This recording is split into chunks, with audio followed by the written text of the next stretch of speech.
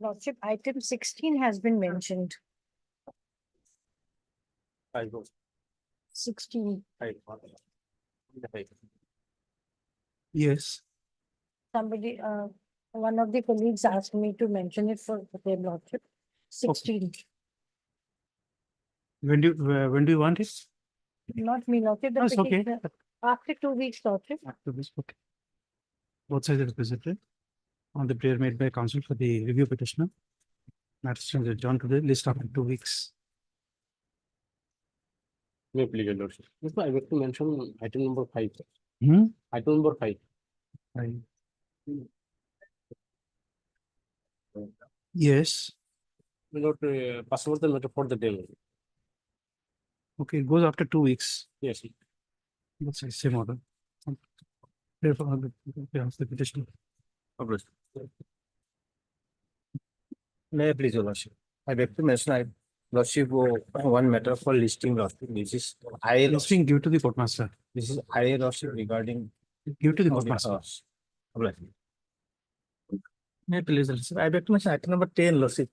Lordship, matter I will take next year, lordship. It goes after 2 weeks. Then 2 weeks on the prayer petition. Of listeners.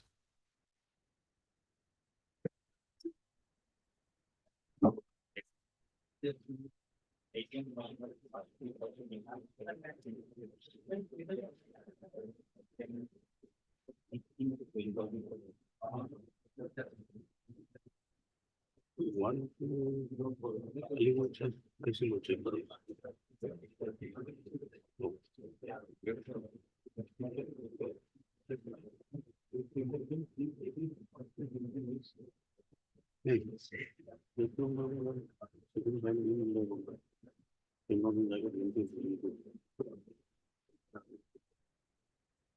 don't want to know. I don't want.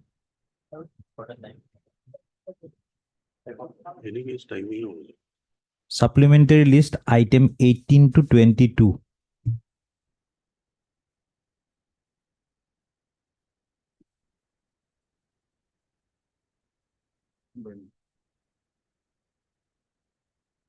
Yes. In the last order, your lordship, that office notes.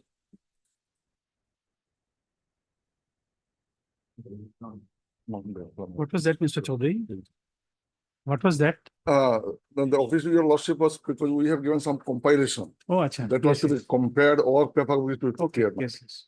So that my friends say that nothing is there in the office note. But we have given a compilation that of course, that is, that's the And you say that those are photocopies only. photocopy. Nothing is typed by you. Yes, ma'am.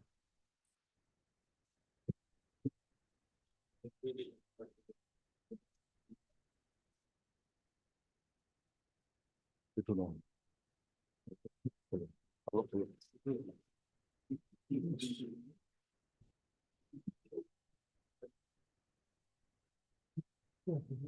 That's good.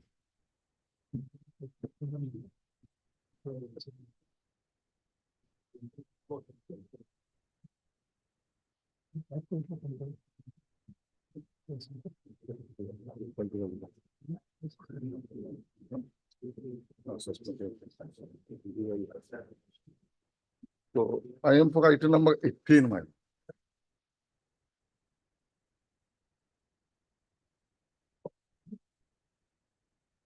Huh?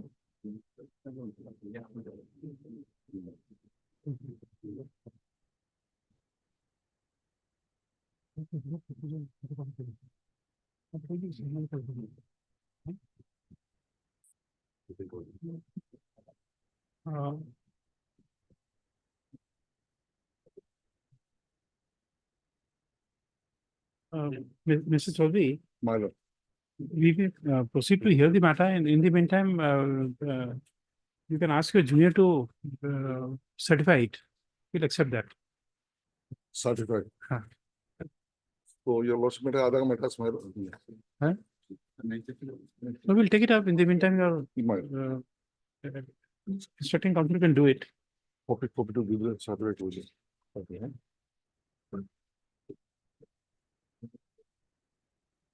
Okay, two my dot, yes, your lordship. Okay. That will be better, my dot, so.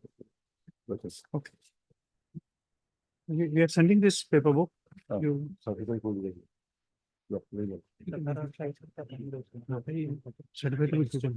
No, no, no, certified will be. So, okay.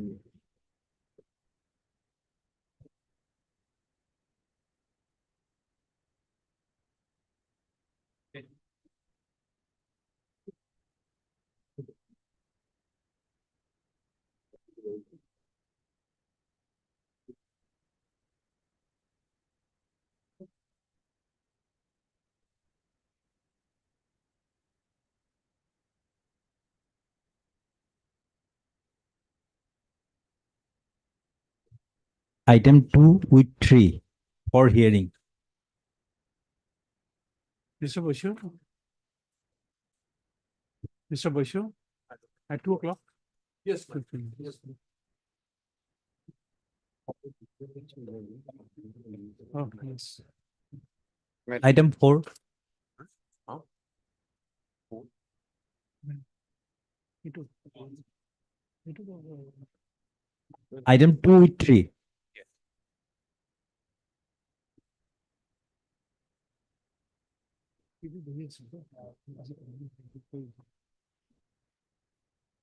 Mayor Pijala.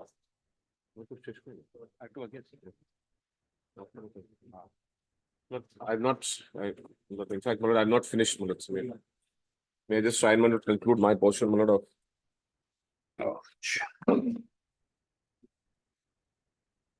Mulad, we are, on the last occasion, Mulad, we had stopped. Mulad, with, I've shown Mafatlal's case. And Mulad, me Mafatlal, Mulad. And my submission was, Mulad, really that, Mulad, the disputes between the shareholders would not be, Mulad, a reason for the purpose of, Mulad, stalling, Mulad, the scheme or, Mulad, having a different share exchange ratio. Because, Mulad, we recall, Mulad, this is one tea garden possessed by one company, which is, Mulad, merging into, Mulad, the P&A Limited, which has, Mulad, 9 tea estates. The learned single judge, Mulad, has appreciated and recorded, Mulad, that the scheme is beneficial. Or the economics of, Mulad, the scheme has been, Mulad, accepted. So, Mulad, the scheme has been accepted, but the judge, Mulad, has directed, Mulad, there should be a reworking of the share exchange ratio, and that's what we are agreed by. Mulad, hearing, Mulad, the 2 appeals, one by me, where, Mulad, I say that the share exchange ratio should not really have been interfered with by the court. And my learned friend, of course, says, Mulad, there should be no scheme at all. So those are the 2 appeals which, Mulad, are hearing. Mulad, the rationale behind, Mulad, not to, Mulad, really for the courts to look into the share exchange ratio all over again is firstly, Mulad, that it is approved by the shareholders themselves.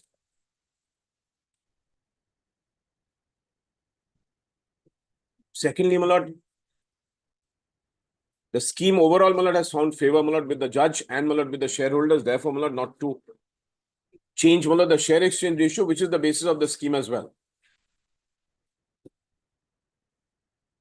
Thirdly, Mulad, this scheme was also put, Mulad, in the stock exchange because, Mulad, this is a listed company. P&A Limited is listed company.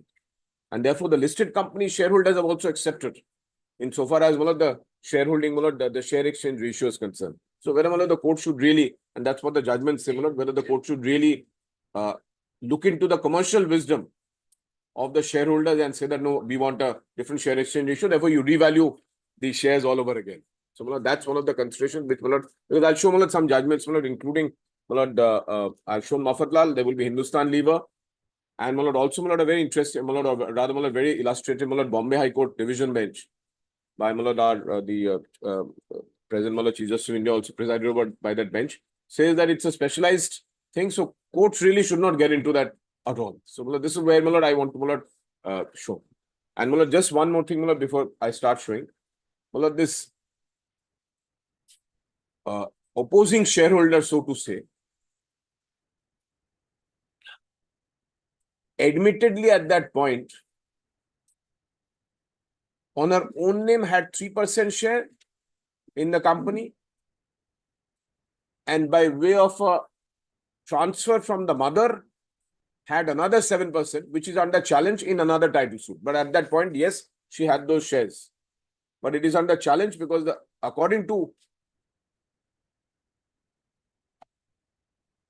her father, the mother never executed any gift deed or never transferred the shares. And so far as the other chunk of shares is concerned, which now she claims the right to, 27.8%, that admittedly was voted by the father because he was alive.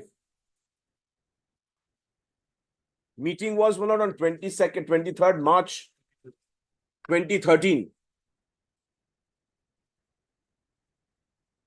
And our case is, and to some extent, it's also her case that a notice was served on her and there was publication. In spite of that, she did not attend the meeting to express her dissent to the scheme. Because we have judgment which says that in such a situation, her opposition should really be ignored. Because you chose not to attend the meeting. And even if she had, then her voting shareholding would only have been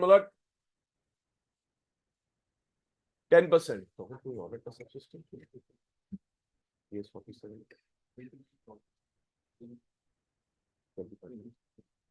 It could be something like a court proceeding where out of respect for the court, you don't say anything before the court. But when people go outside in the corridor, Yes. then they Start vent their saying- grievances. Or also in appeal, when you go up and start saying, oh, I was not heard this, I was not heard, but you did not really present yourself in the first court to say what your objections were. But she's a daughter only. Yes. Daughter, and not only that, she was already contesting the suits. She had also complained to the the SEBI. So she was aware of this meeting happening. Oh. Okay. Could you quickly show us that? Yes, my lord. I'll quickly show that. Kindly come to her affidavit makes an interesting read. Kindly take volume 2.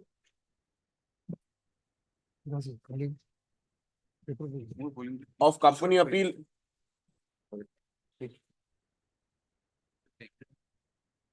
Company appeal.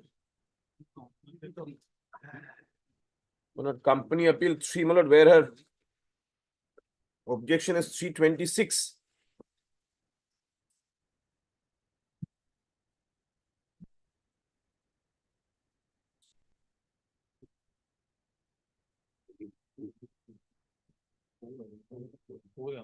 Company appeal 4.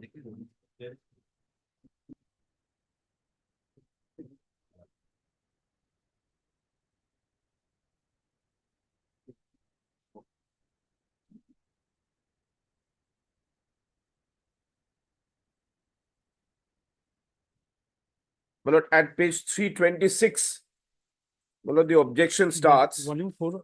Volume 2 of 2, volume 2, Company Appeal of 4. Company Appeal 4, I'm told. That's what perhaps was looking at. ठीक है sir ये तो बेलेग volume है company का 3 है sir What is the page number? Well, at page 326.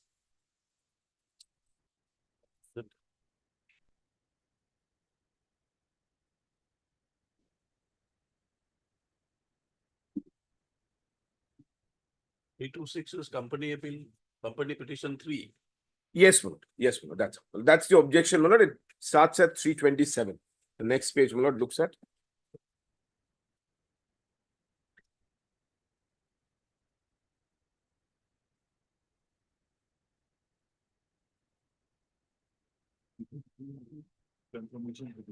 My lord, CP3, my lord, is the confirmation petition.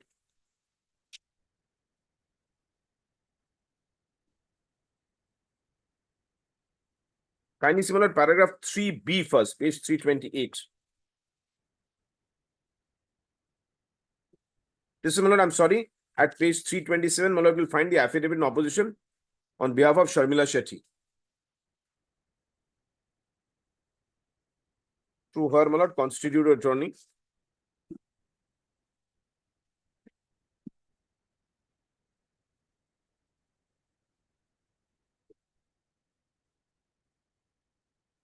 So this is an allegation against her father, really. That Mr. Sansaj devised a plan to divest Mr. Sharmila Shetty from her shares in the BNA Limited. With this objective, on 13th August 2012, BNA Limited, through its chairman, Hemendra Prasad, instituted a suit in the Court of Civil Judge at Jorhat, title suit number 41 of 2012.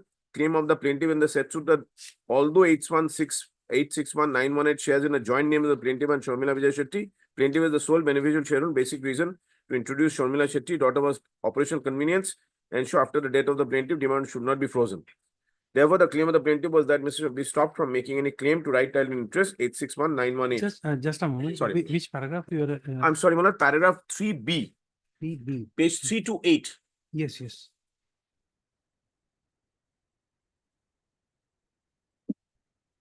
So I'm showing Manoj the personal nature of her allegation against her father,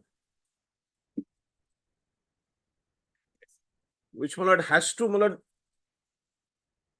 be separated from Manoj a commercial wisdom of all shareholders and Manoj the commercial necessity Manoj of having Manoj a scheme where it is a merger, it's not a demerger.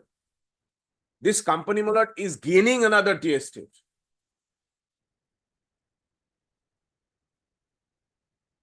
Manoj sees that Mr. Sansaj devised a plan to divest Mrs. Sharmila Vijay Shetty from her shares in BNA Limited. With this objective, on 13th August 2012, BNA Limited, through its chairman, instituted a suit in the Court of Civil Judge, being titled suit number 41 of 2012. Claim of the plaintiff in the said suit was although 861,981 shares are in the joint names of the plaintiff and Vijay Shetty, but the plaintiff is the sole beneficial shareholder, and the basic reason to introduce Shetty, the daughter of the plaintiff, is for operational convenience and to ensure that after the death, the demat account should not be frozen. Therefore, the claim of the plaintiff that Vijay Shetty be stopped from making any claim to any right title interest in the said 861,918 equity shares of BNL Limited. Further claim of the plaintiff said suit was HDFC Bank Limited. Then, Malad, kindly turn over the page.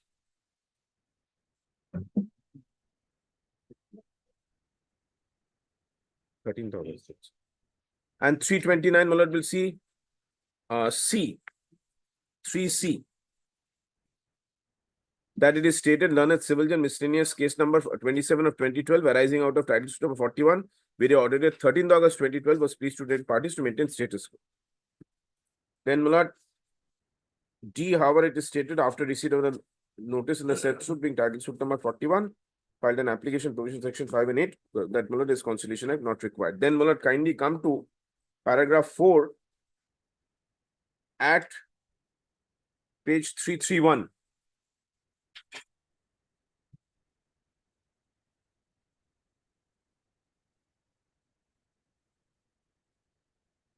What has happened to the status quo as on 13/8/2012? Well, that Malad is still subsisting. So far as 41 of 2012 is concerned. Which means, Malad, the Mr. Borua Malad will continue because he is the first named holder. He was the first named holder. And Malad, in terms of Malad, the order Malad, he is to continue Malad, whatever the state of affairs. So he voted Malad in so far as the shares are concerned. Because he only had right. Because these shares, Malad, though Malad, this is a really Malad an issue in respect of the suit. The shares was totally purchased by him. And as the suit says, Malad, it was put in the joint names for operational convenience. And Malad knows Malad, the Indian law, there is no theory of Malad presumption Malad of advancement. It doesn't Malad become joint owners at all.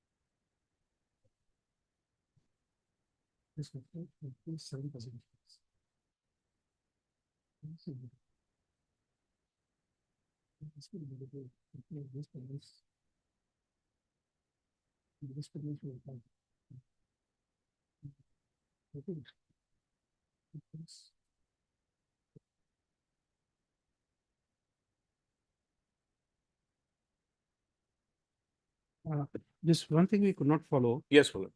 this shares 8,61,918 shares. Yes. This belong to whom? The father. The father. Okay, It was put in the joint name of the father and the daughter. okay, When the father wanted to transfer it to the family trust, the daughter said, no, I'm not going to sign. Therefore, the father instituted a suit during his lifetime, saying that the shares are only belong to me and not to you. Because you have not paid for the shares. I paid for the shares and I got it in my name. But for operational convenience, I put it in your name as well. So that that suit is subsisting, the orders are still there.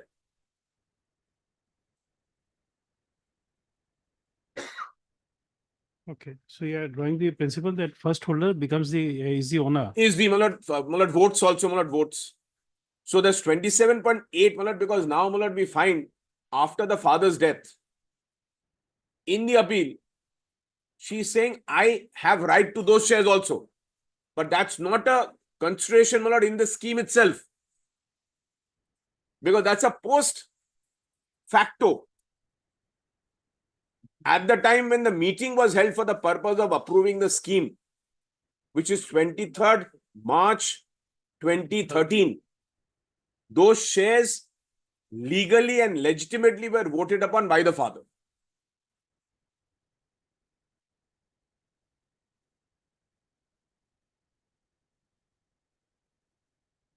So, Mulad, her own share was 3%. She, Mulad, claimed that she got 7% from the mother, which is also under challenge in a title suit 47 of 2012, also instituted by the father. And this 27 was never in her name as the first holder. So she never had any right. That 7% is title suit number. Mulad, title suit number 47 of 2012. What is the status of this suit? Mulad, they're both pending. Because Mulad, the substitution Mulad has got Mulad stuck, because Mulad, there's a probate which Mulad, Mr. Boru has left, where Mulad, everything goes to Mulad, the family trust. And Mulad, that probate application Mulad is pending Mulad in the Calcutta High Court.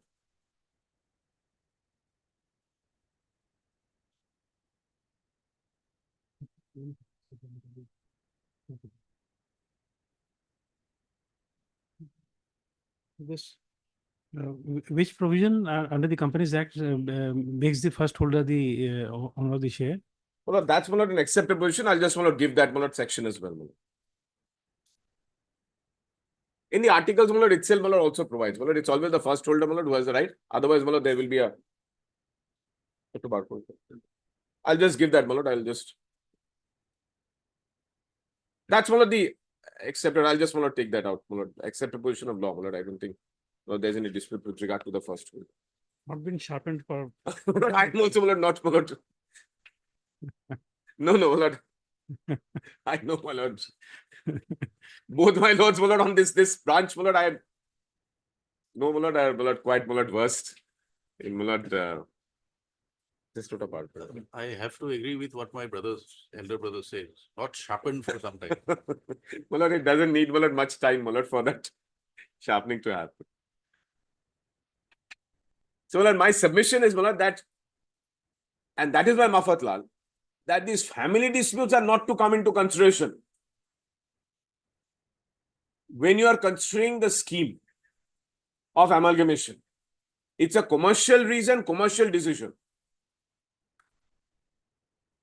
If the shareholders vote and affirm the scheme, then it is really not for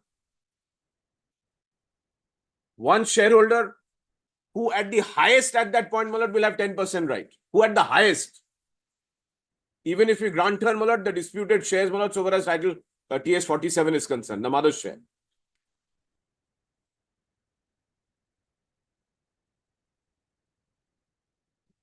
And therefore now to come and raise all this dispute saying, no, I'm going to inherit, I am really have the right to my father's share is not relevant. So far as this scheme is concerned. Because the meeting was in 23rd March 2013.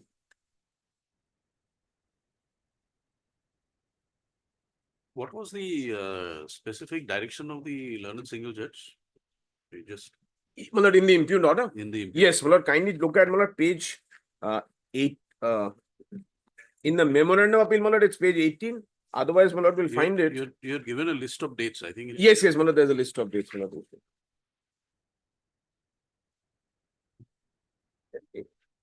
Volume 1 কোথায় আছে বলো?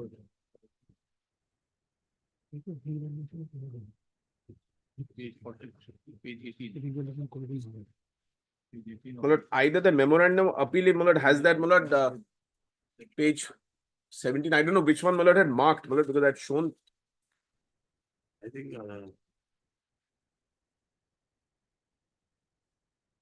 Company Appeal 4. Yes, my lord, company appeal 4, page. Or my lord, the stay application, volume 1, page 18. Sorry, my lord. That is the revaluation. Yes. You are agreed by the revaluation. Yes, Huh. I'm agreeing, my lord, by the fact that, my lord, if the share exchange ratio has been already accepted by the shareholders and on the basis of, my lord, valuation done by a valuer, then where's the question of, my lord, saying that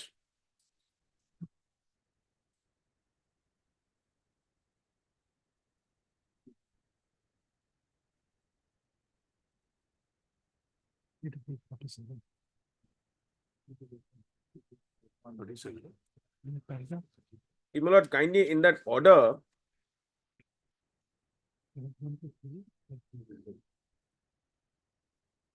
kindly come to, my lord, internal page 27.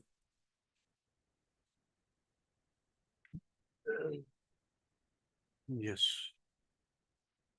Uh,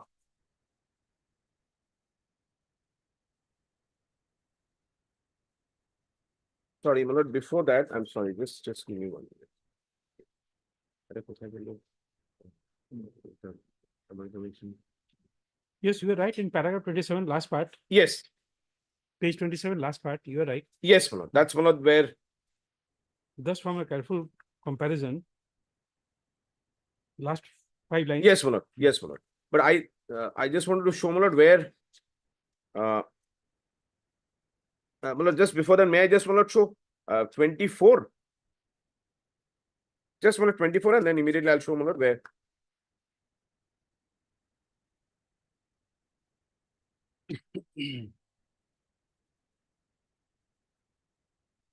Yes, I'm sorry, my 24, my lord, kindly, I'm so sorry.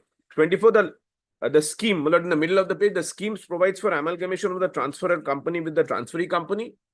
The rationale for the scheme has been explained by stating that the transferee company is an established company operating 7 tea gardens in Upper Assam, producing high quality black tea. There's 3 processing units with an annual capacity of 8 million kgs. However, the transferee company has its own leaf production of 3.4 million kgs only. There is thus shortfall of 4.6 million kgs to achieve optimum utilization of production capacity. For this purpose, transferee company has to bring in bought tea leaf. On the other hand, transferor company has a tea garden, namely Govindapur Tea Estate, district of Golaghat, Assam, with such and such acres under calculation, but without any factory. Amalgamation will result in a larger and stronger company with a strong asset and capital base, which will have beneficial results for both the companies, their employees and shareholders. While the appointed date has been mentioned as first, it is stated the effective date. Then kindly turn over the page, my lord, page 25, and kindly see, my lord, the second last paragraph, the scheme as presented. Very important, my lord, this finding. The scheme as presented before the court Yes. appears to be based on business commercial conditions of the two companies. The transferee company, which is already an established company having substantial goodwill in the market, seeks to consolidate its area of business by accretion of 1 or more tea estate production base. The transferee company will also stand to benefit substantially by virtue of the amalgamation, as it will have it will have sufficient safeguard by virtue of economy of scale and would stand benefited by an established management. Till this stage, the court sees no hindrance or impediment in the sanction of the scheme. Now, my lord, my submission is, my lord, the court should have really stopped at this.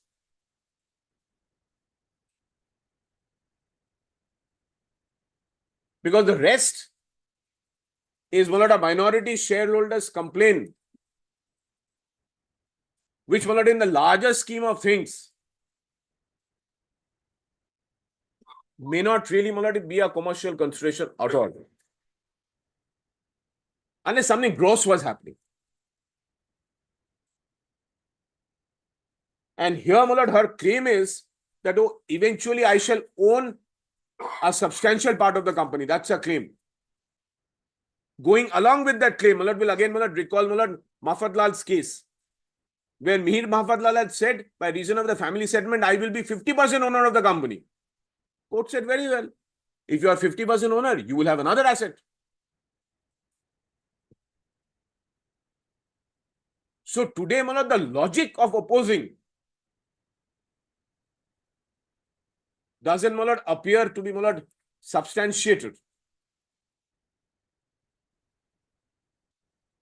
Because if you have larger shareholding, if you eventually succeed, then you will have more of the company, which has more assets. That incidentally, at the present, there will be some dip in your shareholding percentage. Quite naturally, my lord, if someone is acquiring an asset, obviously shares will have to go out to the other company. Is not a consideration for, my lord, not sanctioning the scheme as it is. Now, my lord, looks at 27, which my lord has already looked at, the last portion.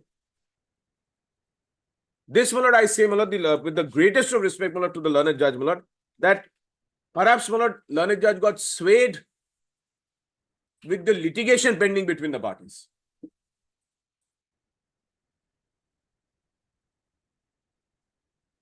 But that is not a consideration.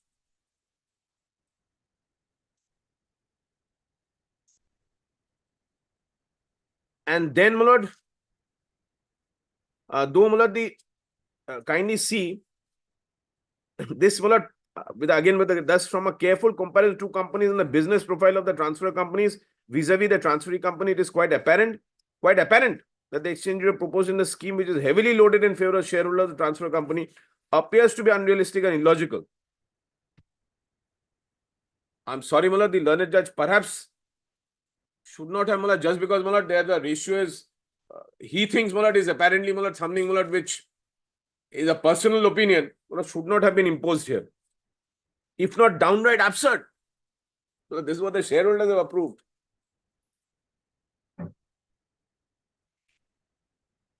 Shares of the company which was under lockout for long period with accumulated losses petition filed in High Court for voluntary liquidation perhaps cannot be valued. Perhaps cannot be valued. In the manner projected in the scheme, for every 1 lakh value of shares in the transfer company, share would have get to be 7, 8. It can't be like that. Valuation is not so simple. That you say face value of 1,000, therefore face value of 7,868, therefore the valuation is not correct. When objections have been raised by the objector and by the regional director about the exchange ratio, my lord, I've shown already, my lord, the regional director has no say, my lord, so far as exchange ratio is concerned. Explanation given by the petitioner, the exchange ratio has been fixed on the basis of earning capacity of transfer companies and not on the basis of net asset value, net earning, net worth as appearing from the balance sheet. Kindly see, based on earning capacity, exchange ratio of shares has been fixed on the basis of profitability and earnings of the transfer company and the transfer company. Fairness of valuation exchange ratio shares worked out by experience has been confirmed by Microsec and independent merchant banker. I'm afraid the explanation furnished by the application do not inspire the confidence of court. I'm joining, my lord. I'm sorry, but my lord, I have to join issue here. Nothing has been placed on record beyond what is stated. No material disclosed either in petition or affidavits. How the person has been worked out. Standpoint of commercial strength, two companies, action does not appear to be sound. And on that basis, my lord, will kindly come to the last portion of the order. At my lord, page 29, my lord, the civil suits are noticed.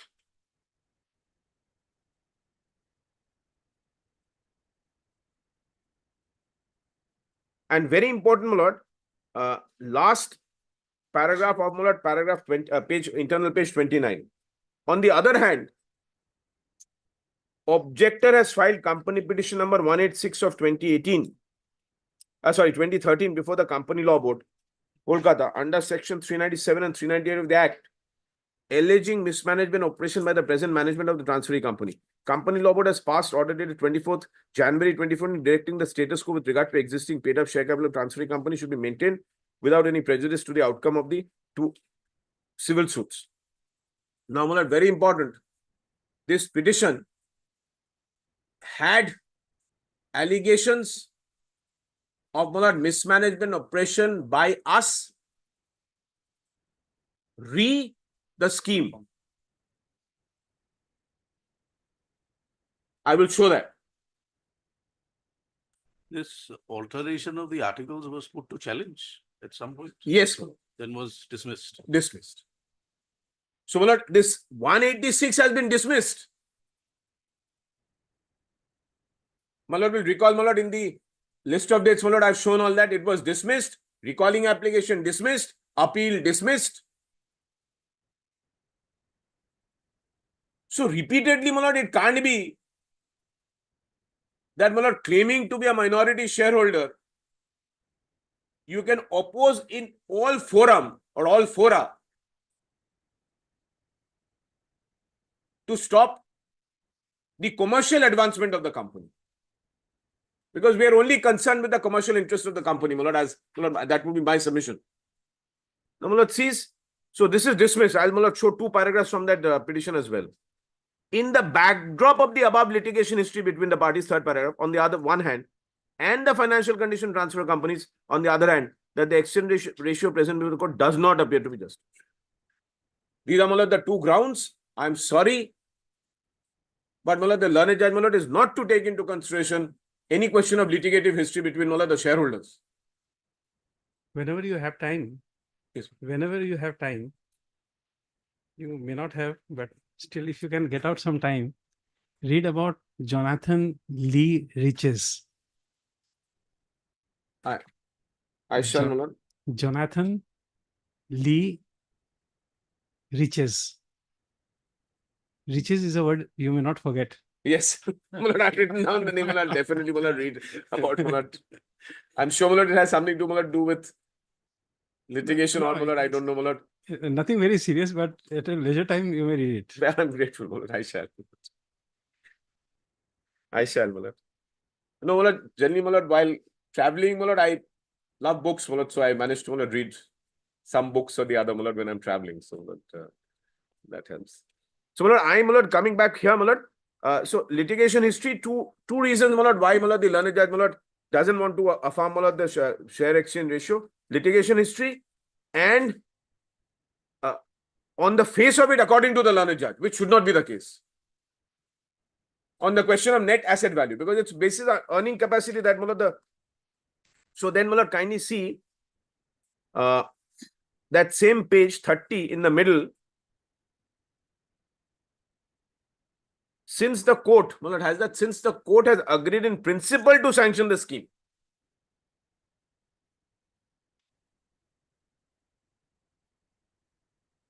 Huh. But has found the exchange ratio to be unfair and unjust and not based on market rate, court has viewed it would be just and proper to the Register of Companies directed to examine the matter through experts and determine a fair and just exchange ratio according light of the above.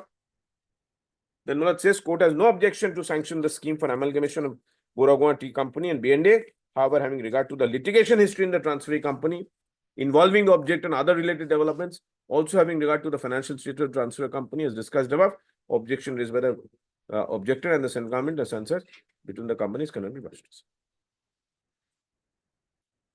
Now, my lord, I have, my lord, straight away, my lord, three answers to this.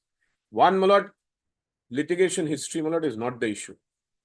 Cannot be an issue, my lord, to change the share exchange ratio as approved by the shareholders. It cannot be a consideration. And the litigation history, my lord, does not involve or does not change the voting as happened on 23rd March 2013. Please come again. My lord, the litigation history does not change the voting pattern as on, my lord, 23rd March 2013. Because that large chunk of 27.8% was voted by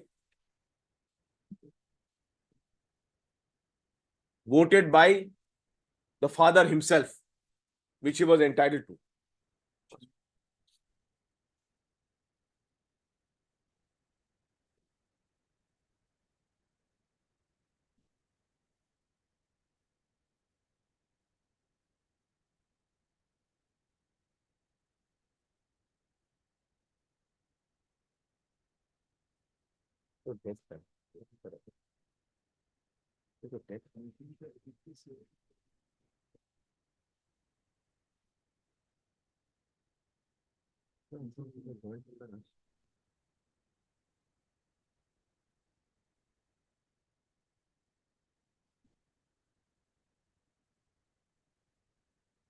Well, next is one of the other reason, or Mullah, looking at the net asset value by the court itself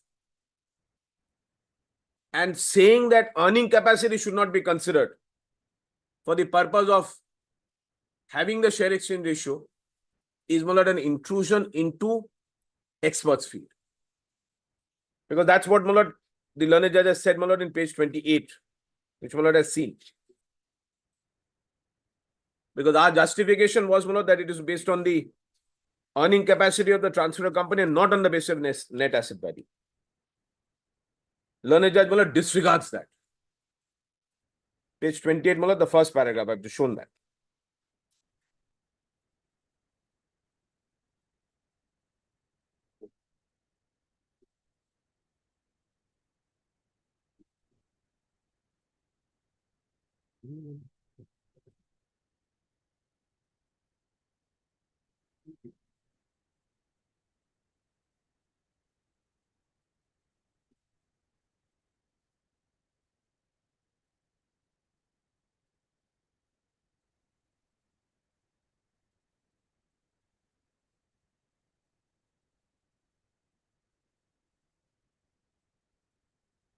And sorry.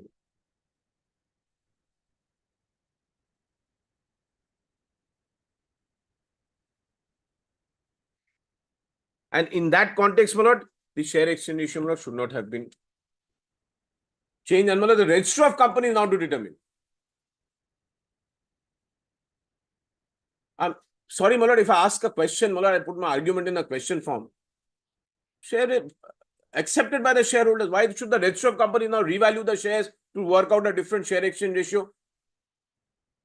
The rationale of the scheme might go. Now, my lord, I came away, my lord, from her affidavit. Now, my lord, kindly come back to that affidavit. At page, volume 2, my lord, was considering at page 331.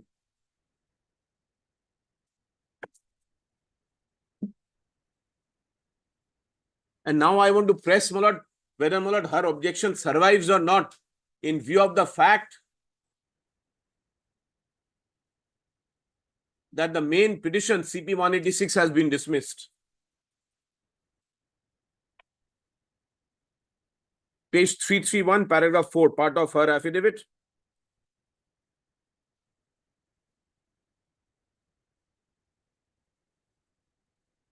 That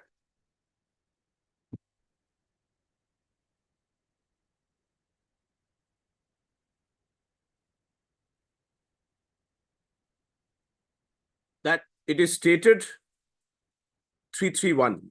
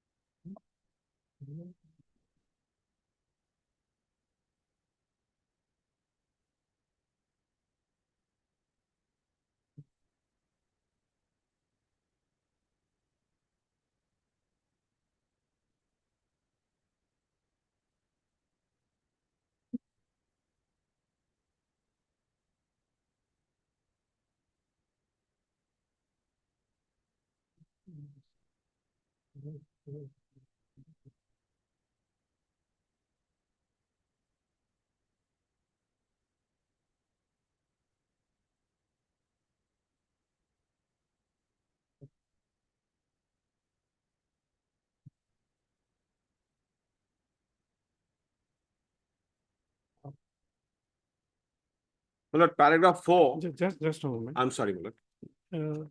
We were trying to think as to with the litigation history. You see, there are two suits which are instituted by you where there's an injunction operating. Now, let us assume that this suit are dismissed. Then what happens?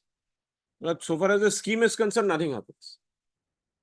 No, we on the shares, Nothing happens. nothing happens. Because, my lord, 23rd March 2013 is, my lord, the voting, Okay. when the father was alive. And then what would be the implication of these litigations on the present subject matter of this appeal? That's what I'm saying, my lord. Nothing will happen because A, she gains another tea garden as shareholder. She won't be the majority. So if we were to assume everything in her favor, 3% her own shares, 7% the mother's share, and even assuming 27% for her, then also she gets more.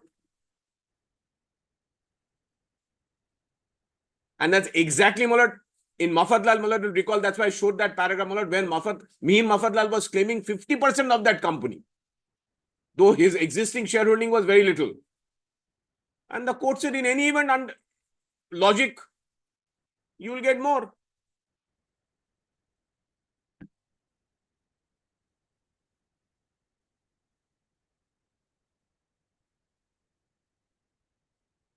The effect of probate proceedings. Probate proceeding, my lord, probate is granted, then, my lord, all these shares, and if the suit is won, then all these shares, my lord, go to the family trust. My lord, everyone, because the probate is only being opposed by her. There are other heirs who have all given consent.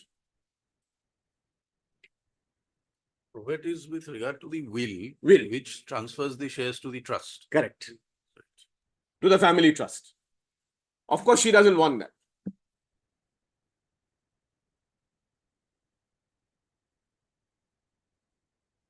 And though again, my lord, not relevant for the company matter, but if I was, my lord, going to show, my lords, more on this, my lord, will see that the father really transferred it for operational, my lord, as it says, quite possible.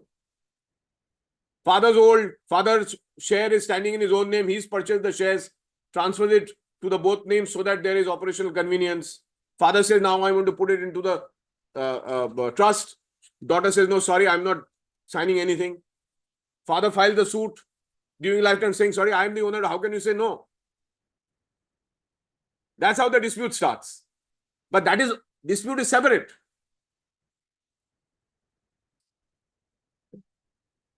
Yes. The only relevant, my lord, dispute may be, my lord, the one which she had filed company petition saying that even the scheme is mismanagement and oppression. In 2 paragraphs that is said, in her 3 paragraphs, my lord, in the petition. And I will also show in her objection, that's what she says, mismanagement and oppression. But that's been dismissed.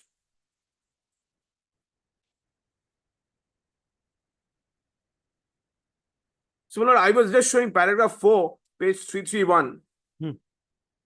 That it is stated that in order to dilute Sharmila Vijay Shetty's shareholding and to cover up their mismanagement and oppression practices, management has been planning a convoluted scheme to merge a company amongst others that they themselves control, which has no intrinsic value. I'm sorry, Mala, this entire paragraph is logically inconsistent.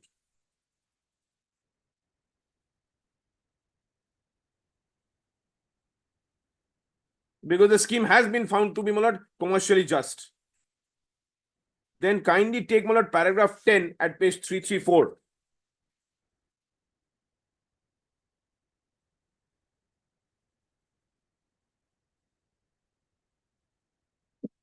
Now, interesting bit is, my lord, she was aware because this is a listed company, we have to file our returns, my lord, knows in the stock exchange. If we are proposing a scheme, we have to file, my lord, in the stock exchange. So everything was public record. Everything was public record. And she pretends that she did not see the notice, she did not see the public advertisement, and therefore could not vote. Because, my lord, will recall, my lord, what happened, my lord, you first file to the stock exchange saying that we are proposing a, first the board decides. Then, my lord, filing with the stock exchange saying that we are proposing a scheme. Then, my lord, we come to court, company application, my lord, will recall first instance, we have, my lord, meetings directed by court. And at that stage, my lord, no one else is heard. After meetings are held, if the shareholders approve, then you file the company petition and then objection is heard.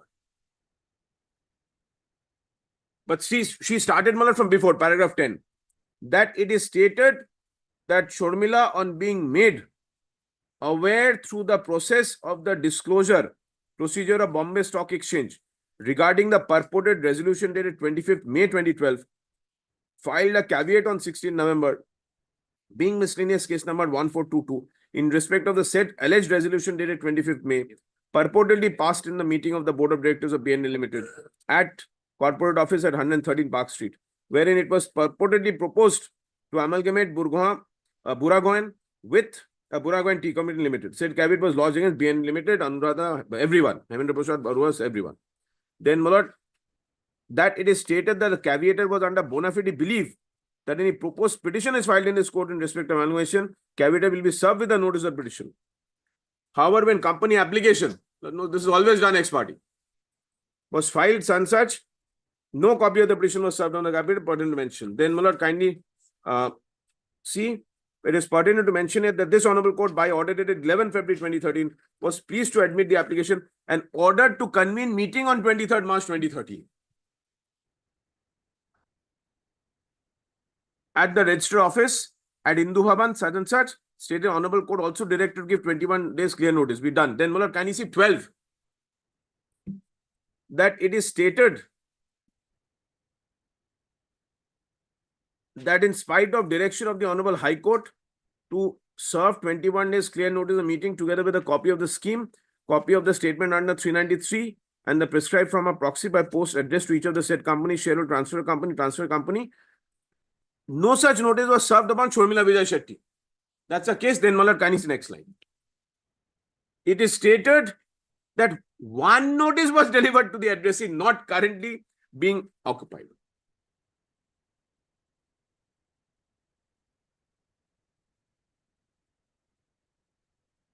Moreover, the said notice was received after.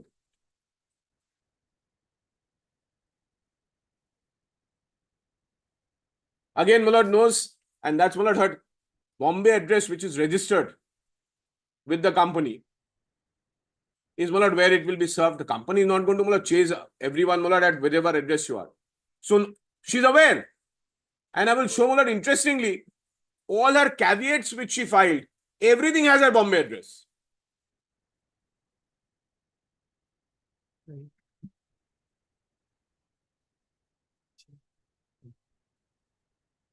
Advertisement. Advertisement.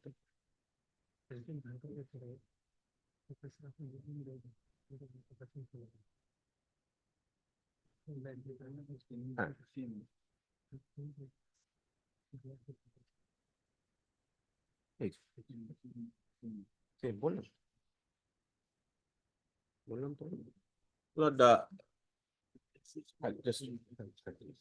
show them. So, my lord, so very interesting, my lord, averment here. And, my lord, what about the advertisement? Because, my lord, admittedly, my lord, this is also advertised. My lord, advertisement page is page 541. If my lord wants to make a note, my lord, or my lord just wants to, my lord, have a look at it in the same volume.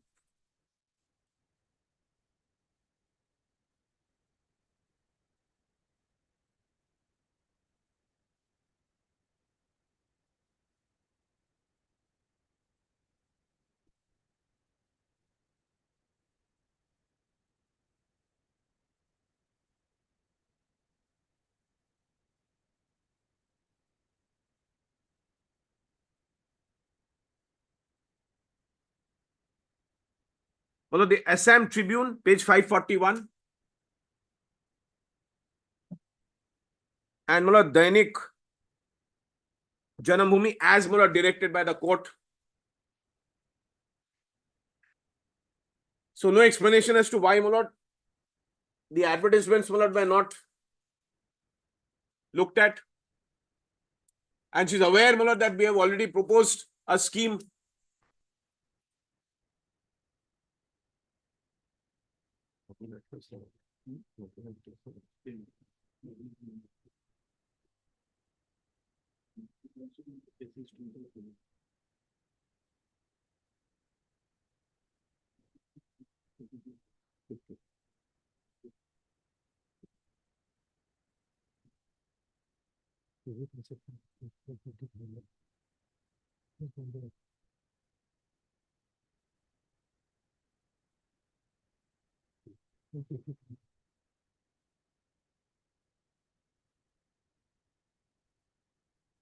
Now, Mullah, just see Mullah, one more paragraph Mullah in that affidavit, and then Mullah will be done with that affidavit.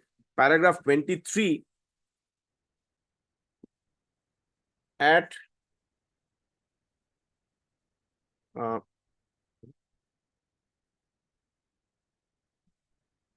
What is the Bombay address? Mullah turf view. That Mullah will also find Page 456.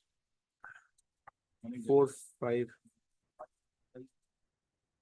Yes, absolutely. Well, this is Mullah what caveat, correct. Absolutely. Mullah, I'm grateful. That's the caveat Mullah which you find. And even power of attorney Mullah 341, it's the same.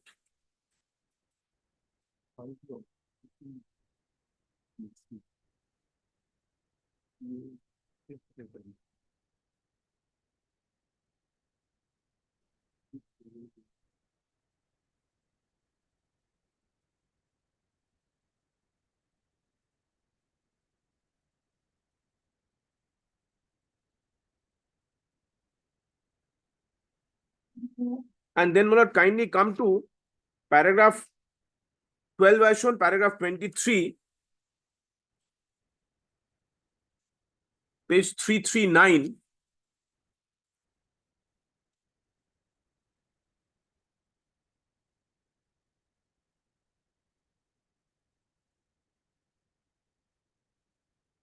That it is stated, sorry, Mullah.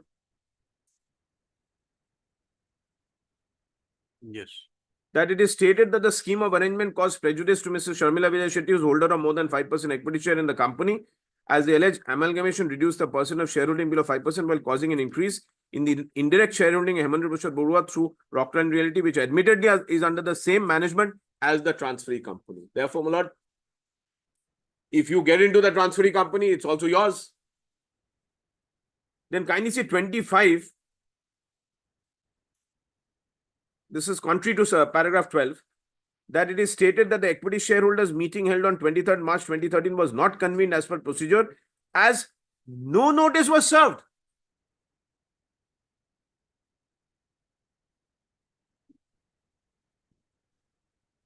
On the face of it, Mullah, this is not correct. Paragraph 12, you say that yes, it was served on an address which I don't use. And here you say no notice was served. And coupled with advertisement.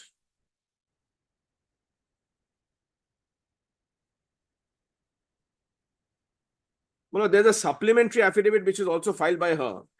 Well, that is at page 545. I also want to show that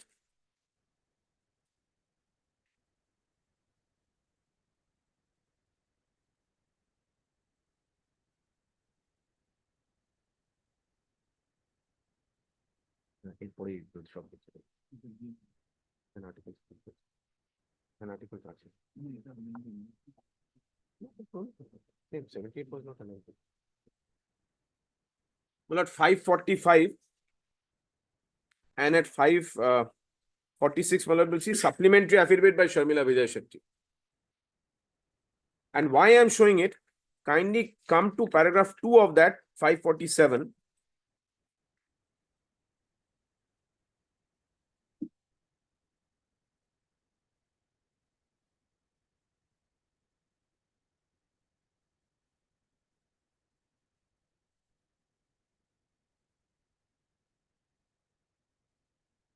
For the sake of brevity, I reiterate that I own in my own name 316,200 equity shares being equivalent to 10.2% of issued and paid up capital. I own a further block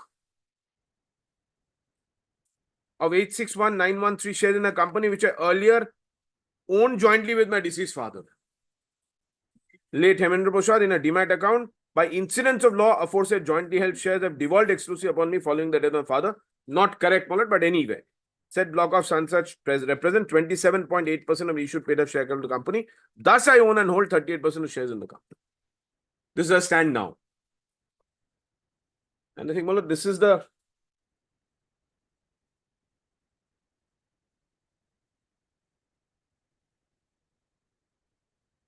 right juncture, my lord, to give those sections as well, which my lord asked me.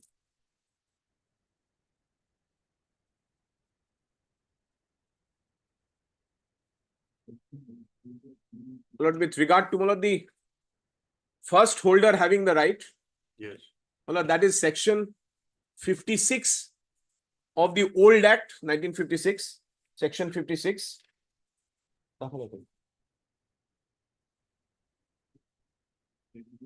It is 50.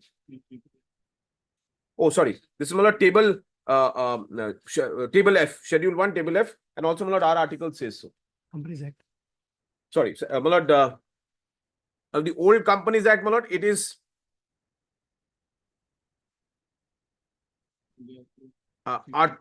Article 57. 1956. No, no, 56. No, new act. New Act, my lord, the table is, my lord, 50. My lord will find, my lord, the schedule 1 at the end.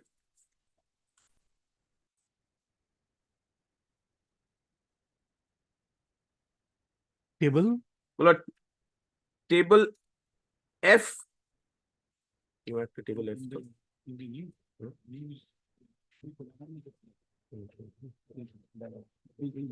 My lord, table F, schedule 1, table F at article 52.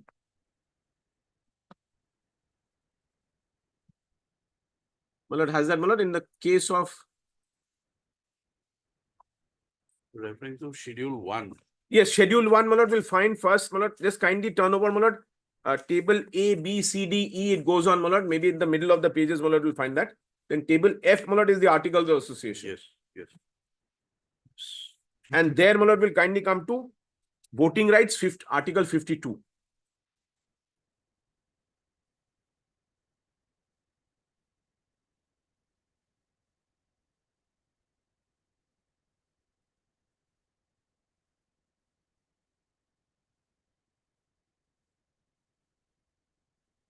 My lord, has that, my lord, senior.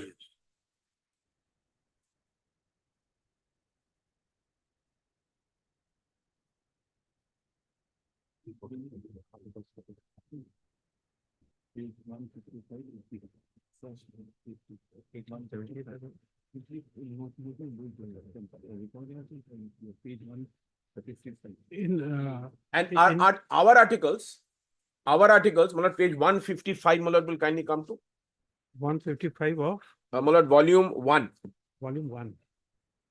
That's, my lord, the articles of this company. Volume 1. Volume 1.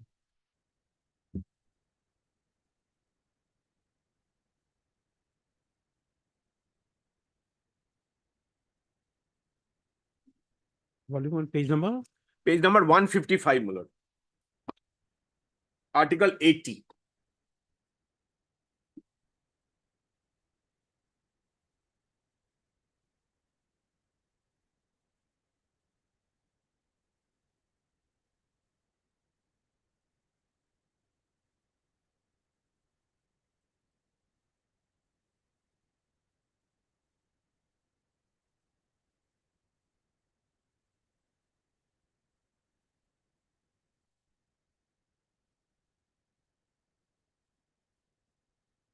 So it says, if more than one such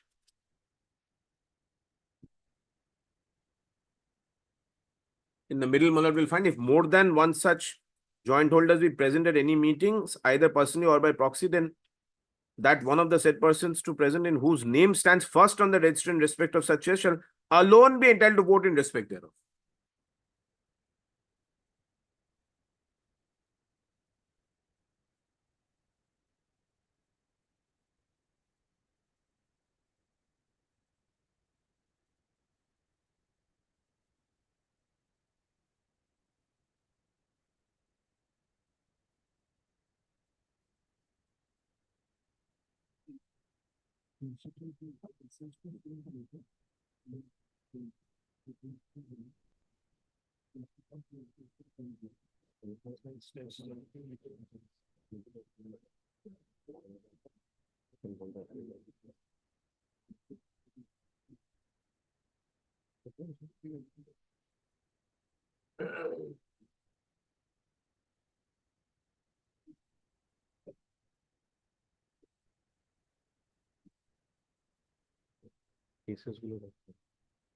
Well, just one or two things, Mullah, I want to show Mullah, in this affidavit, page 548.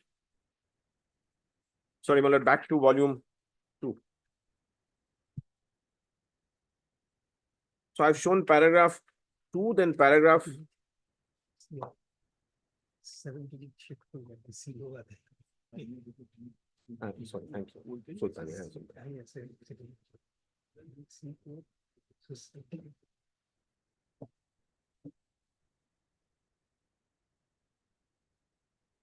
Mullah, I've shown Mullah, page 547, paragraph 2, then kindly straight away come to 551.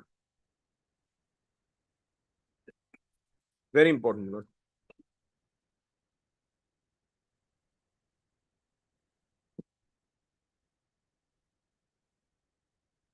Paragraph 8, 9 and 10. These are the 3 paragraphs I want to place. Following my father's death, a heinous attempt was started by aforesaid employees of BN to usurp the control, valuable asset which essentially belong to the members. Complaining of various acts of operation mismanagement committed in the affairs of the company, I filed a substantive company petition being CP number 186 of 2013 under section 397, 398.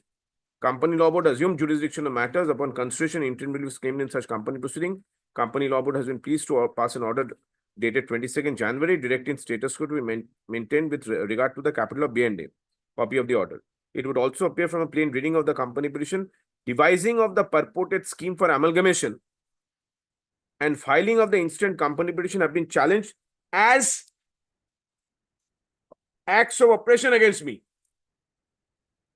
in mismanagement in the affairs of the company. In this connection, copy of the company petition being CP 186 is annexed to and marked Sansaj.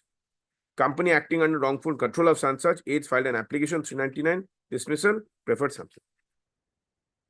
Now, along with this, kindly read the company petition which is in volume 3. What is the date of dismissal? Well, a date of dismissal. Here it says November 2013. But what is the date? My lord, I'll just give my lord the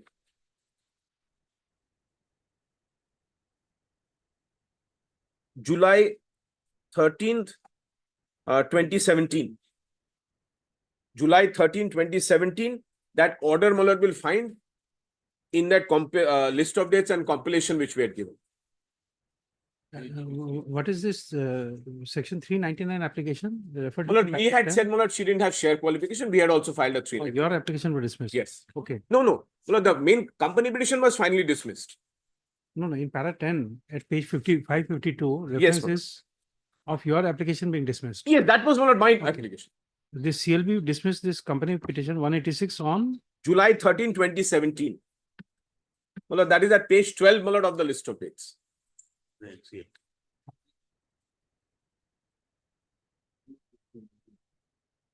This is by NCLT Guwahati. Yes. And there was an attempt made, my lord, to recall that order. That was also dismissed. Went up to the NCLAT now, my lord, the appellate tribunal. That was also. Those orders are also there, my lord. You want us to see which page? Mulad, page 12, Mulad, that fact is given, Mulad. Page 12 with the list of dates.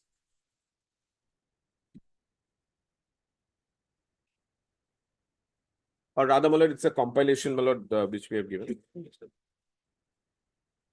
No, but after referring to page 551, you refer to some, Yes, Mulad, I referred to Mulad that order which is there, Mulad. okay. The order, just the order. I've shown this order, Mulad, earlier. Now I just want to show Mulad yes, Mulad, I wanted to show Mulad the company petition which is there. Mulad, that is at page 579, volume 3. Volume 3, DJ. Volume 3. Volume 3.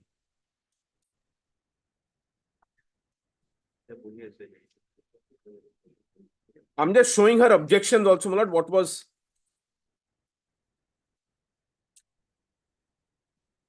What is the page number? 579.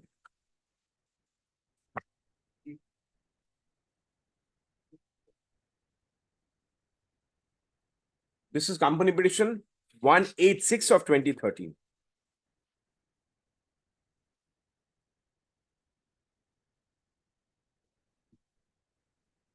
Cost title, Mulad, is at 577.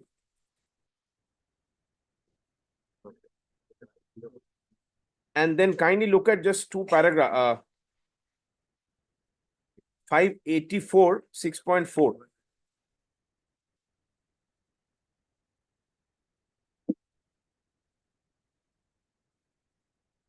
Just to show, this was also made the subject matter of the company petition.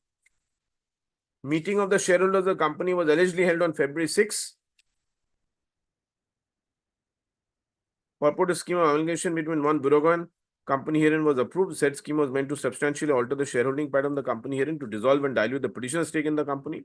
I don't know how that happens. The tea garden of Buraguan was lying closed in operational. Amalgamation scheme is not in the interest or benefit of the company. No notice of such meeting was served upon the petitioner. All this Mulad is now shown to be incorrect. The Bombay Stock Exchange, where shares of the company was intimated about the said meeting as late as June 2, subsequent meeting of the shareholders to modify the earlier scheme resolution passed in respect thereof held on May 25. No notice or intimation of such meeting was also served upon the petitioner. Bombay Stock Exchange informed this meeting as late as September 26, basis of the aforesaid shareholders meeting, which was kept illegal, vitiated due to non-service of notice upon the petitioner, consequent violation mandatory provisions. Company herein, along with Buragan Tea Company, applied before the Honorable Guwahati High Court for sanction of the scheme. In spite of a caveat being filed, petition no notice was served on the petitioner. Subsequently moved the Honorable Guwahati High Court for sanction, which stated upon following the knowing the listing of the company petition on 9th April, Council of Mrs. Nation appeared, prayed for time to file affidavit. Petitioner has since filed an affidavit. Then 6.5. Aforesaid scheme of amalgamation, the motivated act of operation to dilute the shareholding of the petitioner in the company and to reduce the petition to an insignificant minority from the status of single largest shareholder. The other ulterior malefic objection behind the scheme is to deprive the petition, deny her valuable rights in respect of 861918 shares, to which the petition is entitled exclusive after father's demise. I don't know how, Mulad. And this was dismissed on this That Mulad, 30 July 17, 2017. All right.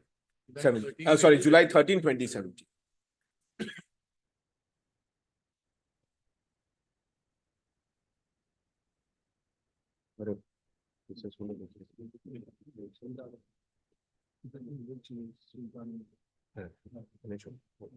तो देखे ना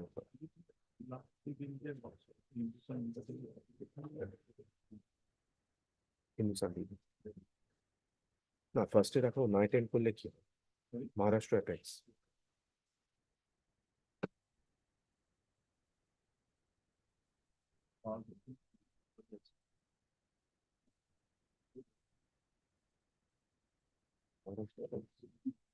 তিনটে কথা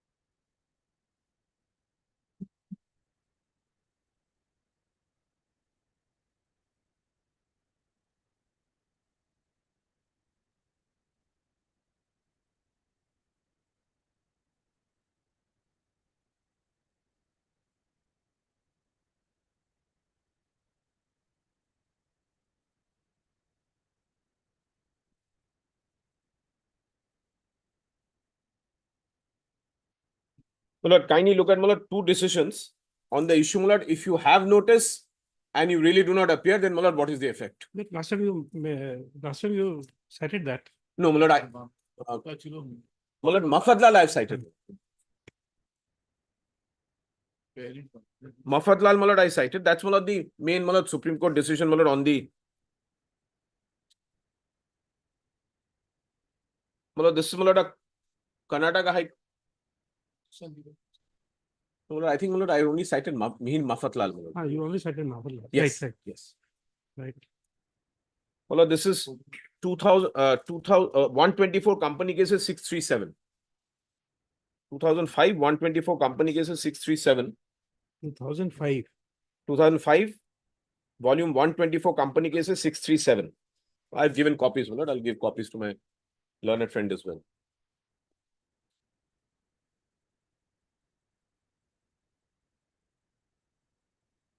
Kindly come to Malad straight away. This was a scheme. Malad will find Malad paragraph 1 has petitioner Maharashtra Apex Corporation Limited has filed this petition under 391 with 394A, seeking sanction of this court to scheme of compromise agreement, revise entity between them, creditors, shareholders, bondholders, deposit holders. Then kindly come to paragraph 48.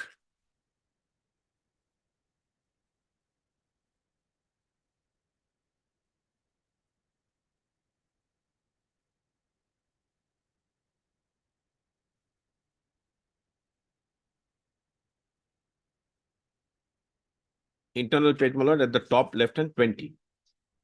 Therefore, if the creditors who have been duly served with the notice of the meeting, which was also accompanied by the scheme, if they do not choose to be present in the meeting and express their view, one way or the other, the only inference that could be drawn is prima facie they have no objection for the said scheme being approved. Any other interpretation in this regard would make it impossible for any company to get any of the schemes approved if a mere absence of the shareholder or a creditor of the company has to be construed as opposition to the scheme which is proposed, then it would render section 391(2) of the Act redundant, and certainly that was not the intention of legislation. When the persons who had ample opportunity to oppose such a scheme were invited to attend the meeting and to cast their vote against the scheme, do not choose to attend the meeting, participate in the meeting or express their views by casting vote against it, only means that they have no objection for sanction of the scheme, and by absence and not opposing the scheme, they have given their implied consent or not an express consent by being present in the meeting and voting for the scheme.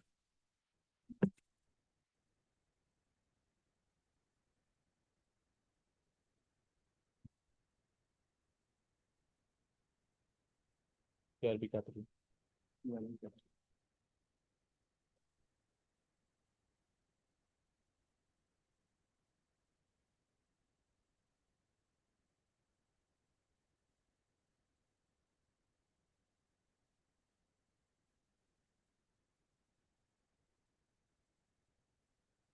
I submit, Malad, it's a thought, Malad, or view of the learned, Malad, worthwhile considering.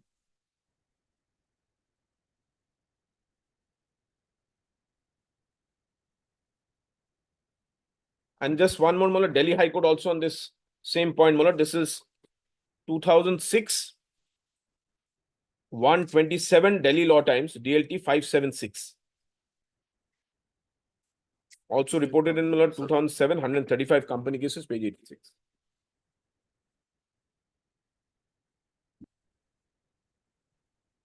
Kindly, Malad, straight away come to 44.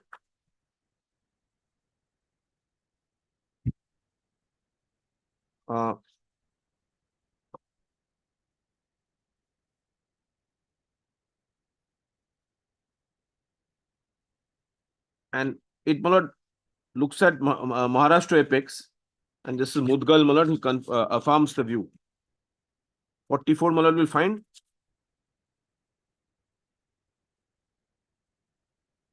before the quoted portion, the meeting of the unsecured creditor was not attended by the objector GIC in spite of being served notice of the same.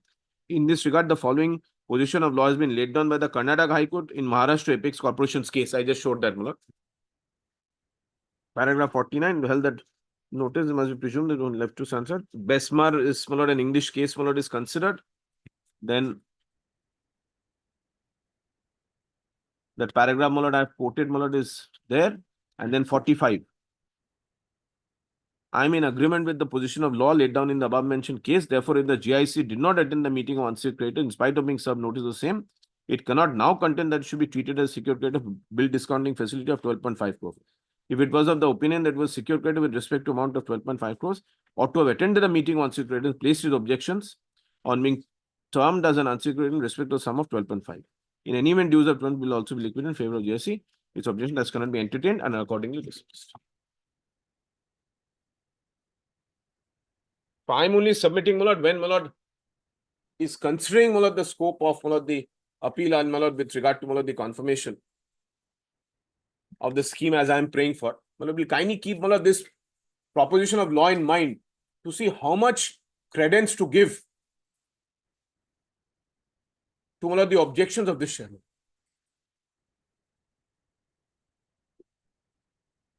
Now, my lord, the next, this is, my lord, Hindustan Lever Supreme Court. On, my lord, on the question of valuation and, my lord, whether, my lord, the court should really, my lord, get into this or not. This is AIR 95 Supreme Court. আমার একটা দিয়েছিলেন? No, no, this is also.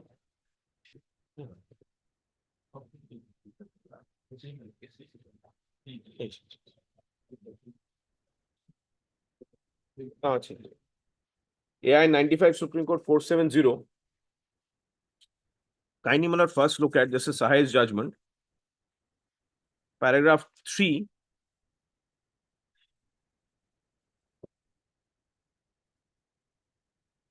Seen a AR citation after a long time. Yes, my lord.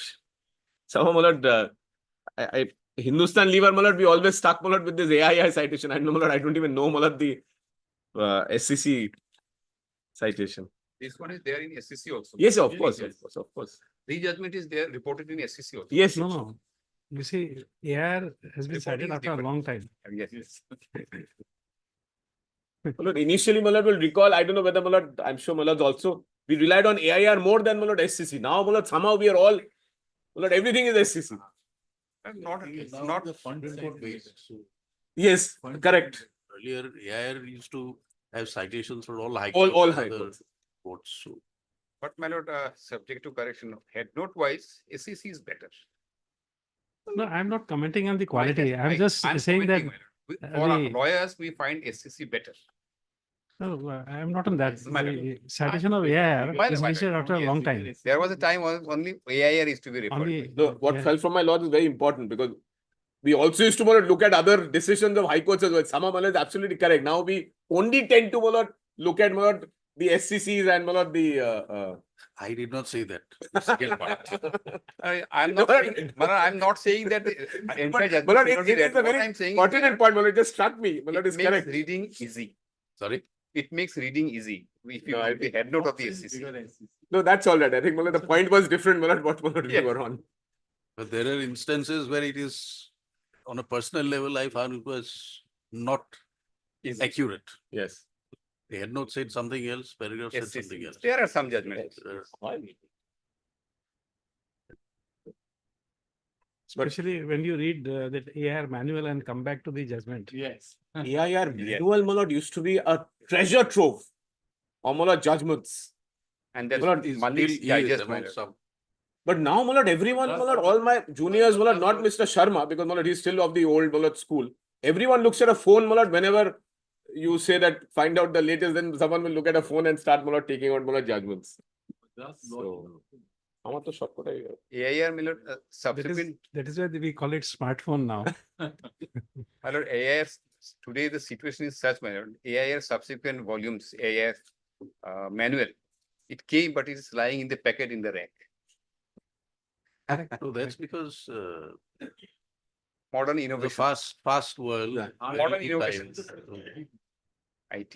But I think one of the best places to go and look for Yes, yes. AIR manuals. And that Malik's, that red digest, my lord, volumes. Yes. Yeah. Well, I still have not managed, my lord, to discontinue. Well, I used to take Delhi Law Times, Madras Law Journal, and, my lord, this Bombay. I still haven't not been, my lord, able to discontinue. I think, why should I discontinue? My people say, what will you do? You're not using these books at all. So, coming back to the judgment, kindly see paragraph 3 at page 472. But what was lost sight of that the jurisdiction of the court in sanctioning a claim of merger is not to ascertain with mathematical accuracy if the determination satisfied the arithmetical test. Paragraph 3.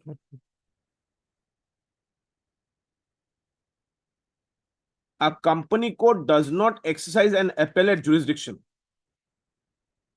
It exercises jurisdiction based on founded on fairness. It is not required to interfere only because the figure arrived at by the valuer was not as better as it would have been if another method would have been adopted.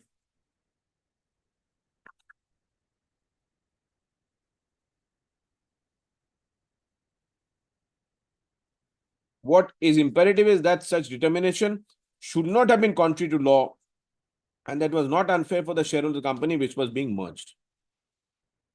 The court's obligation is to be satisfied that the valuation was according to law carried out by an independent body. Then we'll kindly look at paragraph 5.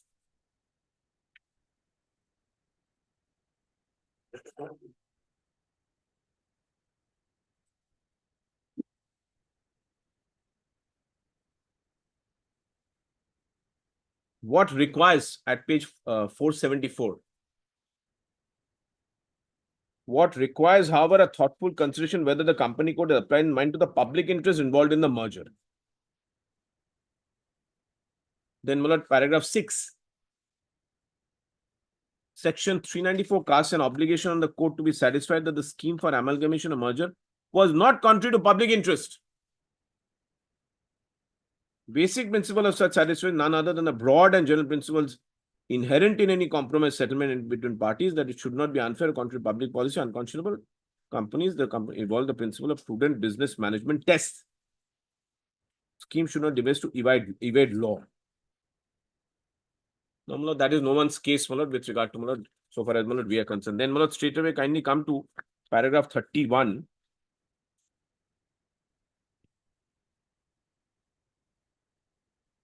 At page 480.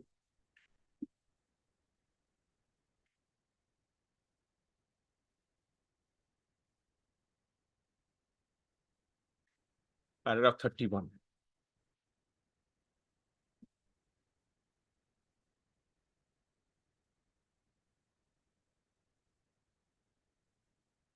We are unable to uphold any of the above contentions raised by Mr. Dholakia. The overwhelming majority of the shareholders approved the scheme at the meeting called for this purpose and approved the exchange ratio. In fact, a proposal for amendment of the exchange ratio was also rejected by the overwhelming majority of 99% shareholders. There is no reason to presume that the shareholders did not know what they were doing. Then paragraph 58.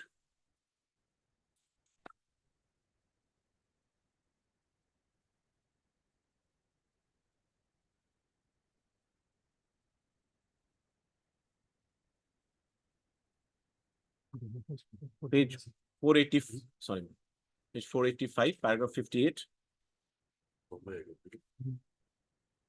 In the facts of this case, sorry, yes. Facts of this case, considering the overwhelming manner in which the shareholders, the creditors, the debenture holders, financial had 41% supported the scheme and have not complained about any lack of notice or lack of understanding of what the scheme was about, we are of the view it will not be right to hold that the explanatory statement was not proper or was lacking in material particulars.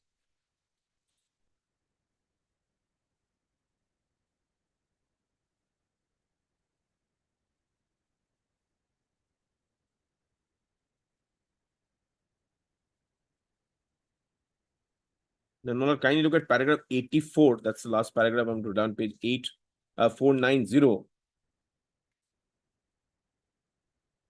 Just to show one instance where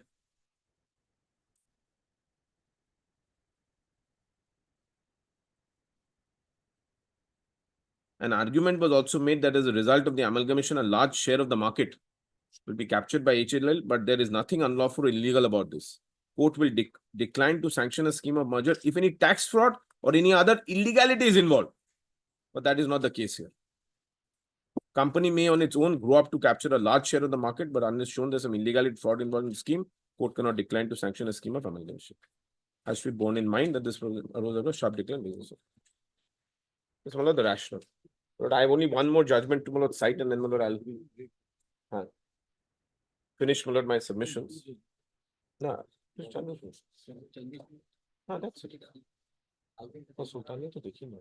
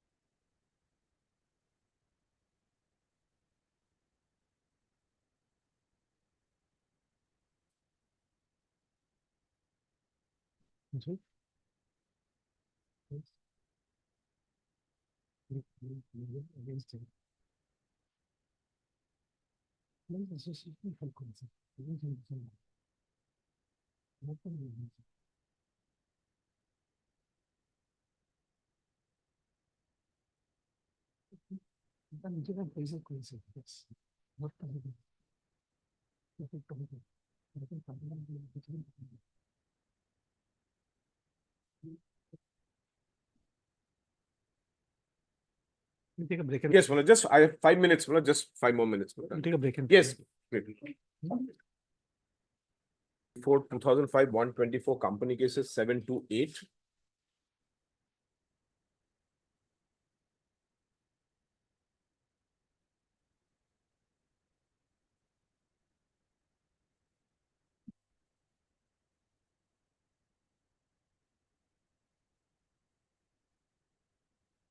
You will find Malad a very illustrious division bench.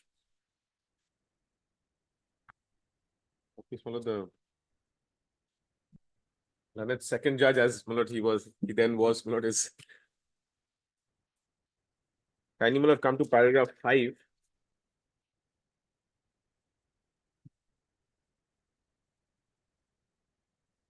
The proposed scheme of amalgamation provides for a share exchange ratio in pursuance of which, upon the scheme becoming effective, transferee shall issue and allot 4 equity shares of ₹10 each to every equity member of the transfer equity shareholder of transfer companies whose name appears in register of members on the record date for every 9 equity shares of ₹10 each held in the transferee company.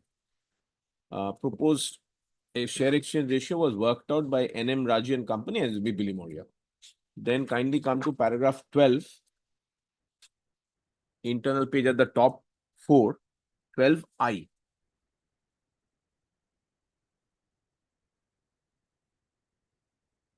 Before the learned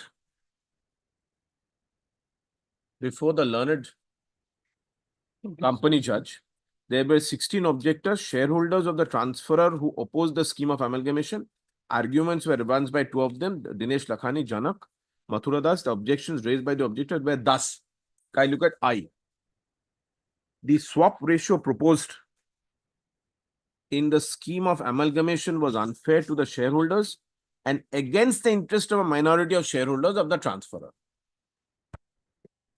Then Malad kindly come to paragraph 18.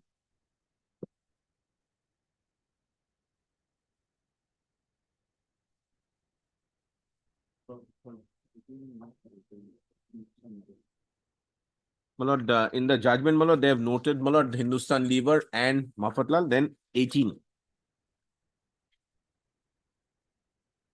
The meeting which is convened by the court under section 391(1) is for a specific purpose. Purpose of the meeting is to consider a compromise or arrangement, and where it involves the scheme of amalgamation of 2 or more companies.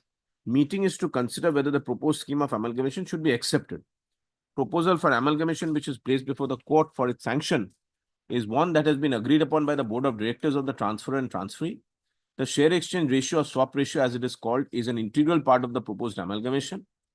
Meeting which is convened by the court is for considering whether the proposed compromise arrangement should or should not be accepted by the creditor, or as the case may be, by the members of the company. Our case one is members.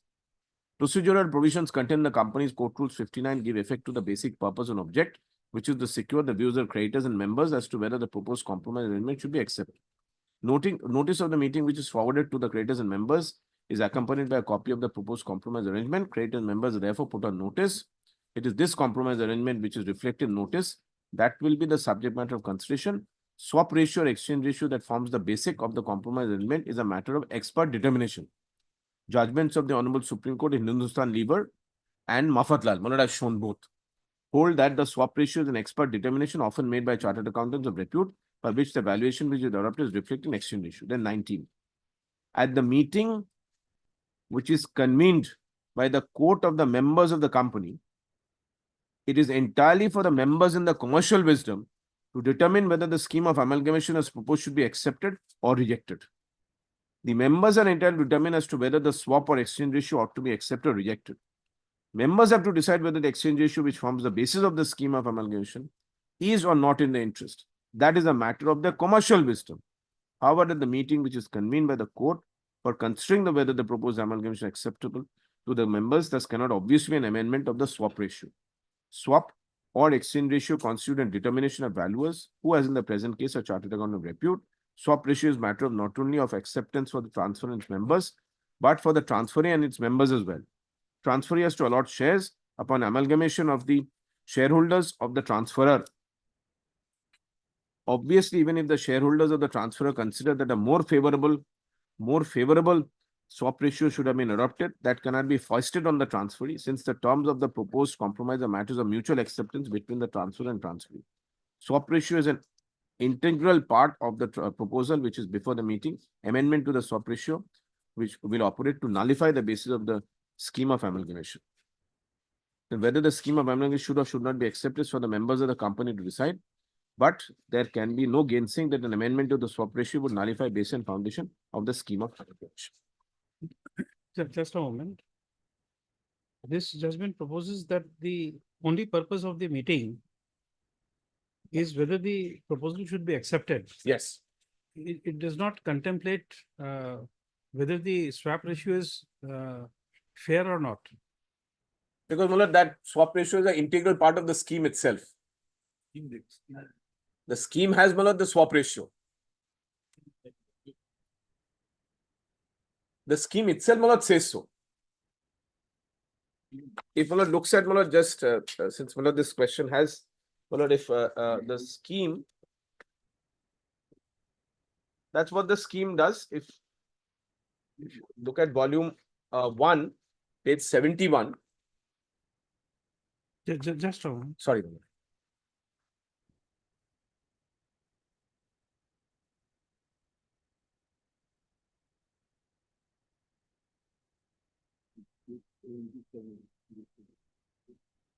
Volume 1, page 71 is the scheme of amalgamation. This is what was put to the shareholders.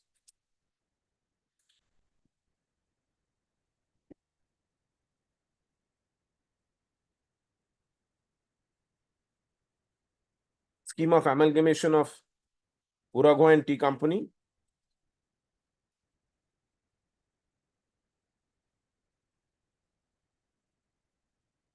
Burago and Tea Company with B&A Limited. Then preamble, the scheme of amalgamation scheme is presented under section 391 to 394 and other applicable provisions of Companies Act for amalgamation of Burago and Tea Company with B&A Limited pursuant to the relevant provisions of Companies Act. Also provides for various other matters consequent at or otherwise integrally connected therewith. Then my lord will straight away come to page 76.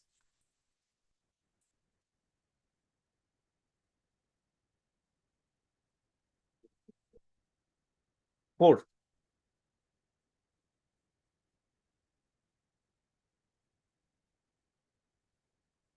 Pursuant to the scheme coming into effect and upon the entire business and whole of the undertaking of transfer company being transferred to and vested in the transferee company, this is Malad BNL Limited, shall without any further application or deed issue an allot credited as fully paid up to the extent indicated below to every shareholder of the transferor company, her heirs, executors, administrators, or the successor entitled, as the case may be, holding fully paid up equity shares in the transfer company, and whose names appear in the register of members of the transferor company, or on such date, the record date as the board of directors of the transferee company shall determine as on the effect and following proportion. 786 fully paid up equity shares rupees 10 each of the transfer company shall be issued and allotted for every one equity share of rupees 1000 each held in the transfer company.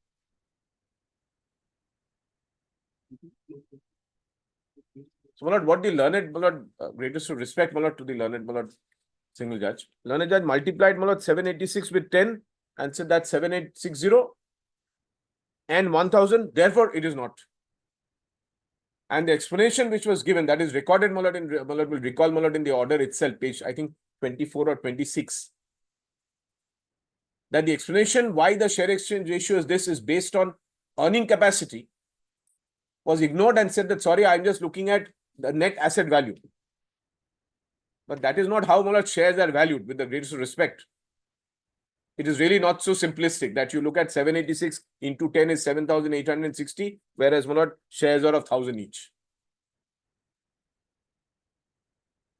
That's a very simplistic view, which perhaps, my lord, is not.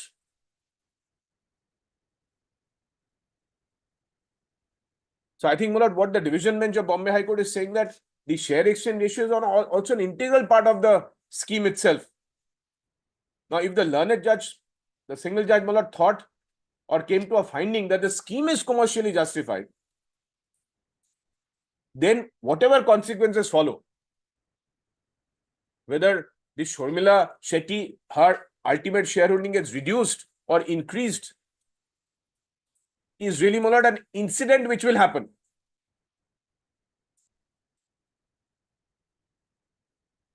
It's an incident which will happen. Quite naturally, my lord, if shares are issued, then her shareholding will go down.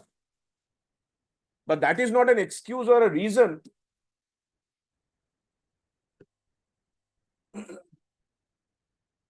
to interfere with the share exchange ratio. I wanted to show this Bombay High Court judgment to show how the exchange ratio is an integral part of the scheme.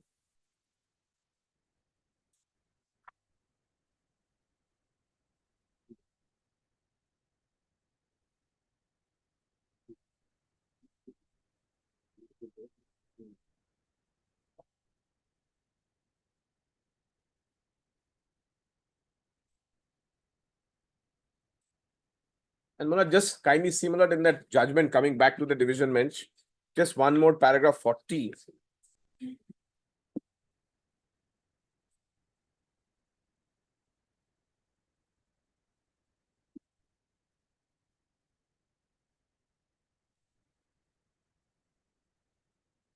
Paragraph 40 of the judgment.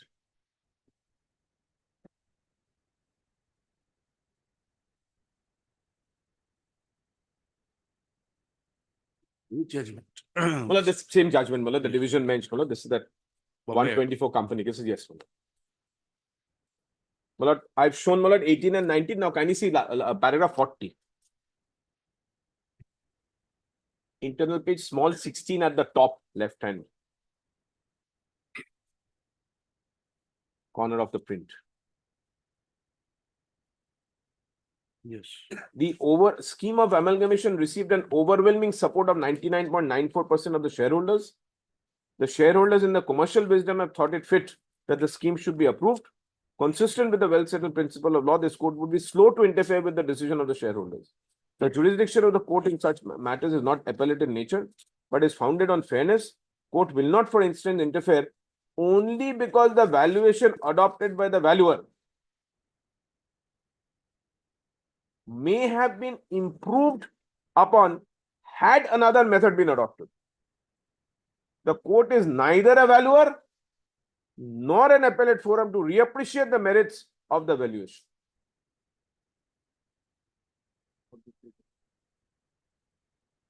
What the court has to ensure is the determination should not be contrary to law or unfair to the shareholder company which has been merged.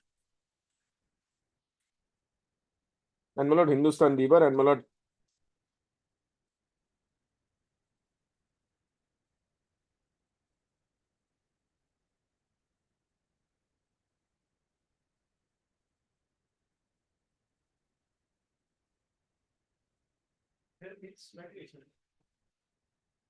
Unfair means valuation. There's nothing otherwise. yes, Except unfair to the shareholders.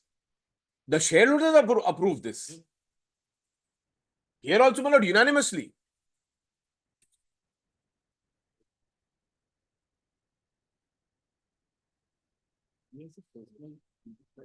My lord, my endeavor is only to show, my lord, a personal issue or a conflict cannot be a reason to not approve the scheme as proposed. The learned judge, my lord, again with the greatest of respect and humility, should not have got swayed with the litigative history.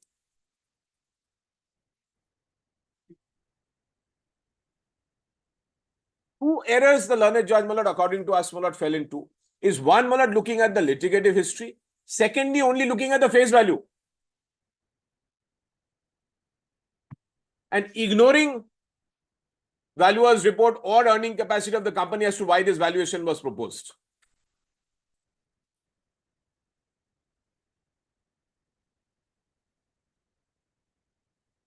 First is litigating history. Second is Second, my lord, is looking at, my lord, on the prime ex facie, my lord, value, saying I'm looking at the net asset value. Because the learned judge says, my lord, that's 7,000 and 1,000. Because 786 shares of rupees 10 and 1,000 share of Buragan. So why is it that 7,000 is being given for 1,000? So that's why I said, my lord, valuation is not, my lord, so simplistic.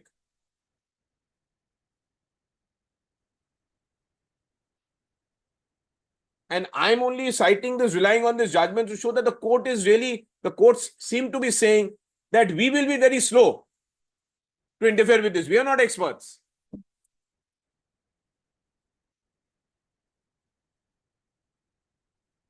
We are not experts. And also another added submission I make is, why should really, the court, at the instance of someone who did not appear to voice our demands, really, get into this and say, no, now we are not going to sanction the scheme as proposed. Though I think it is perfectly justified, logical, economics is correct. It makes sense that you're merging this company into that company, but as proposed by the shareholders, we are not going to accept. Just the last judgment, GL Sultania, 2007, 5 Supreme Court cases 133. And I'm just showing repeatedly, the courts are saying this, that we are not expert.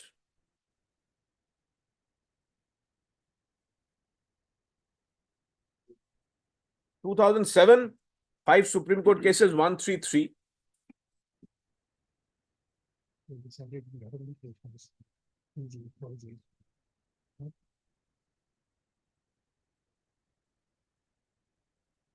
Followed at page 148, paragraph 32.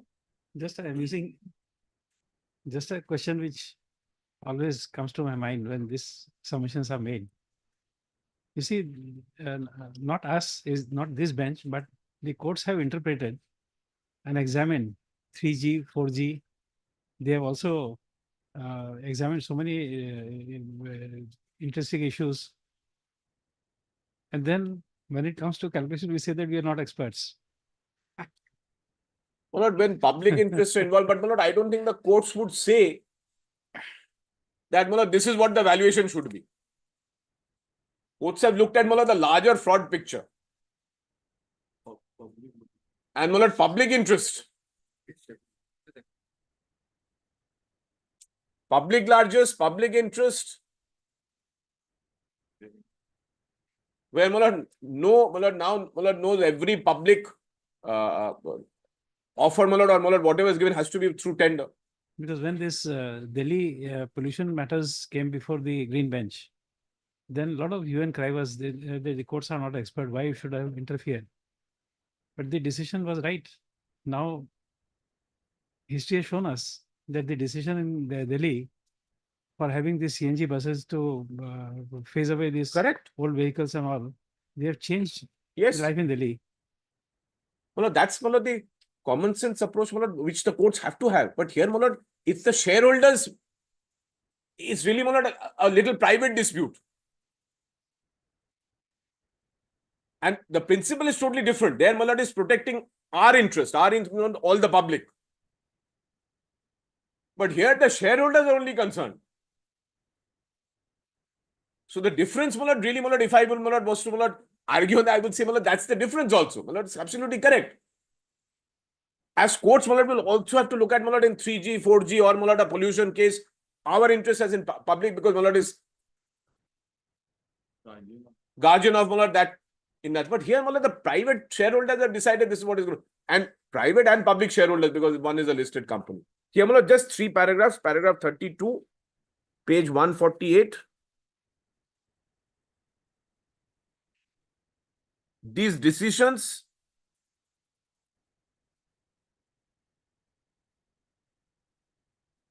clearly lay down the principle that valuation of shares No, please continue.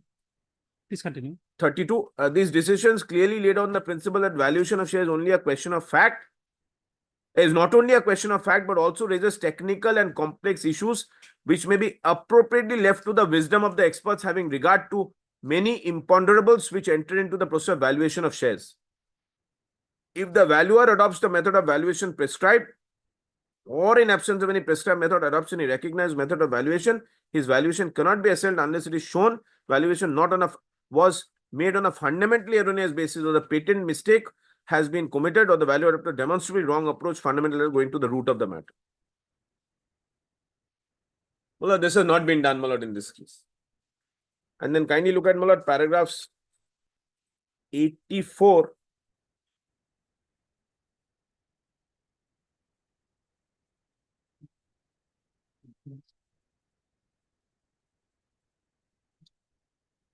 Page 159.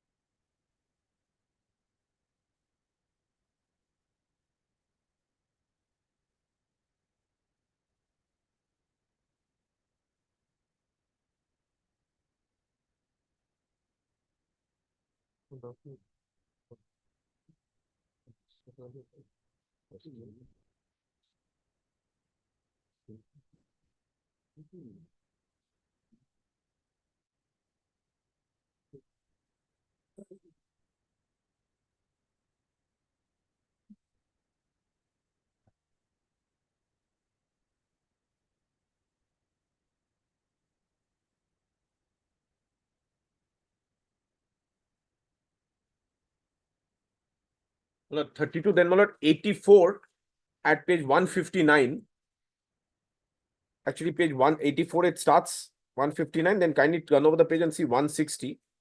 Placetum A.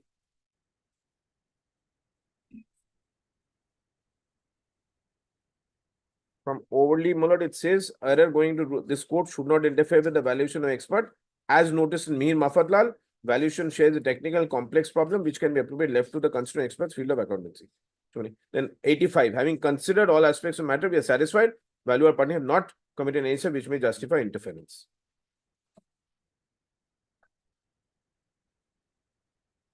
And then Mullard Placetum B and C, it may be that views may differ, and it is no gainsaying that even experts may differ in their conclusion, even reasoning.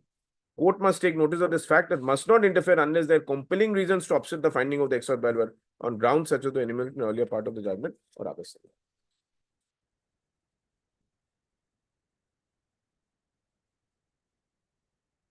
Now, we'll just kindly similar, just two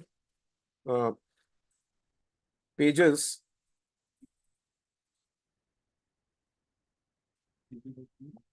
Malad, kindly see, Malad, take Malad, page 300 in volume 2.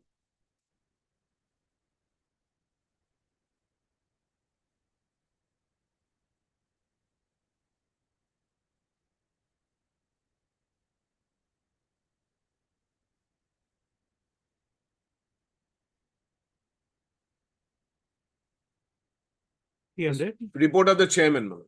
300. Page 300. Volume 2.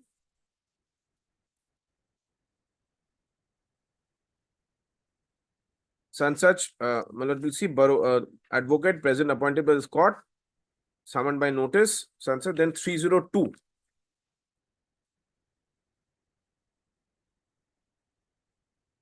Sorry, page number? 300, Malad, I'm sorry. 300. That's the report of the chairman, chairperson.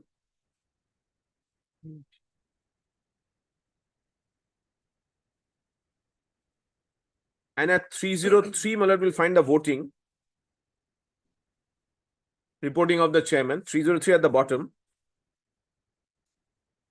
The scrutineers examine the polling papers and inform the chairman that the resolution has been carried unanimously.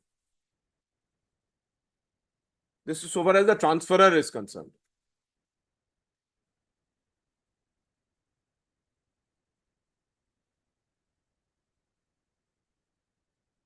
At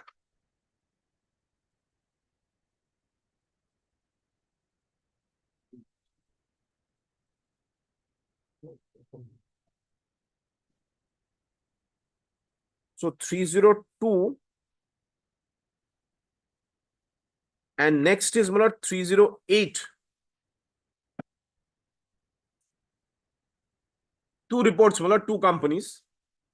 Because this was Malad a scheme with the members, the shareholders. Malad sees chairman of the meeting of equity share B&A Limited. And then Malad sees paragraph 3 at 308. The said meeting was unanimously of the opinion that the said scheme should be approved and agreed to without any modification.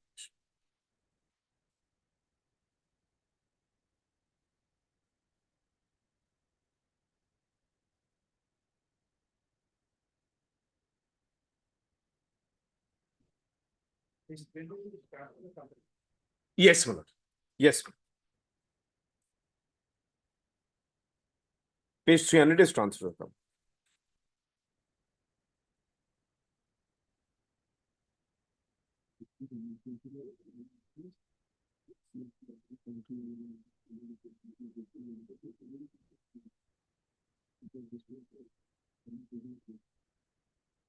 And 308, Malad, is of the transferee company. And clause 3 says,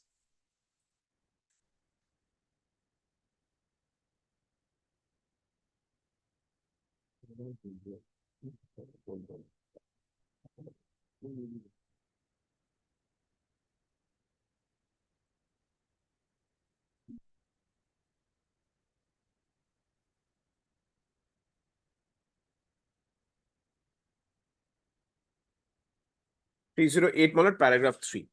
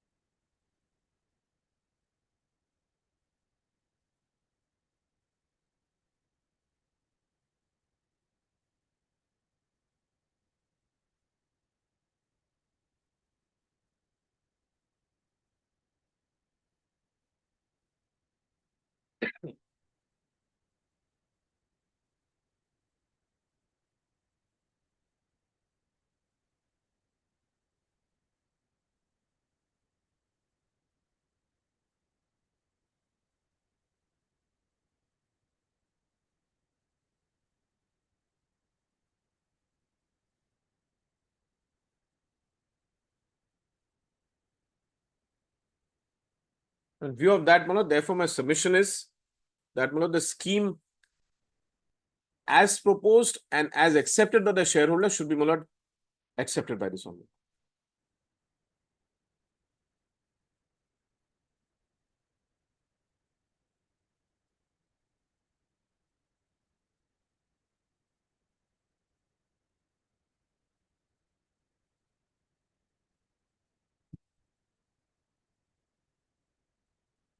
Eleven years have passed. Yes, Manoj. 11 years. Unfortunately, Manoj, yes, Manoj, 2013 was the meeting. We are still, Manoj, at the.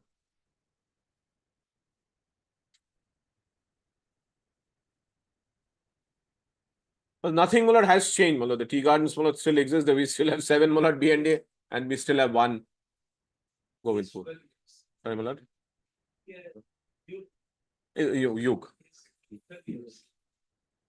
And if you get into the English, then a decade would be 10 years. Yes, you.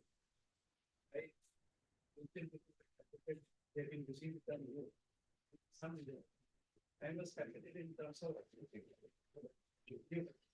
must be something to do with the movement of the stars. We were far advanced with the stars than anyone else in the world. At least that's what our history says.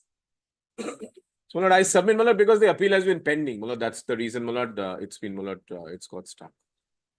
Include order talk about 20 July 2015. We've been.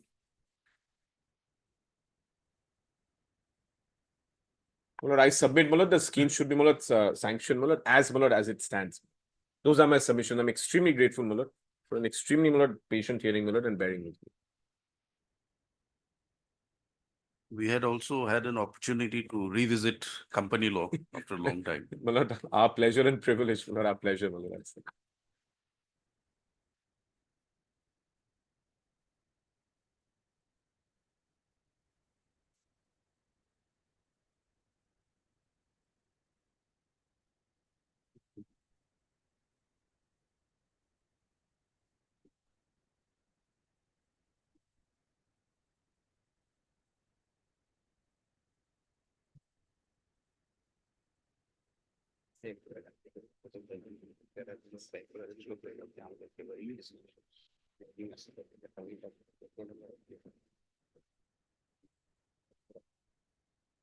Yes.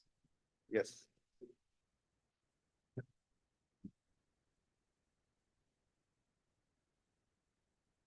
In the first half, I am left with only 5 minutes. May it be lordship.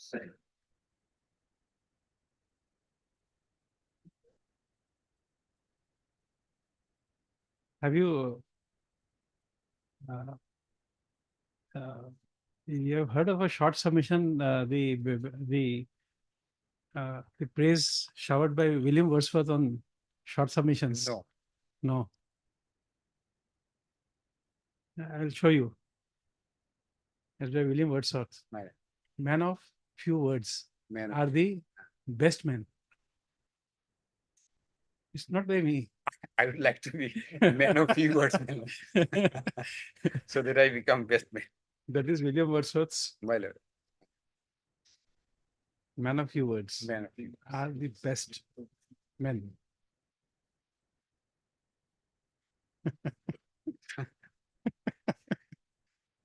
I'll try to become man of few words. And here, as your lordship has seen, there are 2 appeals. One by the BNA Company Limited and the other by our client, Srimati Sharmila Vijay Shetty, who happens to be the daughter of the promoter of BNA Limited. My lord, we, on behalf of Sharmila Shetty, are aggrieved by the sanction of the court to the scheme of amalgamation. Whereas the BNA Limited, they are agreed by only part of the order, which says that for working out the share exchange ratio, the matter may be sent to the ROC. And they will undertake the exercise of determining fresh share exchange ratio with the help of experts. Now, I have an advantage that the appeal filed by my other side is also in at least 3 of their grounds taken in the memo of appeal, challenge the finding recorded by the learned single judge that the learned single judge as a company judge did not have the power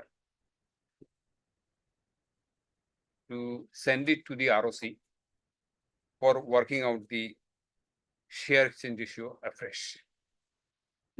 So I will not have to labor much on that. It's a common ground.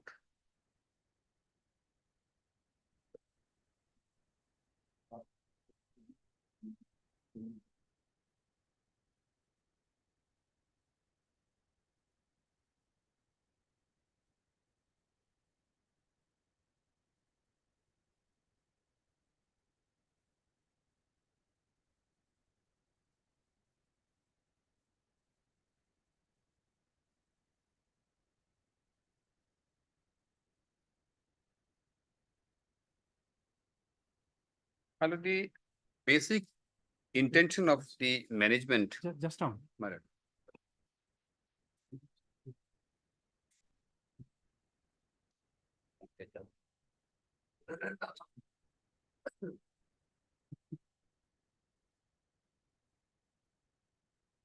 Just. My- When I, Yes. Daniel. Danny. I could not resist the temptation of showing you William Shakespeare, Man of few words. man of few words.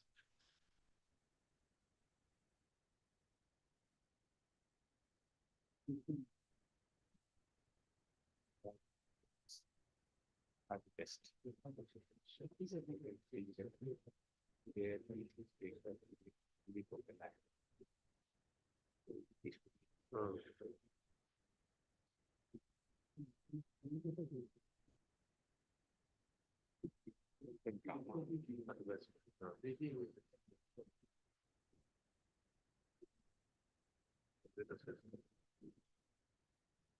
But this observation from my lord puts my lord both of in that difficult position. I don't know, my lord, whether I had exceeded those few words or not. No, my learned friend doesn't know, my lord, No. whether he should exceed few words or not. No, I'm see, only- that is why, That that is why, comment. that is My lord, why. I was that's why keeping very quiet. So, my lord, not to know whether I'm- my lord, I have I'm exceeded only or not. reminded of the No, you limits- see, Mr. Banerjee, we are in a different world.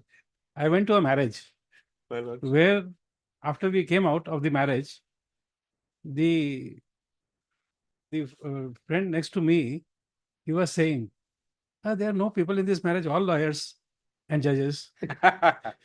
So As I if, did not find any men there. as if they are not a human being. I don't know.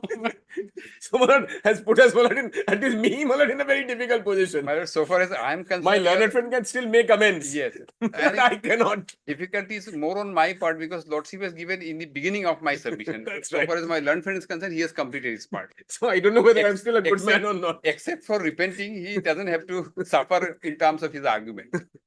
It's okay. My lord, We are just in a Lighter literary, side, we are lighter side. just in a literary world. My lord.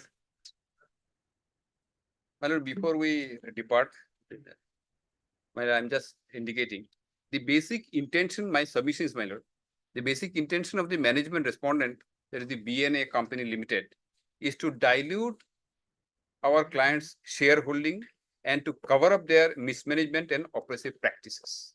That is the basic objection we are raising, my lord. And the broad outlines, my lord, on which the appellant Sharmila Shetty is assailing the order passed by learned single judge are, my lord, 5. I'm just indicating. First, my lord, I'll be arguing the background scenario preceding the initiation of the scheme of amalgamation. I'll show certain facts, my lord. What were the background scenario in which the scheme of amalgamation has come? Second, my lord, the manner in which the scheme of amalgamation was approved by the board of directors.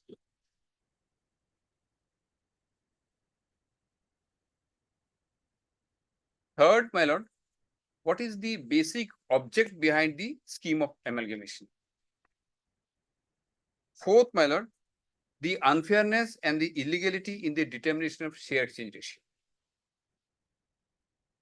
And lastly, my lord, the error in the impugn order passed by the learned single judge. These are the contours of my submissions. Now, I'll take your lordship first, my lord, to the last submission, because this is more important for me. That is the error in the judgment passed by the learned single judge. In my humble submission, my lord, there are two fundamental errors in the judgment passed by the learned single judge. Number one is, my lord, the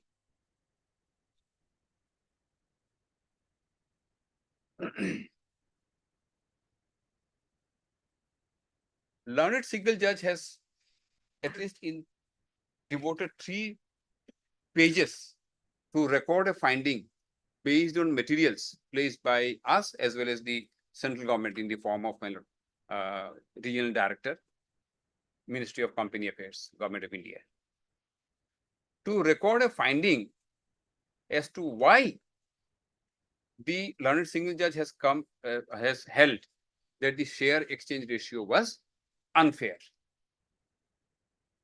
One of the judgments cited by my learned friend has just now, my lord, I did not bring that judgment, my learned friend's room, says that the share exchange ratio in a scheme forms integral part of the scheme itself. If the share exchange ratio is found to be unfair, that means the entire scheme is unfair. Entire scheme is unfair. Now, my lord, my first submission, as I said, there are 2 fundamental grounds on which I am assailing the order passed by the learned single judge. First is, having found that the share exchange ratio is unfair, and for that matter, the scheme itself is unfair, instead of sending it to the ROC for fresh determination of share exchange ratio, the learned single judge ought to have refused sanction of the court in terms of the power available to the learned single judge under section 391 of the Companies Act 1956. The argument came from the other side is this, my lord, that at that stage, when the scheme was otherwise, my lord, approved by the board of directors, the learned single judge found it was approved by the board of directors, the learned single judge should have stopped. Now, so far as the direction is concerned, stopping it, that is all right. But what to do with the finding recorded by the learned single judge? Now, based on that finding, whether the learned single judge could have stopped and saying that, no, I am sanctioning, or in terms of section 391 and section 392, well, I'll just read for your lordship, coupled with the law settled in Mafatlal, the court would not have sent it to the ROC. Court would have simply refused sanction. I'll refer to the specific paragraph of the judgment, my lord. Continue to, My lord. it's a fixed matter. My- After that, we'll continue. My lord, I also have a Grateful. fixed matter in Honorable Justice Devashik report. I'll finish that in 5 minutes. Will come.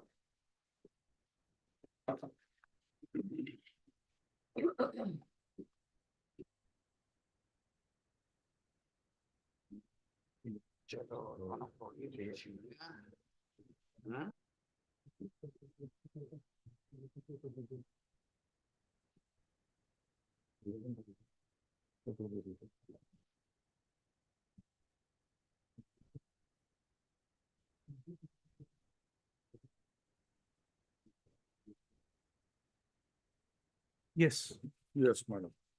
I've given one list of dates earlier, maybe in the file, madam. your item is criminal appeal number. I am given an appeal number 254, item number Yes. 18. Yes. 18. Written submission also that brief for just now, my dear.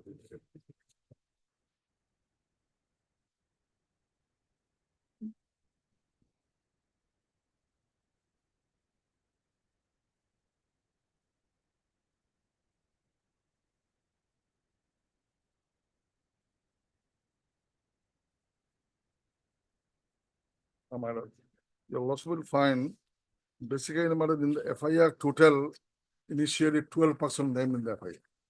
And as per FIR, my lord, this informant say that he heard from respondent from PW2. PW2, my lord. You'll also find FIR is also there in the list of date, there I have also annexed the FIR also, my lord. The earlier one, not today's earlier one, my lord, you have submitted. Okay. Video नहीं ना पहले video नहीं अच्छा मुझे person है Yes. you also got it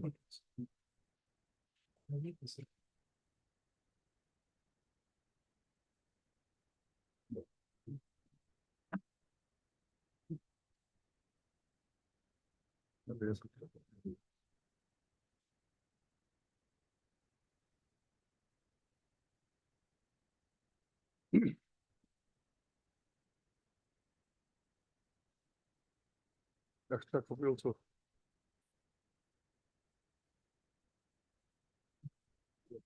in the last page. So you have kindly have a look to page my lord FIR. My lord. He is the brother of the deceased, two persons, my lord. On 21/6/99 at about so and so in the evening when my two brothers, Shaharali Johari, were returning home after marketing at Chapak Bazaar along with so and so. So and so means Hassan Ali PW2. So the same village, on reaching the backside of the southern part of the house, accused number 5 at Sandipaka village, suddenly the accused number 3 shot my brother Shoharali. Accused number 3 is my lord. He is accused number 3 is Said Ali Shah, not the present petitioner. Shot at my brother Shoharali with a pistol from backside. When my brother started running after sustaining bullet injury, immediately other accused who were hiding nearby in the jute and paddy cultivator came out and as per direction of accused number 1, Hassan Ali killed Shaharali by sharp weapon. Hassan Ali already died. Man. At the time of occurrence, my brother Johar Ali started running to save himself, but accused killed him also mercilessly by sharp weapons. While searching the bodies of my two deceased, one headless body was recovered at a distance nearby river. One Hashem Ali, that is PW2, was accompanied, that is important, was accompanied with my two brothers, somehow fled away and informed me about the incidents. So that Hashem Ali is the person who informed him the incidents. Accordingly, after repeated searches, the headless piece of bodies were recovered from the water nearby from the wearing apparatus in 2 hands. It is identified as the body of my deceased brother Johar Ali. Body of my deceased brother Shohar Ali is not yet found. So at the time of lodging the FIR, my lord, only one dead body was found, that is Johar Ali. Shohar Ali was not found. Due to the searching, there is a delay. So now, if your lordship come to so, ultimately he is filing the FIR on the basis of the statement given by information given by PW2. Now, if your lordship kindly go to the PW2, what he says, that compilation your lordship.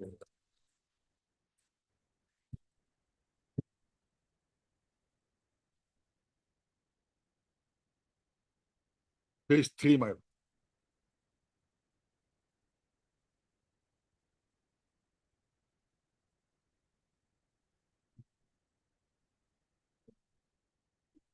Your lordship. Yes. Page 3, my lord, of the compilation. Incident occurred about 14 years back. On the day of the incident, I, along with deceased Shahagari and so, went to the market. He said, on the way of the incident near about so, we came from the market. So my statement. On hearing, within bracket, on being asked by the court, this witness did not answer to this court what he had exactly stated before the magistrate. Now, of course, Distance from the so-and-so to Suffolk PS is about 6 to 7 miles. To reach from so-and-so, we are to travel by engine board. I came to so-and-so village by so-and-so. When we landed at so-and-so by engine board, then myself and the deceased, your lordship, and myself and the deceased persons went to their destination on different roads. So they departed from this place, my lord, from other side. I came to my village by different roads, and Saharali and Johari went to different roads. Later on, after 2-3 hours, I came to know that some unidentified persons had killed Saharali and Johari.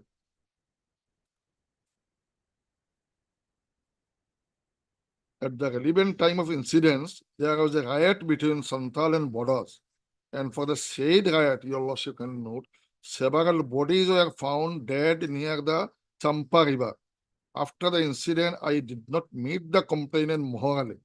Your lordship can note. Mohali is the informant. He is saying that he has filed the jar on the basis of information given by him. After 2-3 days, a dead body was recovered which was not identified by the police. Later on, many people said that the dead body may belong to either of the Bodos or Santals. Nobody had identified the dead body as Soharali and Johari. There are cases instituted against the deceased Soharali and Johari. So bodies are not identified, my lord. And the informant is given the name, everything, he is giving everything in details.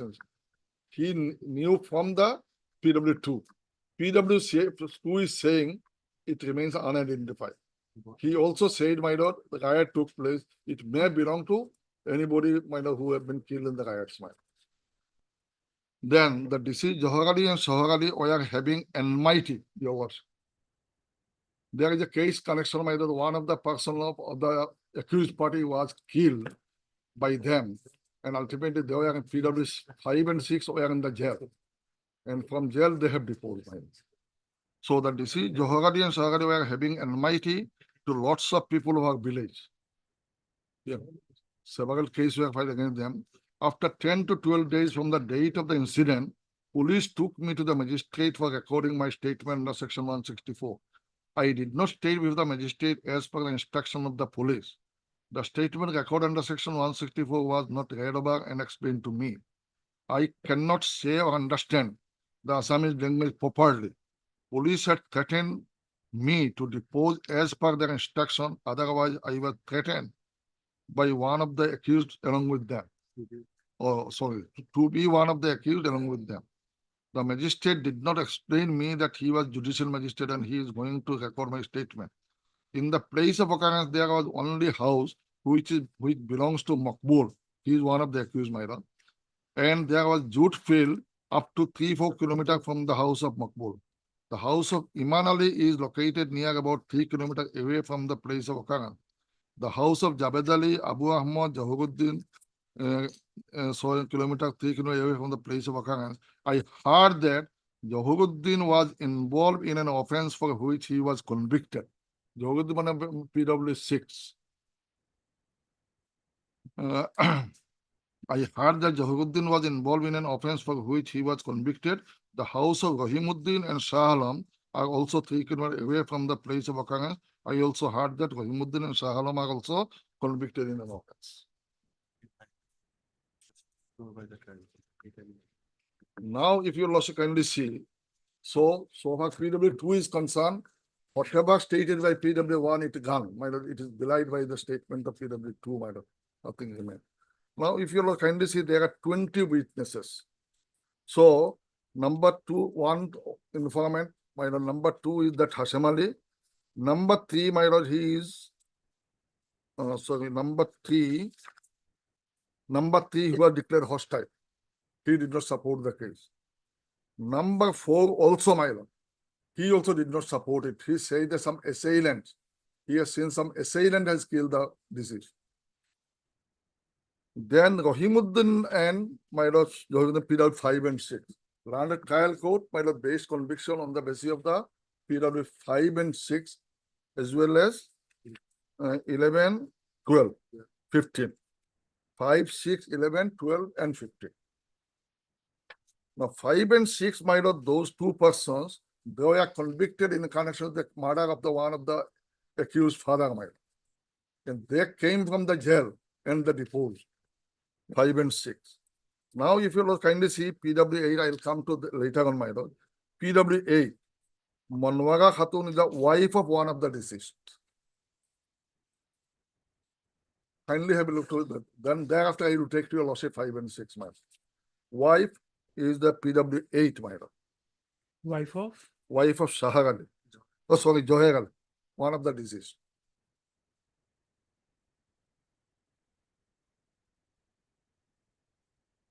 Page 17, 18, my lord. Thereafter, I'll take to lordship other accused, my lord.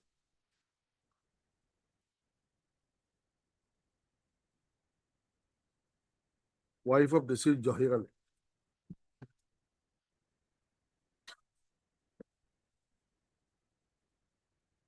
Yes. Your lordship kindly see, madam. I know the complainant. I also know the accused persons. Very important. She knows both. I know the deceased persons. The incident occurred about 10, 12 years ago. The incident occurred at about 4:30 p.m. On the date of the occurrence of the incident, I heard hue and cry in our locality. I saw that people were running here and there. I went to exact the place from where the hue and cry took place. The incident occurred near the river side of River Champa. I went to that place and saw that, your lordship kindly note, some assailants were assaulting Joher Ali and Sohar Ali. After assault, the assailants went by boat. The assailants were 10 to 15 in numbers. Many people gathered at the pier. Joher Ali and Sohar Ali succumbed to their injury. The accused person, your lord kindly note, accused persons could not be held by people. I did not see those assailants in the court today. That means the person who are before the court, they are not the assailants. Because she knows both the persons. She says, I know the complainant as well as the accused also. She knows, my lord. So I did not see those assailants in the court today. Police asked me about the incident. I know this much only. Because when the incident occurred at the riverside, I was near that place. The incident occurred many years ago. If I see, I could recognize the assailants.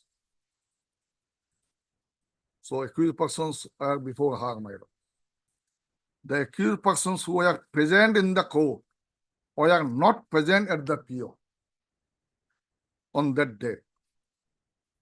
One Johiruddin and Rahimuddin are residents of our village. They were not present at the PO at the time of the PW 5 and 6. They claim themselves eyewitnesses, and the learned court below my lord based the conviction on the basis of that. So this Johiruddin, very important, my lord, this one Johiruddin and Rahimuddin are residents of our village. They were not present at the PO at the time of incidents.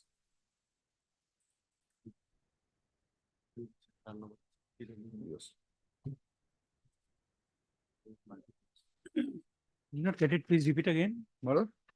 Well, she said, Johiruddin and Rahimuddin are PW 5 and 6. She is saying, Johiruddin and Rahimuddin are residents of our village.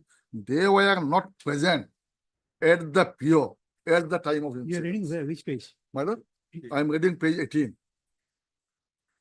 Page 18.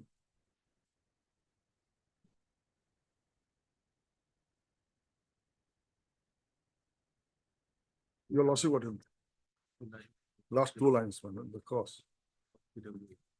PW8. Wife of the one of the deceased.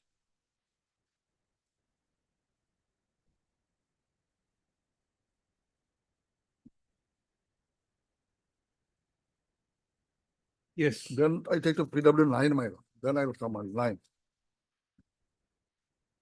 9 is also, my lord, one nephew of the informant. Page 19. I know the complainant and the accused persons. I know the deceased persons who died in the incident. The incident occurred about 15 years ago. On the date of occurrence of the incident, I was in the Chapar market. I came to know that one Joher Ali and Sohar Ali were killed by some assailants. Your lordship. I came to know that one Johari and Sohari were killed by some assailant. I came to the PO, but I did not find the disease as the PO. On the date of occurrence of the incident, deceased Johari and Sohari also went to the market. However, they returned early. In the evening, they were killed. Of course, on the date of occurrence of the incident, I, along with Johoruddin, Rahimuddin, and Abdul Jalil, came to Chapor Market, that period 5 and 6 mile. We got to know about the killing of Johari and Sohari by some assailants. And accordingly, we came together to PO, meaning that by he also came together along with PW 5 and 6. Just a moment. Just.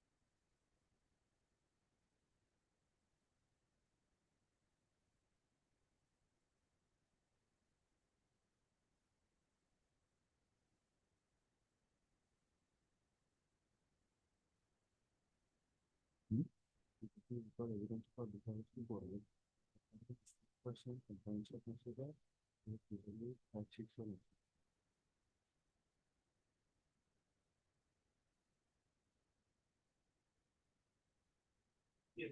Yes. Page 19, man, I'm reading. Family members, my lord. That's so, course, madam. On the date of occurrence of the incident, I, along with Johiruddin, Rahimuddin, means period 5 and 6, and Abdul Jalil, they came to Chapor Market. We got to know about the killing of Johari by some assailants, and accordingly, we came together to PO. We came to know about the incident of killing of the assailants in the evening. So they have not seen, in the evening they came to know that they have been killed. We came to the PO after 2 hours, but we did not find the deceased persons at the PO. Later on, I heard that some assailants from the Chowk area had killed the deceased persons. So from these PW 8 and 9, who are the members of the family, my wife and nephew, my lord, 2 things come, my lord. One, dead body not identified, accused not identified, my lord. Some assailants have done it. Secondly, my lord, so the PW 5 and 6, on the basis of which conviction was carried, my lord, their presence was not also, my lord, supported by these 2 persons, 5 and 6. PW 15 was inquest in this.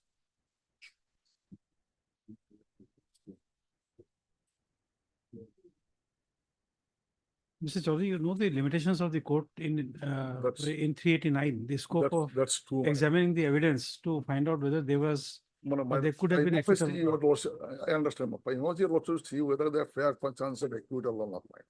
On the face of these, my now, my lord, your lordship kindly see, these are the witnesses who are the family members.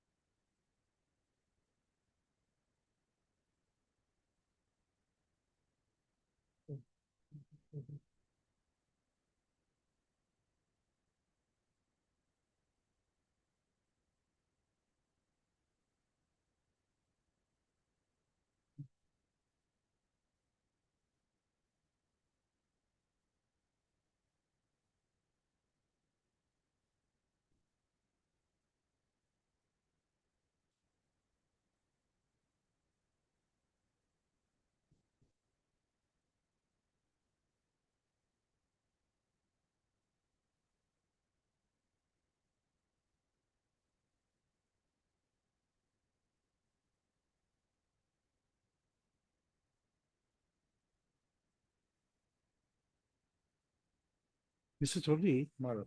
with the nature of evidence which is coming up, I think it would take us same effort to look into the evidence and decide the bail matter. With the same effort, we can also decide the appeal. But the section is wanting 4 weeks time. We think we'll give them 3 weeks and then fix it for hearing. That would be more appropriate because you see, there are two factors working against you. Number one is the 302, the scope of giving a bail. And then second is to appreciate the evidence at this stage for the purpose of bail, even if you have a open and shut case. No, I am not saying to evaluate the evidences, my lord. On the face of two sets of evidences, my lord. One set is supporting, one set is on the, I'm not saying, my lord, your lordship evaluate on the 389. No, but we have to appreciate the merit to say something. That is there, my lord. So instead, we are thinking we fix the matter for hearing on 24th of September. I leave to your lordship, my lord, because on the face of it, I find, my lord, it is a case of. No, we equity, keep this, subject to- we are not rejecting any bail applications. We are keeping it pending. A paper book in the meantime. Paper book is because But for the paper book, Yeah. but for the paper book not being available, we could have heard the appeal itself today. That is there, but your lordship last time directed, but But ultimately. they wanted 4 weeks more time, I think. now they are wanting 4 weeks more time. This office not put up. I leave to your lordship, my lord, keeping in view of the, my lord, about already 15 months almost there. I understand. We're giving them, we'll give the section 3 weeks more time and have it listed I on leave to your 20. lordship, my lord, only so that 24th of matter may be September. taken. You will pass another. We'll look into it because the evidence which you are showing apparently appears to be favorable to you.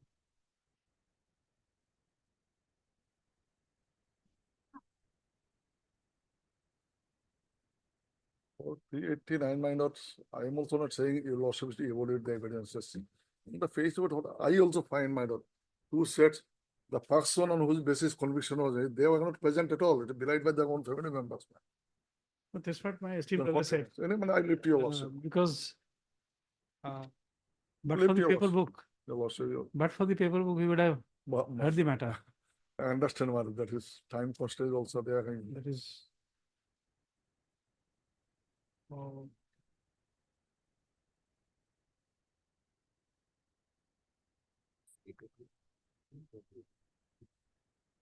They can do it, my Mr. lord. Bashir, My lord.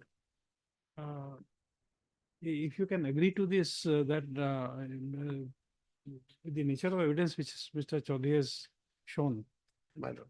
we have not gone through the other evidence, but so far what he has shown, My lord. uh, assuming that if on the next date, My lord. if on the next day the paper book is not prepared, is the state ready to argue the matter on that day, even if it is not prepared, because the evidence is already given in the form of paper book. We'll make that available to you. You My- have it, you already have it. My lord, I'm just given a copy. We'll direct them to Yes. Mr. Chaudhary to Yes. Already you have. his instructing counsel to give it to you. Evidence of what it is. Like, Yes, das আছে maybe. Anyway, we'll give it, no problem. No problem. Will his instructing counsel will give you a Yes, copy ma'am. to They'll the get no problem. APP, whoever is Yes, there. ma'am. This compilation. This comparison, because it's in a language which you can read. My lord. So we'll, if on the next date the paper is not prepared, we'll dispense it and we'll hear the matter. My lord.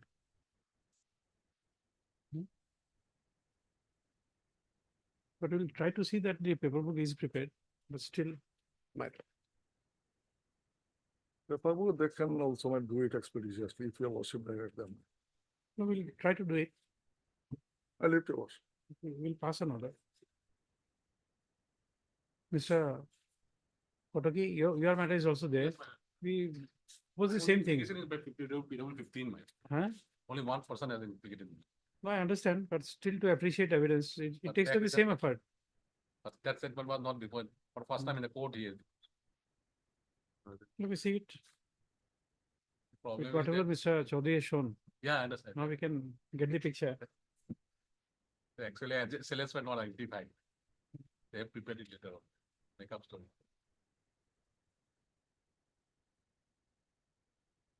We are fixing it on 24th September. Convenient to you?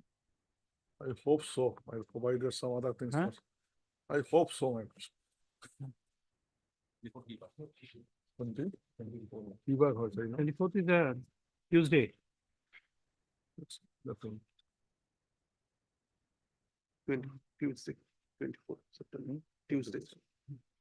Sleep the beginning, name of the parties.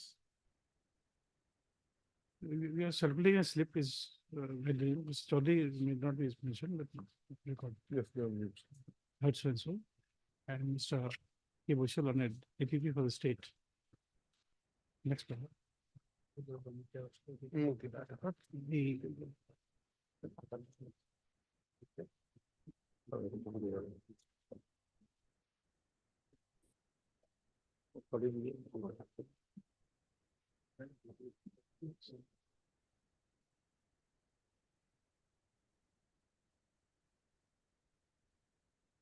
The learned senior counsel in criminal appeal 254 of 2023.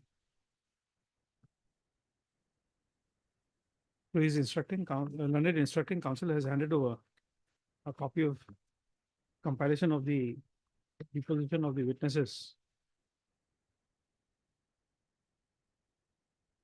which are copies of the which are photocopies of the certified copy of the deposition. Full stop. Copy thereof is handed over to Mr. K. Bushel under the APP.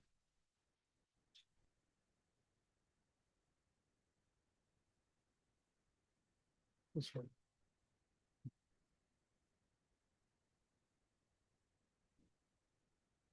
Next para, having heard the learned senior counsel for the appellant in criminal appeal 254 of 2023. The court is of the considered opinion that the effort which will take to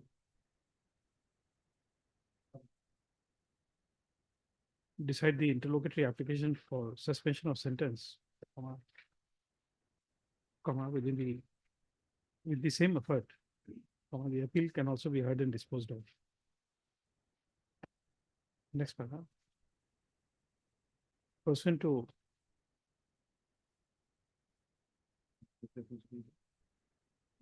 the order dated 14/8/2024,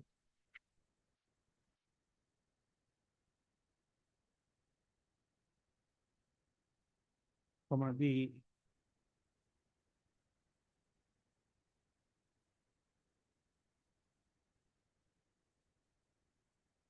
paperbook section has put up a note dated 3/4/2024 seeking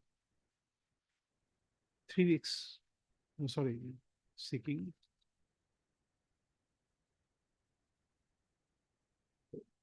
not 3/4, it's wrong.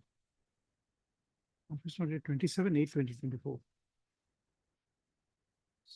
AOJ paperbook section. Note dated 27/8/2024 seeking 4 weeks further time for preparation of paperwork. Next paragraph.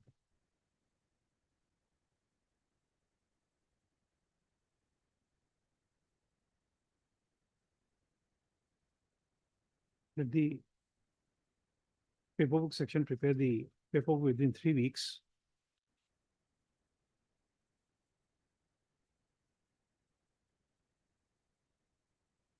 Full stop. Next para, it is also provided that in the event the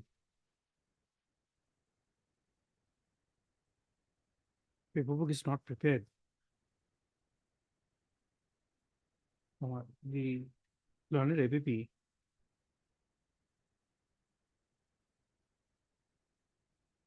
shall make an endeavor to argue the matter on the next date on the basis of the compilation of deposition of witnesses provided to him.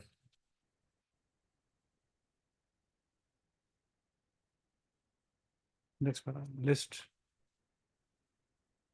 the matter for hearing, the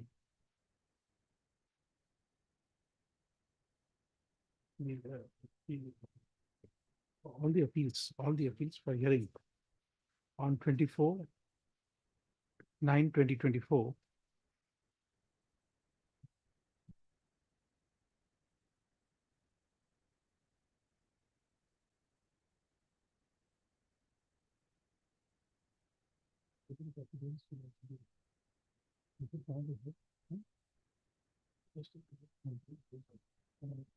List on 24/9/2024 along with the interlocutory applications. Interlocutory applications are alive. Yes, Father. One liberty may be given to mention if possible, if suppose for any reasons, my lord, since it will come for hearing. Huh. So we may give in liberty to mention, my lord. You always have that. So You also again, my have lord, that. we are more conscious about that, yeah. You can make the prayer on that day.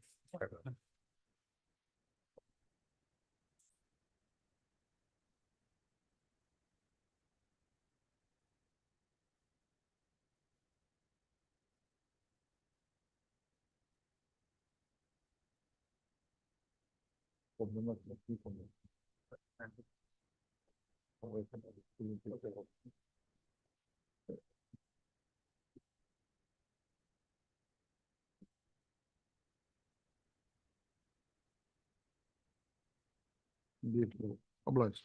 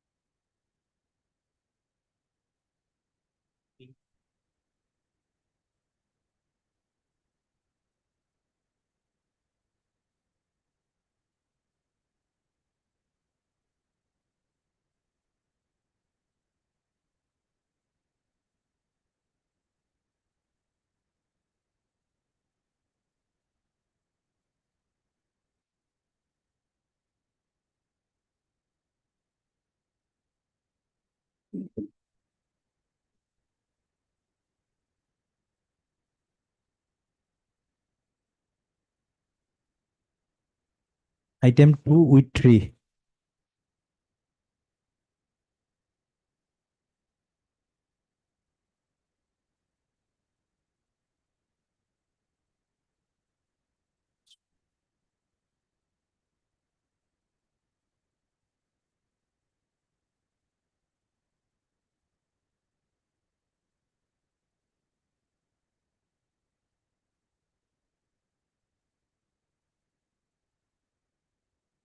Happy, Lord. Now, as I was submitting, the learned single judge having held that the share exchange ratio was unfair, the further direction was not within the power of the learned single judge panel. And for that, I'll just quickly take your lordship to the finding of the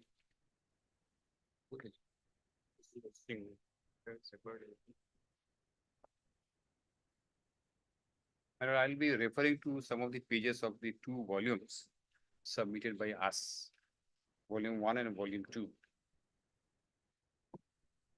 You submitted separate volumes. possibly, but I'm told. Yes, volume 1 and 2. Volume 1 and 2. Company appeal number. In company April 3 of 2016. Okay. Paper book. 1 and 2. In company appeal number 3. 3.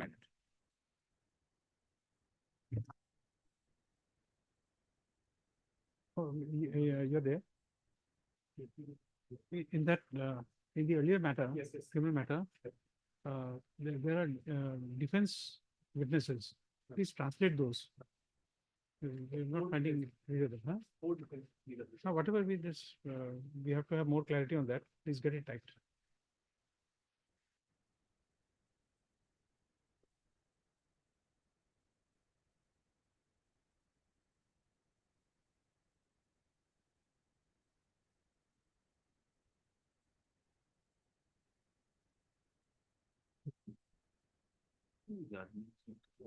It will- Spelled by company appeal 3.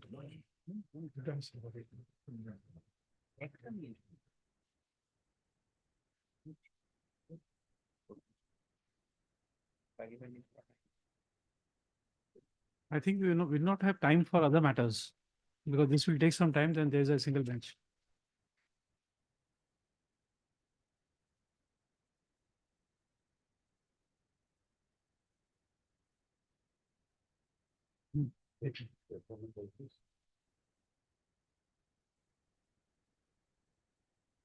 Come dear.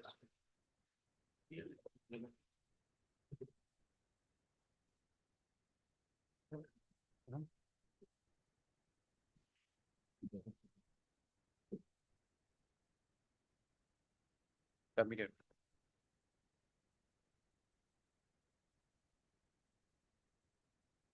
Lordship, item number 9, interim order is there. Item number 9, interim order is there. Very good, Master.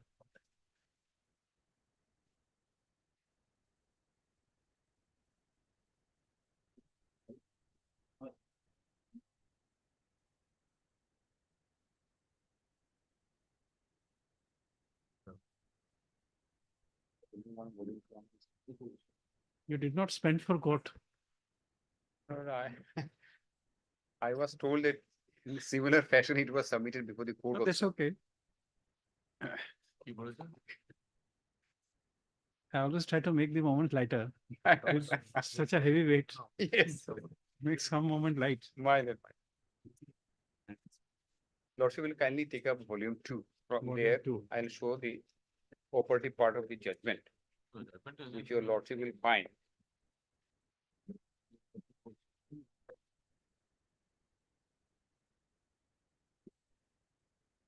Page 928 in volume 2.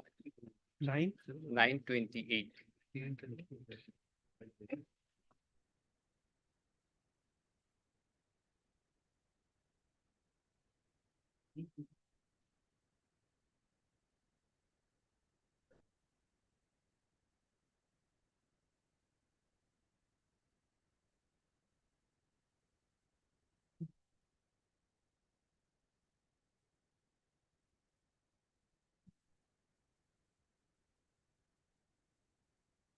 In fact, the finding of the learned single judge with respect to share exchange ratio started from 923. That I'll read later on for in respect You're of my you're different referring to sense. the judgment of the single judge. Yes, madam. That is available in the No. case records, we can put there. You can Yes, refer to ma'am. the Yes. paragraph numbers. Yes.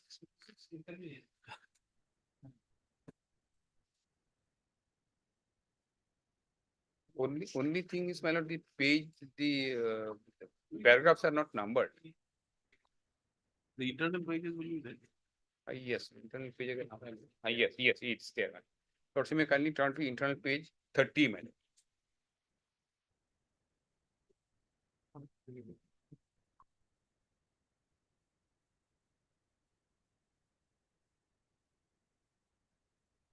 Lordship, I've got, my lord.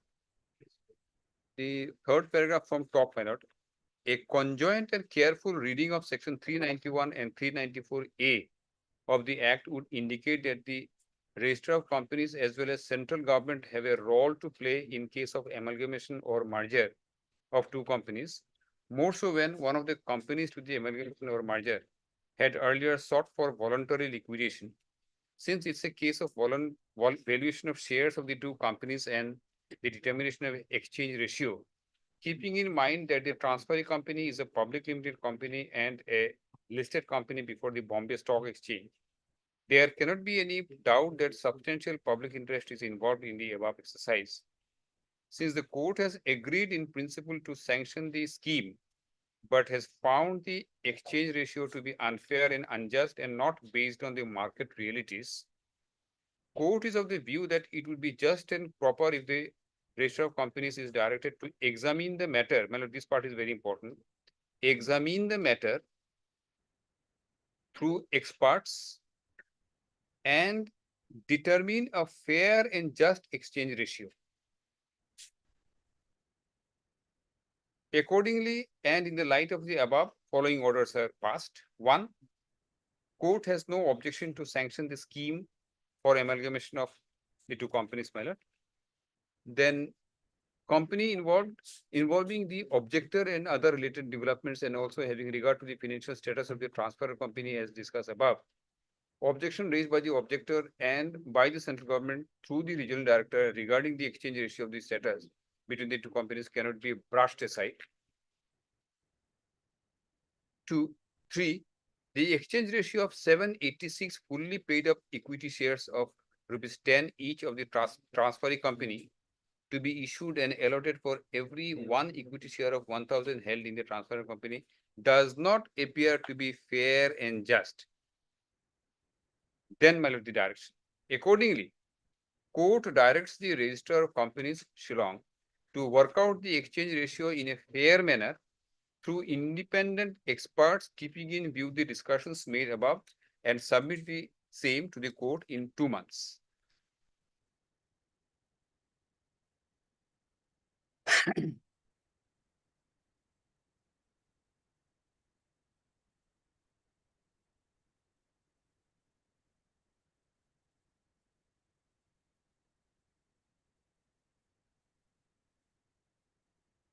My submissions are twofold here. One, my lord, I'll go to the specific justification and reasons given by the learned single judge for holding that the share exchange ratio is unfair. Even the valuation of shares of the transfer company is unfair. That discussion I'll come later, my lord. For the time being, I am only submitting before lordship that there is a clear finding that the share exchange ratio is unfair. Thereafter, the direction is to the Registrar of Companies. Now, the question before your lordship in my humble submission is, once the learned single judge has come to a clear finding, that too, my lord, not an abrupt finding, but a finding preceded by 3-4 pages devoted to the justification for coming to that finding. Now, question is, my lord, whether the learned single judge, as submitted by my learned friend, should have stopped there or should have rejected the application under 391 and said that no, sanction of the court is refused. My humble submission before your lordship is it should have been refused. For that, my lord, first I will take your lordship to the provisions of section 391 and 392 of the Companies Act 1956.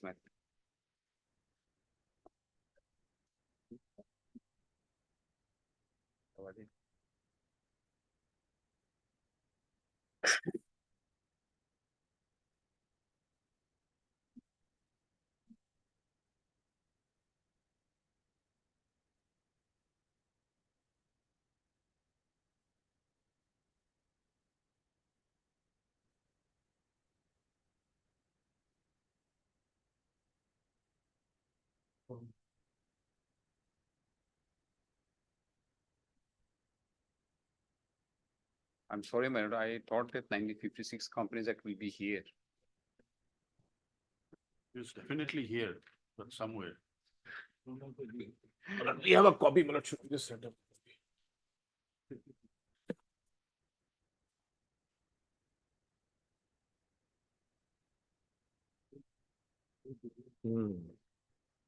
People, my lord, who have preserved our Companies Act, old Companies Act, my lord, will be.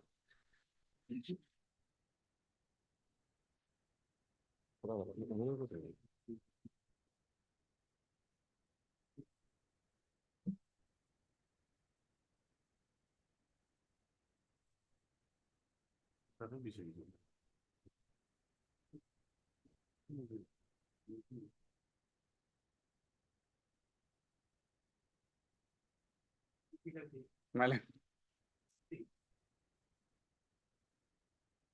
EBC book reader does not have old act now. It doesn't have the 1956 Act. Oh. I'm surprised because that, my lord, is still. Oh. So we have given a physical It's copy. okay, but we were, the last time referring to SCC Yes. now. Without a company on application parcel. Online document.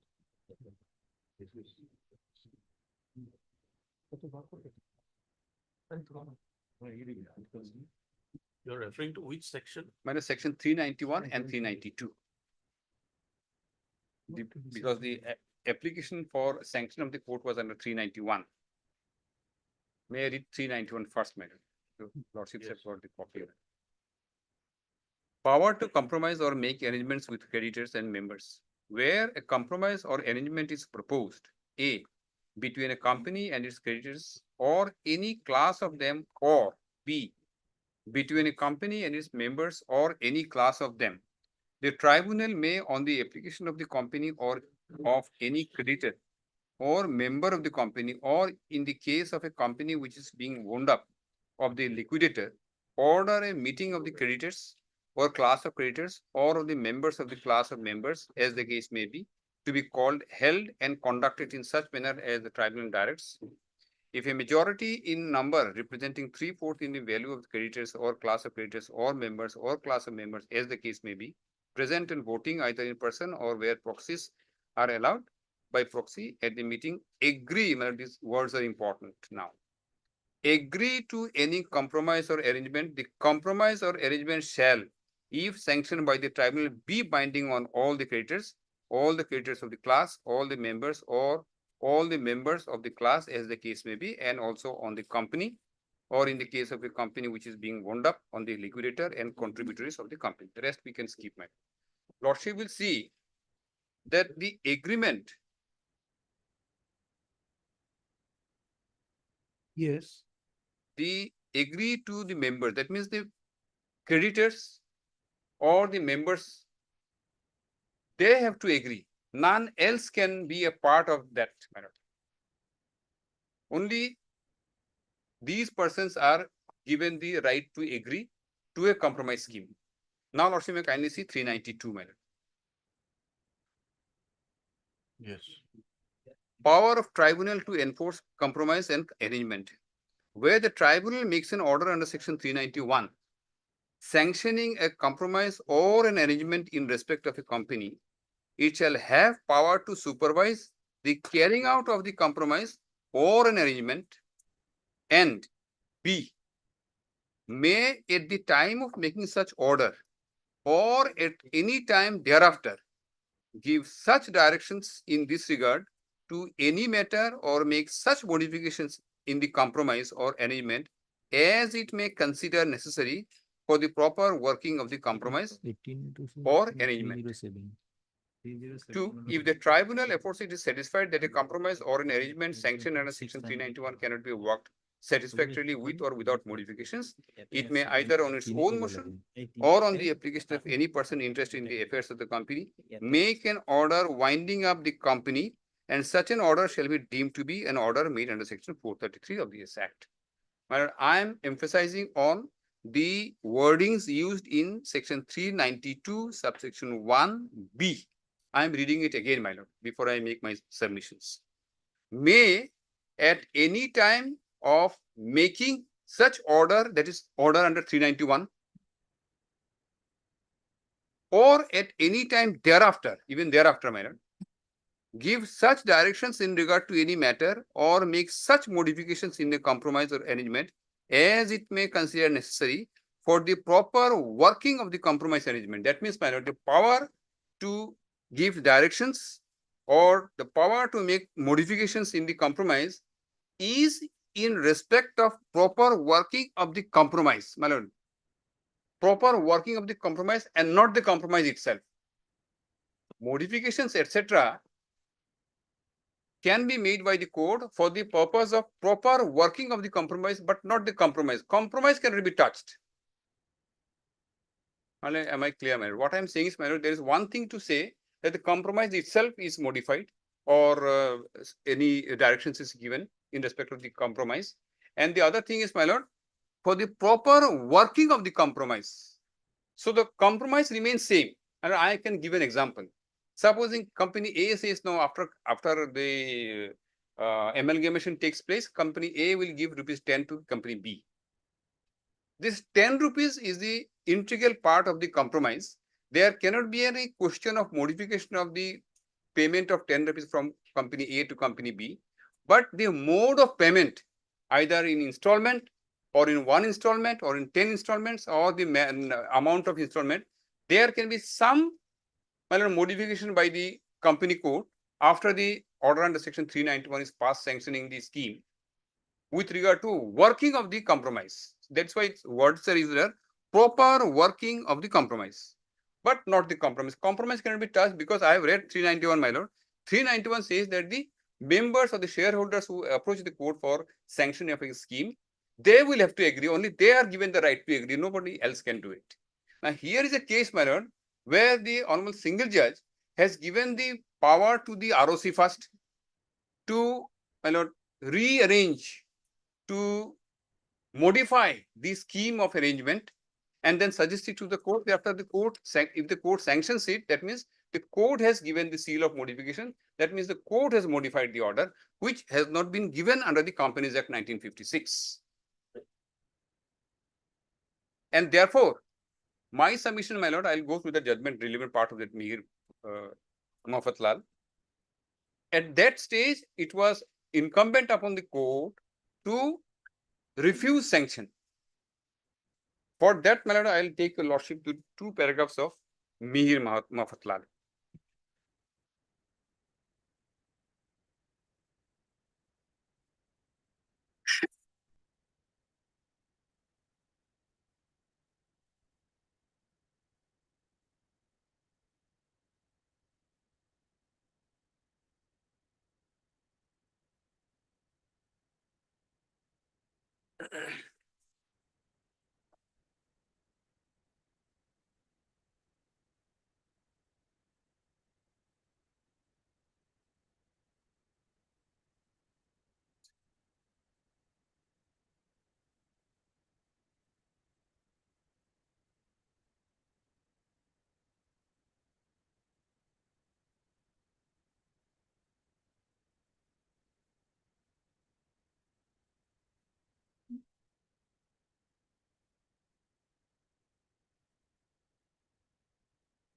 Yes.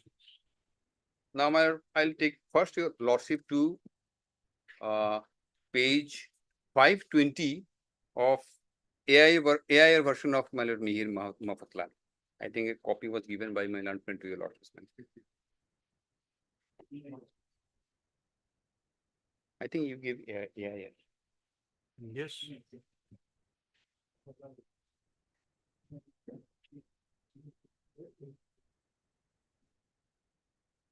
আগে দেখাবো তারপরে এটা যাবো। নাকি এখান থেকে আরম্ভ করতে হবে? এইটা দেখে I'm taking your lordship to first, I'm sorry, page 517, paragraph 28A. Para 28A. 517. 28A. However, further, starting with the words however further. 28A. Capital. As your lordship got from para 28A.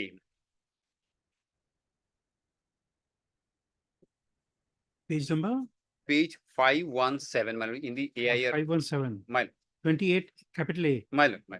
29 texas. May I read, my lord? Yes. However, further question remains whether the court has jurisdiction like an appellate authority to minutely scrutinize the scheme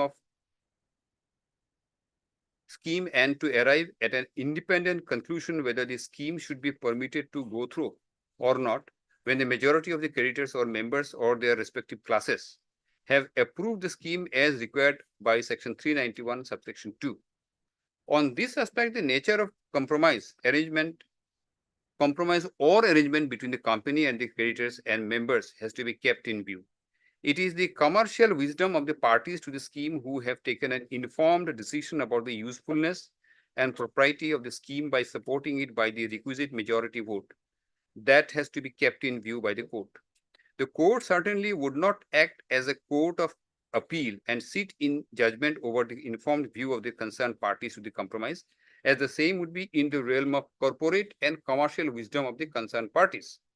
The court is neither the expert, neither the expertise nor the jurisdiction to delve deep into the commercial wisdom exercised by creditors and members of the company who have ratified the scheme by the requisite majority. Consequently, the company's court's jurisdiction to that extent is peripheral and supervisory and not appellate. The court acts like an umpire in a game of cricket who has to see that both the teams play their game according to the rules and do not overstep their limits. But subject to that, how best the game is to be played is left to the players and not to the umpire. The supervisory jurisdiction of the company court can also be culled out from the provisions of section 392 of the act, which reads as under. I have read it already, my lord. Now, lordship may kindly go to the next raw, the third paragraph. Of course, this section, as the lordship got, my lord. Of course, this section. This is very important. I am relying primarily on this paragraph, my lord. Of course, this section deals with the post-sanction supervision, but the said provision itself clearly earmarks the field in which the sanction of the court operates. It is obvious that the supervisor cannot ever be treated as the author or a policymaker. This is important. Court cannot be author or the policymaker. Consequently, the propriety and merits of the compromise or arrangement have to be judged by the parties who has sui juris with their open eyes and fully informed about the pros and cons of the scheme, arrive at their own reasoned judgment and agree to be bound by such compromise or arrangement. The court cannot, therefore, undertake the exercise of scrutinizing the scheme placed for its sanction with a view to find out whether a better scheme could have been adopted by the parties. This exercise remains only for the parties, and it is in the realm of the commercial democracy, permitting the activities of the concerned creditors and the members of the company who, in their best commercial and economic interest by majority, agree to give signal to such compromise or arrangement. The aforesaid statutory scheme, which is clearly discernible from the relevant provisions of the Act, as seen above, has been subject to a series of decisions of the different high courts and this court, as well as by the courts in England, which had also occasion to consider schemes under perimeter English common company law. We will briefly refer to the relevant decisions on this point, but before we do, we may also usefully refer to the observations found in the oft quoted passage in Buckley on Companies Act 14th edition. This has been there, my lord. This we can possibly skip. How has the General Single Judge dealt with this judgment in the impugned judgment? About the unfairness of the scheme, my lord. I'll come to that. My lordship will just give me, moment I finish this part, my lord, I'll immediately go to the next part, as your lordship has said, my lord. Now, lordship may kindly see the page 520. And this is, I am showing for the purpose of saying, or in support of my submission, my lord. Yes, please.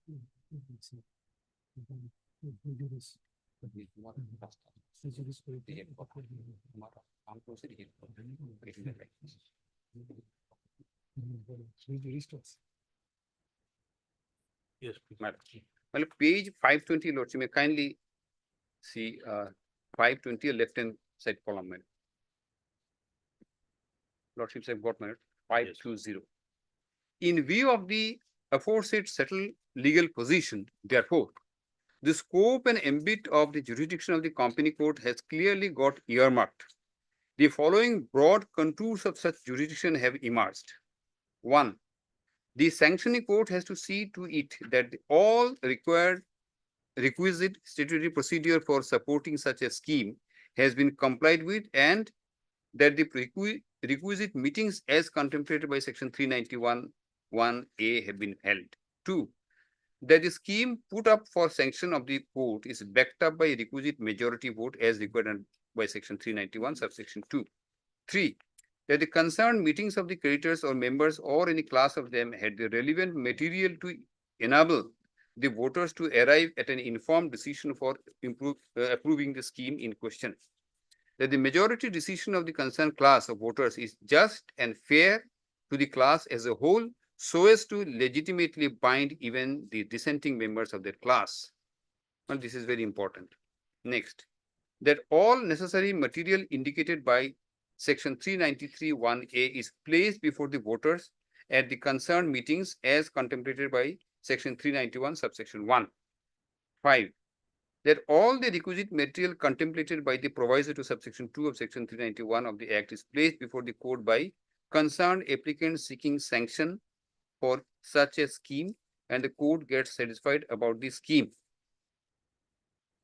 That means all the materials which we are required to do, required to furnish before the meeting, so as to keep all the members present informed about the facts, that you have to do even before the company court also.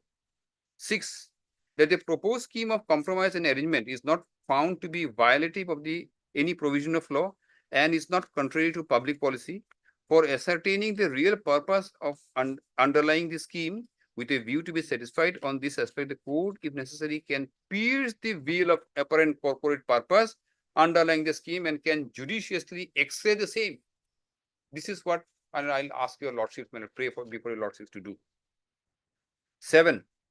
That the company court has also to satisfy itself that the members or class of members or creditors or class of creditors, as the case may be, were acting bona fide and in good faith, and were not coercing the minority in order to promote any interest adverse to that of the latter, comprising of the same class whom they purport to represent. This is what has happened in this case. I'll come to this at a later point of time. 8. That the scheme as a whole is found to be just, fair, reasonable from the point of view of prudent men of business, taking a commercial decision beneficial to the class represented by them for whom the scheme is meant. Then 9, this is very important. Once the aforesaid broad parameters about the requirement of a scheme for getting sanction of the court are found to have been met, the court will have no further jurisdiction to sit in appeal over the commercial wisdom of the majority of the class of persons with whom their open eyes have given their approval to the scheme, even if in the view of the court there would be a better scheme for a company and its members or creditors for whom the scheme is framed. Next sentence is very important, my lord. The court cannot refuse to sanction such a scheme on that grounds as it would otherwise amount to the court exercising appellate jurisdiction over the scheme rather than its supervisory jurisdiction. The aforesaid parameters of the scope and ambit of jurisdiction of the company court which is called upon to sanction a scheme of compromise and arrangement are not exhaustive, but only broadly illustrative of the contours of the court's jurisdiction. My submission before your lordship, the Honorable Supreme Court has laid down the parameters which, if fulfilled, the sanction of the court to a scheme cannot be refused, but meaning thereby that if any of them is not fulfilled, it has to be refused. My lord, that is why I am saying, my lord, in our case, the Honorable Single Judge has come to a very clear finding. I'll just go to that right now, my lord. Clear finding that share exchange ratio was bad on many counts. It was absolutely unfair. After that, my lord, in terms of the provisions of 391 and 392, and as held by the Honorable Supreme Court, the only, my lord, option open to the Honorable Single Judge is to say that I am refusing the sanction of the court. The question of again sending it to the ROC would not arise, and rather, my lord, I'll submit, my lord, with all the humility in my possession, that by doing so, what the Honorable Single Judge has done is giving the power to the ROC to rewrite the scheme of arrangement, which the ROC doesn't have under the scheme of the Act. ROC cannot write. It is the parties who are present in the meeting, the shareholders, the members of the company, they will decide. And there, my lord, while deciding, if they take a decision, thereafter the court cannot say, no, you could have taken some other decision. That's a different matter. This is what the court has cautioned. You cannot So do at that. least on one point you converge, both of you. Yes, my lord, absolutely. That's one why I point- started in the beginning. There are 3 grounds. I have checked up their grounds in my learned friend has submitted also. On this, we agree. Okay.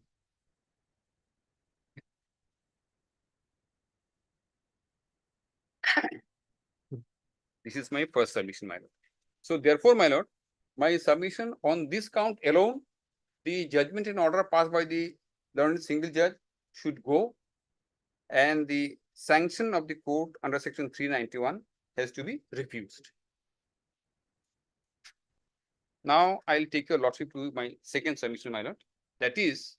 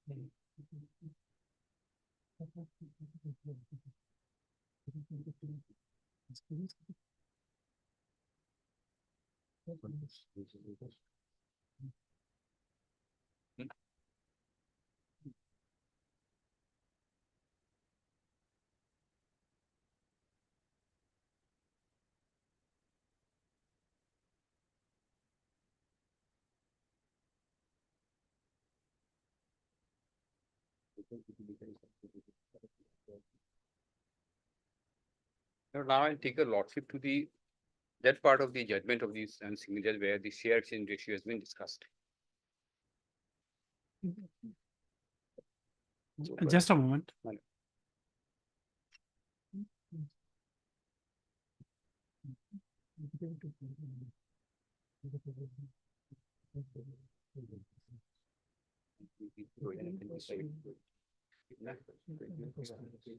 25 the only jarring clause. I've read the expression. So be it discussed.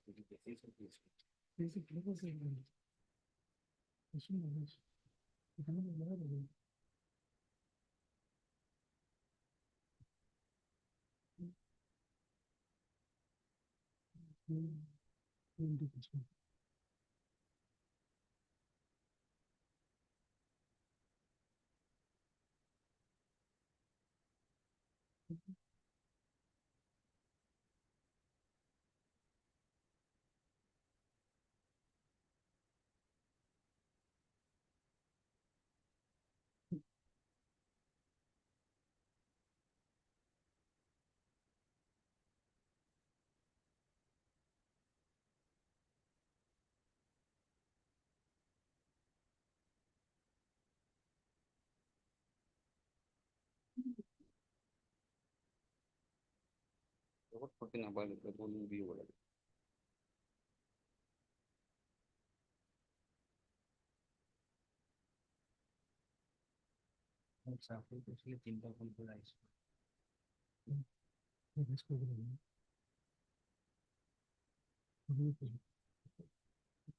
I think that-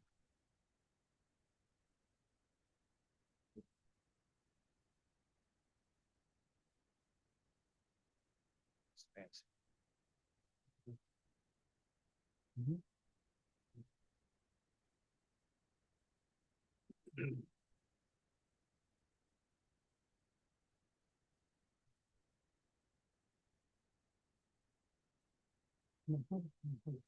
Oh.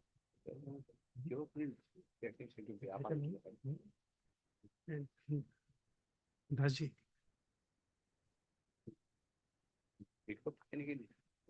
out of this topic. These are all based on facts.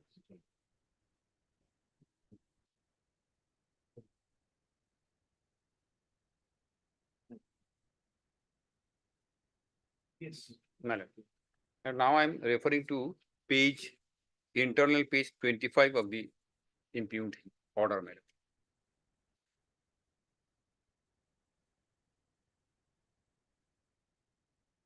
Lordship said got madam, 25. The last paragraph at the bottom.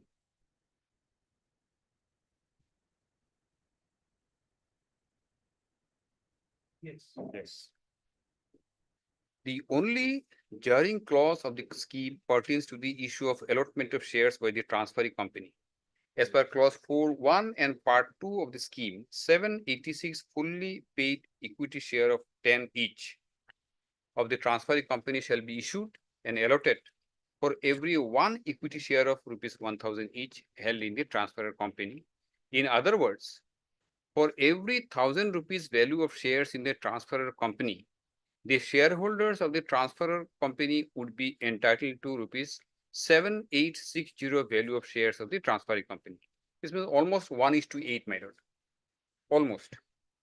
It is true that the valuation of shares and consequently the exchange ratio of shares between two merging companies is a complex issue requiring technical expertise. This is an issue which is required to be decided by the experts. The court in its supervisory jurisdiction can, however, certainly look into and examine the justification or otherwise of the valuation and exchange ratio proposed, and in appropriate cases may lift the veil to see the real purpose. As already discussed above, the company court exercises jurisdiction which is founded on fairness. While exercising its jurisdiction, the court is competent to examine the bona fides or fairness of the valuation of shares or the exchange ratio and whether the proposal conforms to commercial morality. The Calcutta High Court in Bengal Tea Industries Limited Supra held that when an objection is raised by a shareholder to the valuation of the shares or the basis of the exchange ratio, court would be justified to probe further into the matter to ensure that the shareholder has not been treated unfairly. It was further observed that there are different methods of valuation and valuation would vary if different methods are adopted. But it would be in the best interest of all concerned and to prevent controversy if an appropriate basis of valuation is recorded. The Honorable Supreme Court in Hindustan Liver Employees Union Supra held that though there are three well accepted methods to arrive at the fair value of shares, yield method, the asset value method, and market value method, the usual rule is that shares of ongoing concern must be taken at quoted market value. Now, my facts of this case. In this case, while the authorized share capital of the transfer company is 60 lakhs, 6 lakhs having 600 equity shares of rupees 1,000 each. The authorized share capital of the transferring company is 10 crore with 50 lakhs equity shares of rupees 100 each, 10 each. The issued, subscribed and paid up capital of the transfer company is 5,30,000 with 530 equity shares of rupees 1,000 each, fully paid up. On the other hand, the issued, subscribed and paid up share capital of the transferee company is 3 crore 10 lakhs with 31 lakhs equity shares of rupees 10 each, fully paid up. As per statement made in the company petition, the excess of assets over liabilities insofar as transfer company is concerned is 13 crore 27 lakhs 60,000 and odd. On the other hand, the excess of assets over liabilities in respect of transferring company is 49 crore 80 lakhs. As per the auditor's report of the transferor company dated so, the accumulated loss of the company was more than 50% of its net worth, though the company had earned cash profit during the financial year under audit. As per the director's report, also dated 11/8/2012, that was the first year of operation after it was taken over by the present management. Due to poor condition of the plant, the management had to sell all its produce of green tea leaf in the market. The present management had taken over operations of the transferor company with effect from 8/5/2011. Prior to that, operation of the garden and factory was completely shut down due to several accidents and occurred in the garden. The records of statutory dues were missing. Lordship will kindly note. Records of statutory dues were missing when the transferor company was taken over by the present management and were reportedly destroyed by the vandals. The operations of the transferor company were in lockout since 2005-2006 and accumulated loss resulted from the same. Transferor company made cash profit only in the year under consideration, and the management was hopeful that the accumulated loss would be written off within a reasonable period of time. It is stated in the company petition that prior to taking over of the transferor company by Rockland Realty Private Limited, a petition for voluntary liquidation of the transferor company was pending before this court, which was allowed to be withdrawn on 7/5/2011. Thus, from a careful composition of the two companies and the business comparison of the two companies and the business profiles of the transferor company vis-a-vis the transferring company, it is quite apparent that the exchange ratio proposed in the scheme, which is heavily loaded in favor of the shareholders of the transferor company, appears to be unrealistic and illogical, if not downright absurd. My Lord, Lordship, kindly see the words used by the announcing absurd. Shares of a company which was under lockout for a long period with accumulated losses with petition filed in the High Court for voluntary liquidation perhaps cannot be valued in the manner projected in the scheme, that is, for every 1,000 value of shares in the transferor company, a shareholder in the transferor company would get rupees 7,860 value of shares in the transferring company. When objections have been raised by the objector and the regional director about the exchange ratio, the explanation given by the petitioners is that the exchange ratio of shares has been fixed on the basis of the earning capacity of the transferor company and not on the basis of his net worth value or net worth as appearing from the balance sheet. The exchange ratio of shares has been fixed on the basis of profitability and earnings of the transferor company and the transferring company. Fairness of valuation and exchange ratio of the shares worked out by experienced hands has been confirmed by the Microsec Capital Limited on independent merchant banker. Well, here I'll pause for a moment. Well, factually, their claim is that this Microsac Capital Limited, an independent merchant broker, has only confirmed. But so far as the determination of the share exchange ratio is concerned, my lord, this will be on the basis of, my lord, valuation of shares. These were not done by any expert. I'll show from the judgment of the Mofatlal, my lord, where it is said that it is a job of an expert. No experts were involved here. No records were produced how the valuation of shares were done, how the share exchange ratio was logical. Nothing has been produced. And the Supreme Court has said in Mofatlal that you must produce all these documents before the board meeting, where all the shareholders present, they will see, they should be informed about how you have taken the decision. You have to produce all these documents before the company judge as well. You have not done it. Nothing has been produced, my lord. I am afraid the explanation furnished by the petitioners do not inspire the confidence of the court. Nothing has been placed on record beyond what has been stated above. No material has been disclosed either in the petition or in the affidavits as to how the particular exchange ratio has been worked out. This is what I have said, madam. While from the standpoint of the commercial strength of the two companies, the exchange ratio does not appear to be sound, the same can also be examined in the light of the recent litigation history of the transferring company vis-a-vis the objector.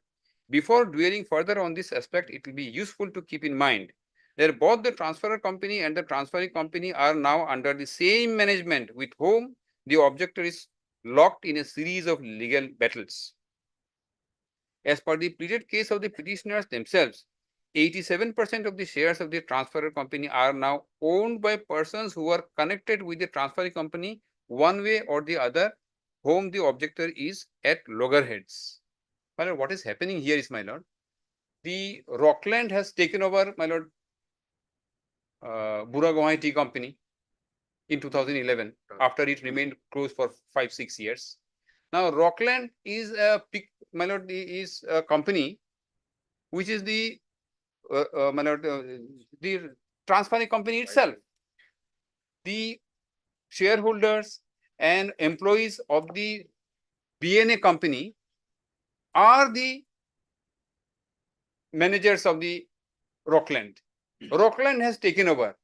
Now, through the backdoor, my lord, my enemies here, they are entering the same company with a larger muscle power and larger shareholding. This is what the intention of the share scheme of arrangement. So that my shareholding is reduced to. That was pursuant to shareholders meeting. My lord, true. That is why I am showing, my lord. This submission I have made to show that it is the intention. But for the purpose of. And at the end of it, my lord, how do you stand to gain My in lord. terms of the number of shares? Assuming all the shares that you think my lord, are required to be given to you, my lord, assuming they are given to you, my lord. then how do you? My lord, this is a projection by the other side Right. that it has to be given to me. It need not be given to me. It is already with me. All right. It is already with me. It is there. They have filed a suit to, my lord, deprive me of that. We cannot presume at this stage that the suit to be All right, decreed. let us accept that it is with you. My lord, How do you stand to lose by this transaction? by this It time, is already taken over by Rockland. It is already taken over by Rockland. Is that under a challenge? my lord, if I put this question to the other side, Hmm. how do they gain? If the same management is there, what is the purpose of this scheme of arrangement then? It's a scheme My lord, which, according to the wisdom of the shareholders, my lord, is good for the health of the companies. my lord, If you are I am the shareholder of the transferring company. right, First of all, I have got a right to object to a scheme which is not fair. that notice, etc. My was lord, supposed to what be will, sent. my lord, what will happen is the persons who are there in the management of the transferring company who were, my lord, there in the transfer company through the Rockland. Now, what is happening is the kind of share exchange ratio has been, my lord, mooted in the scheme. Their shares will be much more than what I am holding, and my presence in the company. Are you a shareholder in Rockland? I am a shareholder in the transferring company. They are entering this transferring company with the scheme of management. Are you a share in the Rockland? No. I am a shareholder in the transferring company. That is Now- Buragohai. What is it? No, BNA. The BNA. Oh, BNA. BNA. Transferring company. I am a shareholder in the BNA. Huh. I have got a shareholding of 38%. Right. Now I'll be rendered less than 5%. Purpose is that so that they can carry on their mismanagement and operation. Which allegation was rejected by the court? No, there is another thing, my lord. Now I am challenging the scheme of arrangement on certain grounds where I am permitted by the Honorable Supreme Court that I can raise objection. That is why I am raising objection. You can certainly raise objections. We can't Yes. stop you from that. Yes. We want to know how, all right, share equation is okay, but My lord, if the my lord, my where is submission, is my, there a fraud? Is there a mismanagement? Is there an allegation? my lord, that- here Mahfatlal is very clear. Fraud is not required to be established. It is for the person who, it is for the authority or the, my lord, management of a company to show that they fulfill all the parameters of section, paragraph 28A of Mihir Mahfatlal. Otherwise, the Supreme Court says section 391 petition has to be rejected. But that is not the finding of the learned single judge. My lord, that is the finding. My lord, learned single judges have come to two findings, my lord. One, valuation of the share of a losing company which was closed for 5-6 years has been overvalued in such an extent. My lord, I will go to the specific 2 paragraphs of the affidavit filed by the regional director to show. See, if you come to page 27, My lord, last paragraph, my lord, view of the learned single judge. my lord. This is a view based on the materials available before the court, It is, which according to you did not contain the calculations or the process or the procedure adopted for share exchange value. my lord. My lord, for determination of share exchange share exchange ratio, what is required is first you have to find out what is the value of the shares. What is the value of the shares of the transfer company that has not been determined? No materials have been placed. No, what we want to know is, My lord, my lord, without materials being placed, my lord, how can the learned single judge arrive at this finding that this is not fair? my lord, learned On single, what basis? my lord, learned single, my lord, there are discussions starting from earlier pages, my lord. Just La- a passing thought. We are not, My lord, we are not my lord, foreclosing the argument. I'm, What we are saying is, I'm obliged to answer. But there must be some material to arrive at that finding. That's what we are. My lord, my submission before lordship is learned single, what learned single judge has done is, learned single judge has tried to find out what material has been placed to show that the shares of transfer company has been overvalued to such an extent, 1:8. What is the material? which material you say is not before the court. That's what I'm saying, my lord. That material they have to produce. But apparently by making it 1:8, it is prejudicial to the shareholders of transferring company. Therefore, unless the materials are placed, how to arrive at this finding? My lord, that is what I'm saying. This is my submission. Without those materials, apparently the exchange ratio is, my lord, unfair. It is for them to show that there is a valid reason for giving this 1:8, my lord, share exchange ratio. No material has been placed, but share exchange ratio is there. Now, if share exchange ratio is 1:8 is there, now it is for the persons or the companies who are asking for a sanction to show that this is how it was arrived at, and this is a valid process of arriving at a share exchange ratio. I'll come to that specific part of the judgment, my lord.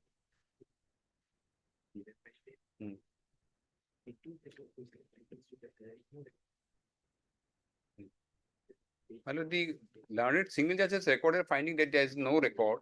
It is with regard to the justification sought to be given by the other side.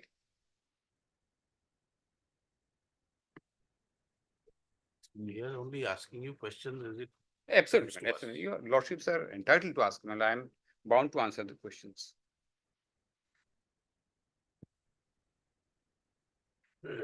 We may be entitled to ask, but it's up to you whether you are bound or not to answer. I'm bound to answer that.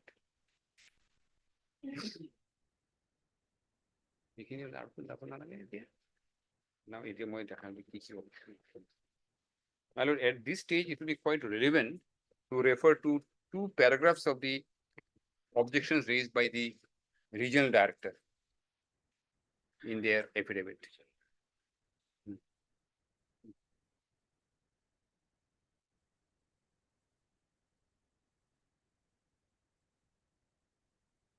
and how they have responded to this objections, my lord.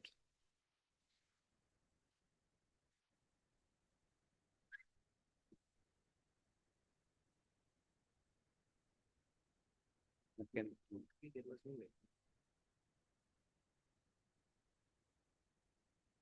Yes. my lord, I am referring to the affidavit in opposition file.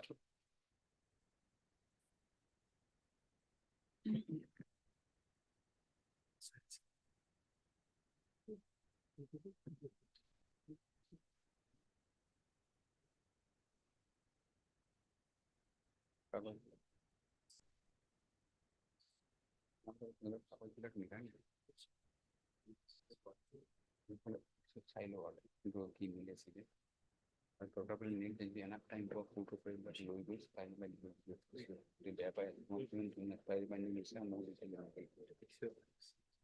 photo में कोई लग जाए अपना copy लगा नहीं पड़े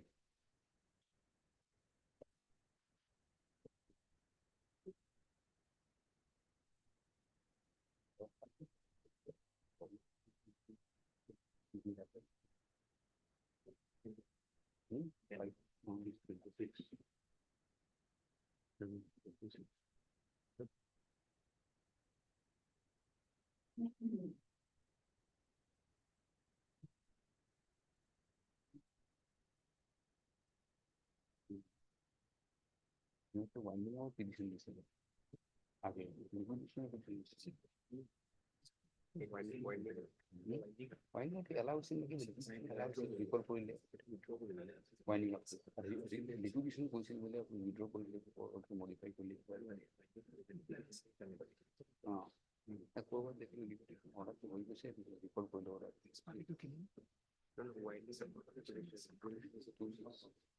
winding about the liquidation of the process or their withdrawal.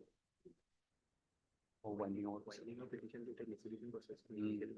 Future order record which are without one. So he that is why report.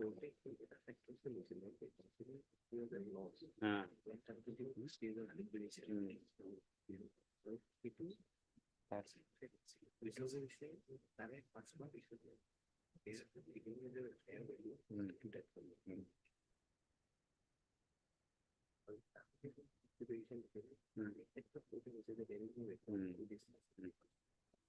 ये जगह तो आपको guide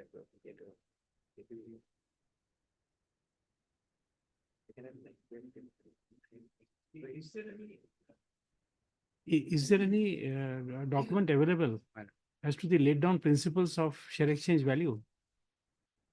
Do we have anything?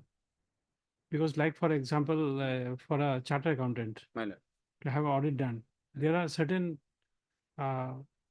benchmarks. The accounting principles now, I think 7 or 8 is being followed for a company. So far as So- valuation is concerned, three methods are there in the Mafatla judgment. No, 3 means not beyond. Is it that? That 3 is sacrosanct, 3 and not beyond. My lord, in fact, possibly in that paragraph of the judgment say these are 3 or any other reasonable method. No, because you see, My lord. you were reading page 39. That Oh, is internal page 28 of the judgment. yes, yes, You had referred my lord. to the finding which says that the explanation given by the petitioners is that the exchange ratio of shares has been fixed on the basis of earning capacity My lord. of the transferor company and not on the basis of net asset value. My lord. Correct? My lord. Now, Their just- submission, it is their submission. No, it's okay. That is accepted by the court. That is accepted by this court, and therefore it's saying that it's not correct. You do it what- again. My lord, what they have said, whether that is also correct or not. No, we don't know. We are just going by the order. This is the finding, and you have read that. My part. lord. Now the question is, My lord. you see, there is a constructed area. My lord. There is one construction area, 1,000 square feet. It is divided into, say, let us say 10, 15 rooms or Right. whatever size. And then there is another similar construction having 1000 square feet, but it does not have an internal partition. My lord. Now, A wants to purchase the property. Right. He wants to build, say, office complex. He finds that the house which is partitioned will have a more asset value. He accepts that. B, who wants to convert it into a, say, a marriage hall or something, will find that the unconstructed area has more asset value, and he takes that.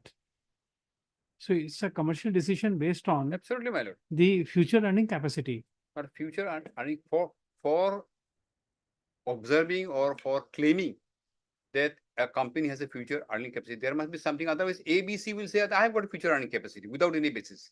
That is why, my lord, Supreme Court has said there it has to be manifestly unfair. If it is manifestly unfair, then the court will enter. Otherwise, the court will not enter into the commercial wisdom. Decisions based on commercial wisdom, the court will not interfere.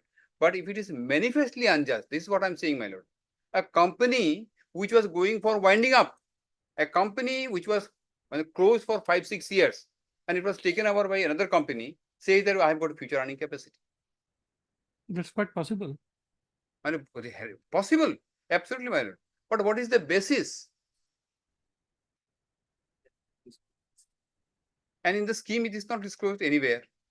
It is possible, your lordship is absolutely correct, madam. But there should be some basis. This is how I am saying that there are future You prospects. see, when I was there, I had an experience of appearing before Debt Recovery Tribunal. There you will find, we found cases, Right. and it's reported cases also. It's not that it's my own what you call experience. Right. It's the experience which you'll get in the what you call law journals. You see, a person may have a asset of say 100 rupees, but he does not have a working capital of 1 rupee. Now, for getting a working capital of 1 rupee, the banking requirement is that you must give 100% collateral. The assets which were there for 100 rupees is already mortgaged. So people are not taking that. Hmm.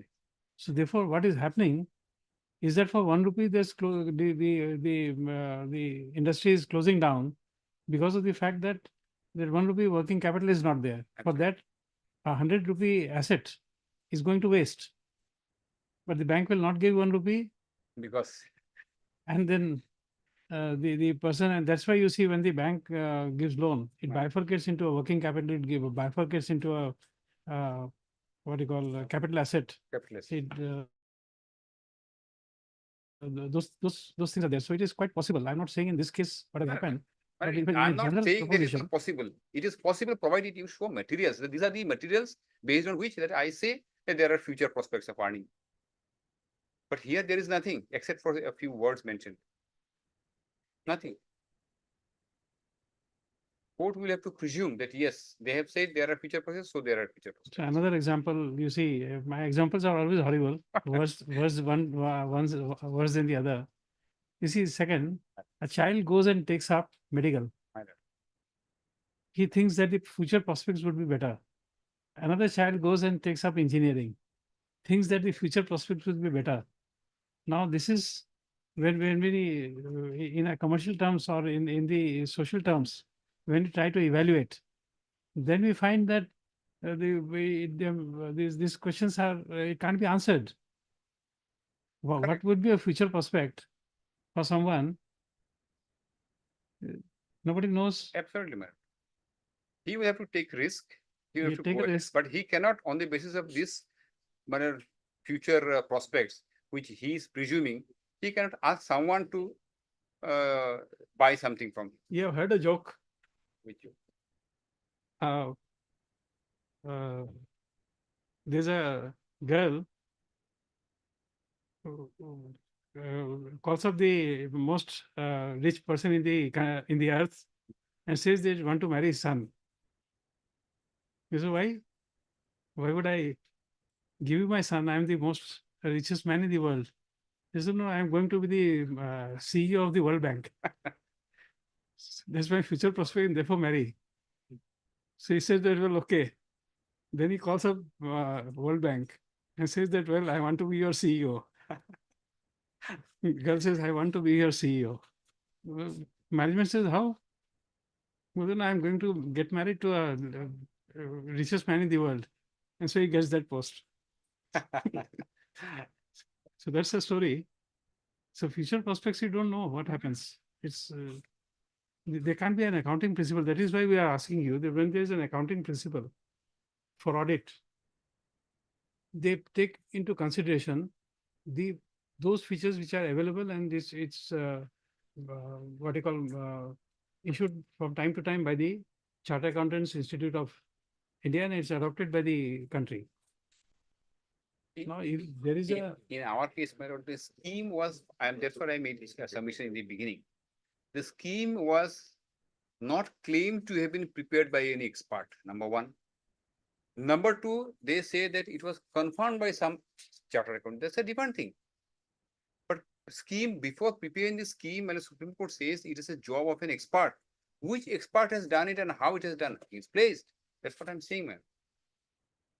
I'll go to the relevant paragraph of the Supreme Court judgment, how it is to be.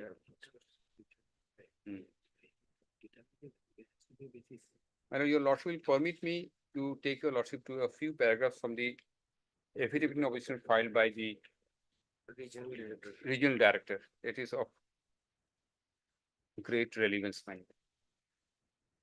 For that, my lord, I'll take your lordship to page number 372.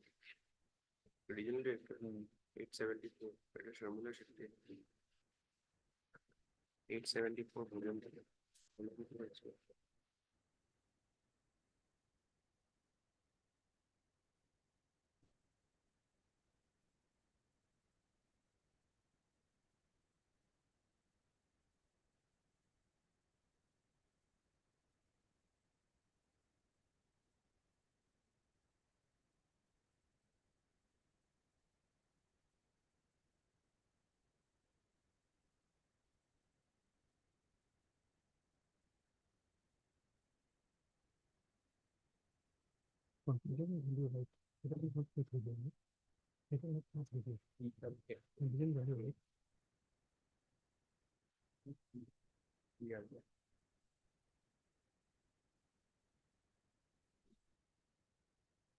Regional ID. না, এটা তো আছে internal আছে।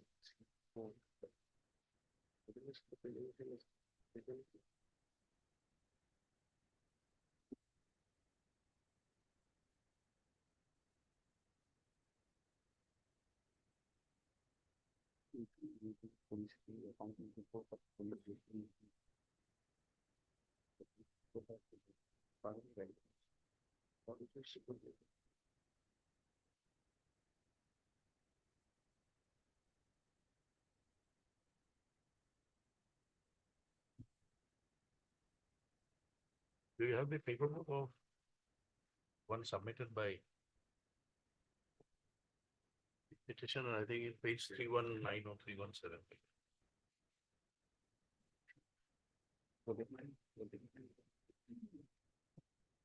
Navrang Saini.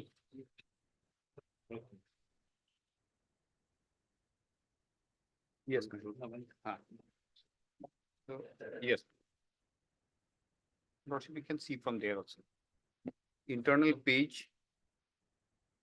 4. The 319. Hmm. 320. 320. Clear volume. And Lordship may turn to page 320 of that volume. To the printer.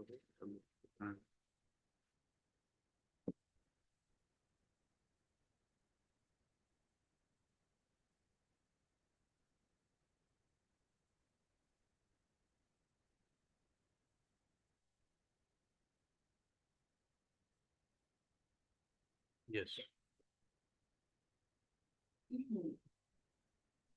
There are many objections raised by the central government. I am referring to the two prime objections. 3E, 2E, sorry, 2E, internal page 4, manner, page 320. Lordship has got, manner. Yes. In the balance sheet as on 31st of March 2012, of the transferor company as attached with the petition under reserve and surplus, revaluation reserve has been shown as rupees 1,858.71 lakhs.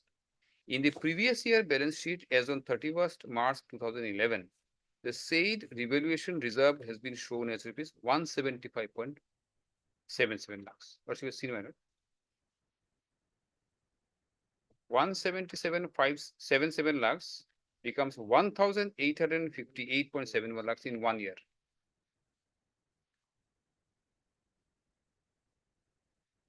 And I'm reading para 2E, my lord. Yes, yes. During the financial year 2011-12, the company has further revalued the same fixed assets by increasing their value to the extent of rupees 1,690.10 lakhs, and a corresponding revaluation reserve of rupees 1,690 lakhs has been credited to such revaluation amount as shown in the balance sheet as on 31st March 2012. On perusal of the notes to accounts attached to such balance sheet, it is mentioned that it has revalued the land, building, plant and machinery on 30th September 2011 at current replacement cost on the basis of revaluation report submitted by an approved valuer. It is pertinent to submit that as per the said balance sheet, as at 31st March 2012, the company has not owned any freehold land and has held leasehold land only on short-term basis, renewed year-wise, upon which it has been undertaken plantation of tea bushes. The building is situated on the said leasehold land. Since the ownership of the land is not with the company and also the land has not been held on perpetual lease basis, the company shall not capitalize such land and building, and the expenditure incurred for leasehold land and plantations expenses has to be charged against the revenue account. As per the balance sheet as on 31st March 2012, a leasehold land and plantations and building have been shown as rupees 12 lakhs 12 crore 81 lakhs 61,741 and rupees 6 crore 4 lakhs 49,501 respectively, which constitutes of 90.40% of the total assets. Since the fixed assets as stated above is leasehold land and the building is situated thereon, and the transferor company is not perpetual leaseholder, it cannot claim ownership on the said land and building. Hence, capitalization of both the assets, which constitutes 90.40%, fully without considering the life of the lease period, is contrary to the principles of accounting. Thereby, the balance sheet portray a false statement of affairs of the transfer company as on appointed date.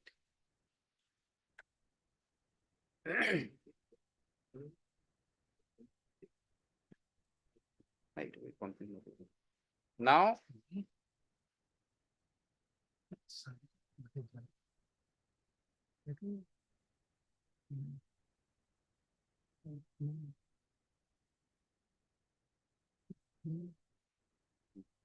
Special condition. The freedom line.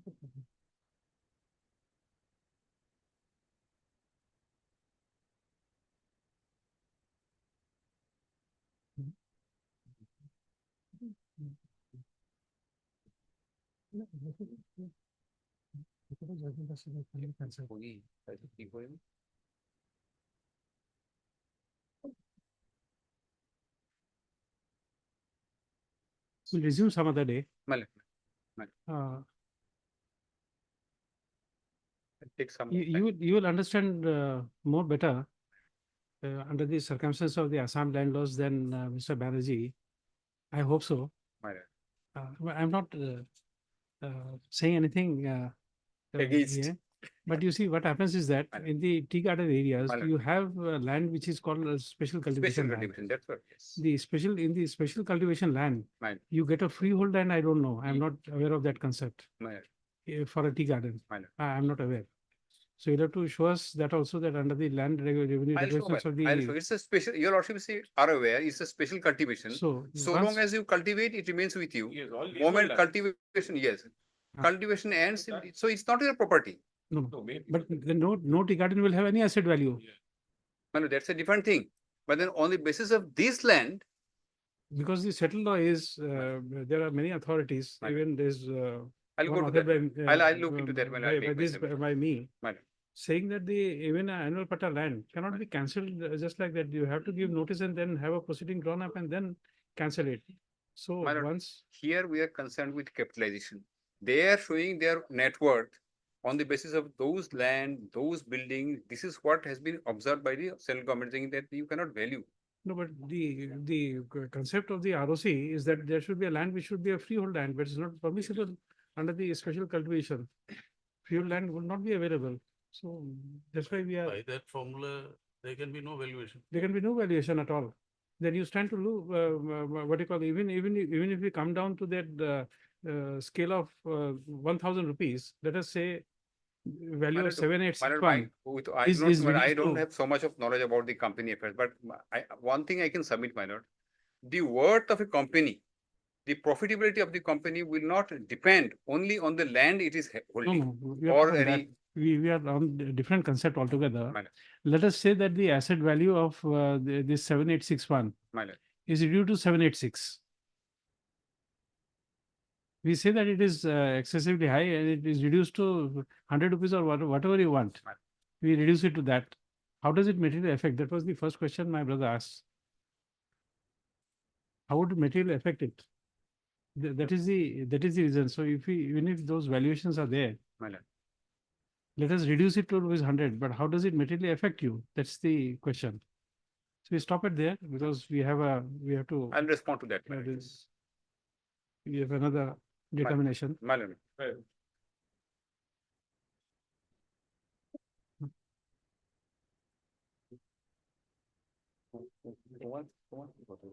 Daniel? When can we give the next date? Next date is where? এইটো কেতিয়া কৰিছিল এইটো? 7 November.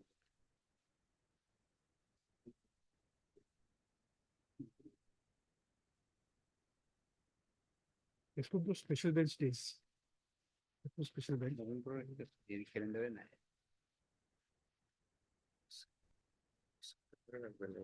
হ্যাঁ September নাকি জানেন? Can it be 12th September? Hmm? It can be. No fixed matters on that day. 12th September? And September, this week I have got some difficulty, man. Next fifth, I was already with fifth or 12th because I think my lord only sits on Thursdays, will not in a special bench. Then, yeah, fifth, okay, should be. Can it be on 17th, well, is it Tuesday? 17th and 19th. 19th, I have no difficulty, 19th. Oh.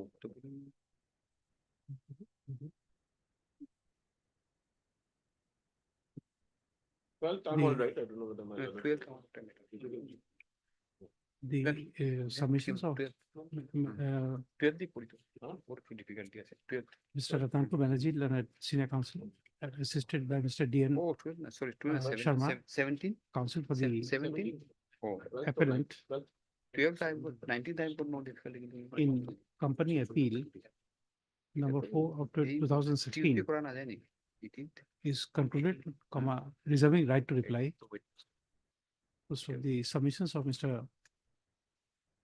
D. Muzumdar, Senior Counsel, assisted by Mr. S. Biswas, Counsel for the appellant in Company Appeal number 3 of Date 2016 হওয়া নাই? 19th tomorrow হয়ে যাবে। remains inconclusive. হয়ে থাকলো 24th। Full stop. List on একবার দেখেন তো 24th কিরকম position. 19. Well, 19th, my learned friend was some 24th. No, don't make it last because then there will be puja. We will be in a difficult situation. Oh, yes. Now, puja is starting from 7th. No, but you understand our position. 19th. 19th. Don't go beyond that, otherwise we will not be. Huh? The last 2 weeks will 19th, be. 19th. Last 2 weeks will be 19th, very difficult. My friend. Hmm. 19th. 17th is not good for you. 17th. I have a personal difficulty with on the 17th. Sons. Okay. 19th. You give him an incentive to be here with you. My lord, he has got possibly he has got better incentives, You don't know. greener pastures. 19th. This is a pattern matter on 2024. Deeply obliged.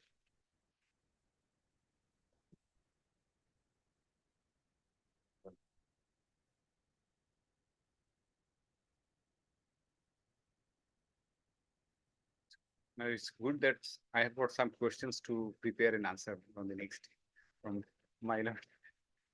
No, because as we have expressed in the morning, Yes, we have also been in touch with this subject after a very long time. So naturally, a lot of questions will now come out. in Absolutely. 56 and Absolutely. 2013. So bound to come.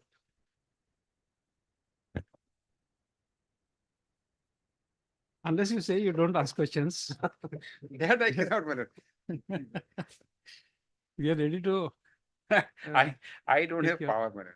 No, we give you that liberty. You will just, you just only have to say, don't ask questions. That will, I can ask for that, but that will be to my prejudice again. We had a very good experience in the trial court. My lord. There was a counsel who's was expired. He one day came to court, and in a particular court, he said that today I'll argue. Anything you want to ask in English because my clients are present. Yes. And then he started the argument in the court of Civil Judge number 3, Kamrup Assam. False, throw it out. Then case number so and so, so and so. Ah. What rubbish thing they are writing? Party's name so and so, so and so. All rubbish. You throw out this petition. That part of argument is in Assamese. Yes. And then after reading the prayer for adjournment, this is the prayer, we then left the court. Judge was astonished at what has happened. Did not follow anything. When I had to explain to the court that he took your permission to argue the matter. His clients are there. He's spoken in SMS. And then he requested you not to say in Assamese, This but is how in it is English. done, my lord, yes. Then we all understood what the meaning was. There are ways and means, my Then we will comply with whatever you say. Don't ask questions we won't ask. lord. Yes.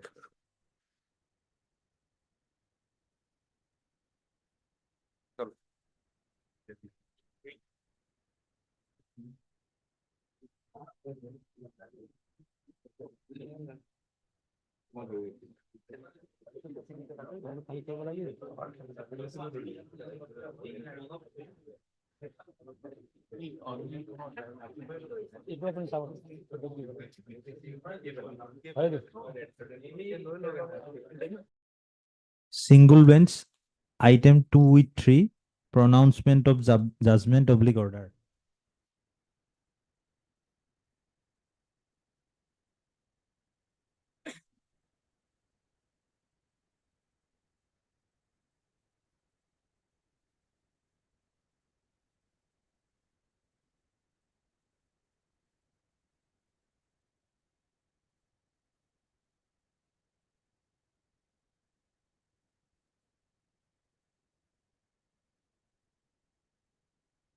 Both the writ petitions are dismissed. Grateful. Deeply.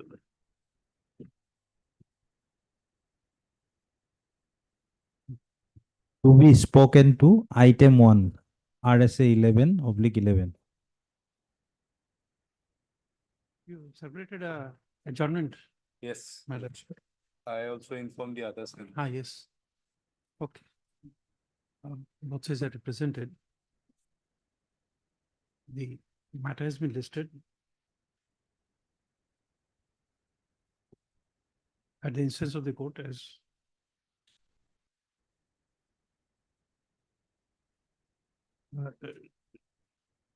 rehearing of the matter has become necessary.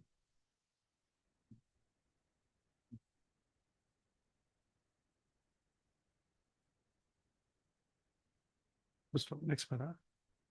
With the consent of the learned, you say, with prior intimation to the learned counsel for the petitioner.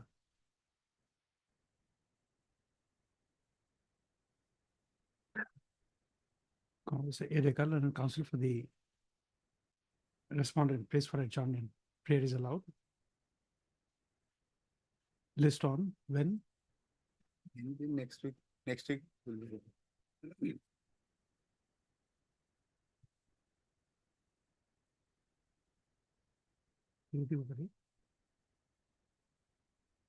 And 9 or 13 দিব নোৱাৰি 9 আৰু 13 নালাগে। দিব নোৱাৰিছে Then 5th, No, not on fifth, Lordship, tenth of September. 10th. The tenth of 11 will be. 11 sir Wednesday, 10 10th. Tuesday, We'll make it 10th, 10th. Much. 10th September. This has been more than 3 months now. Not give the judgment.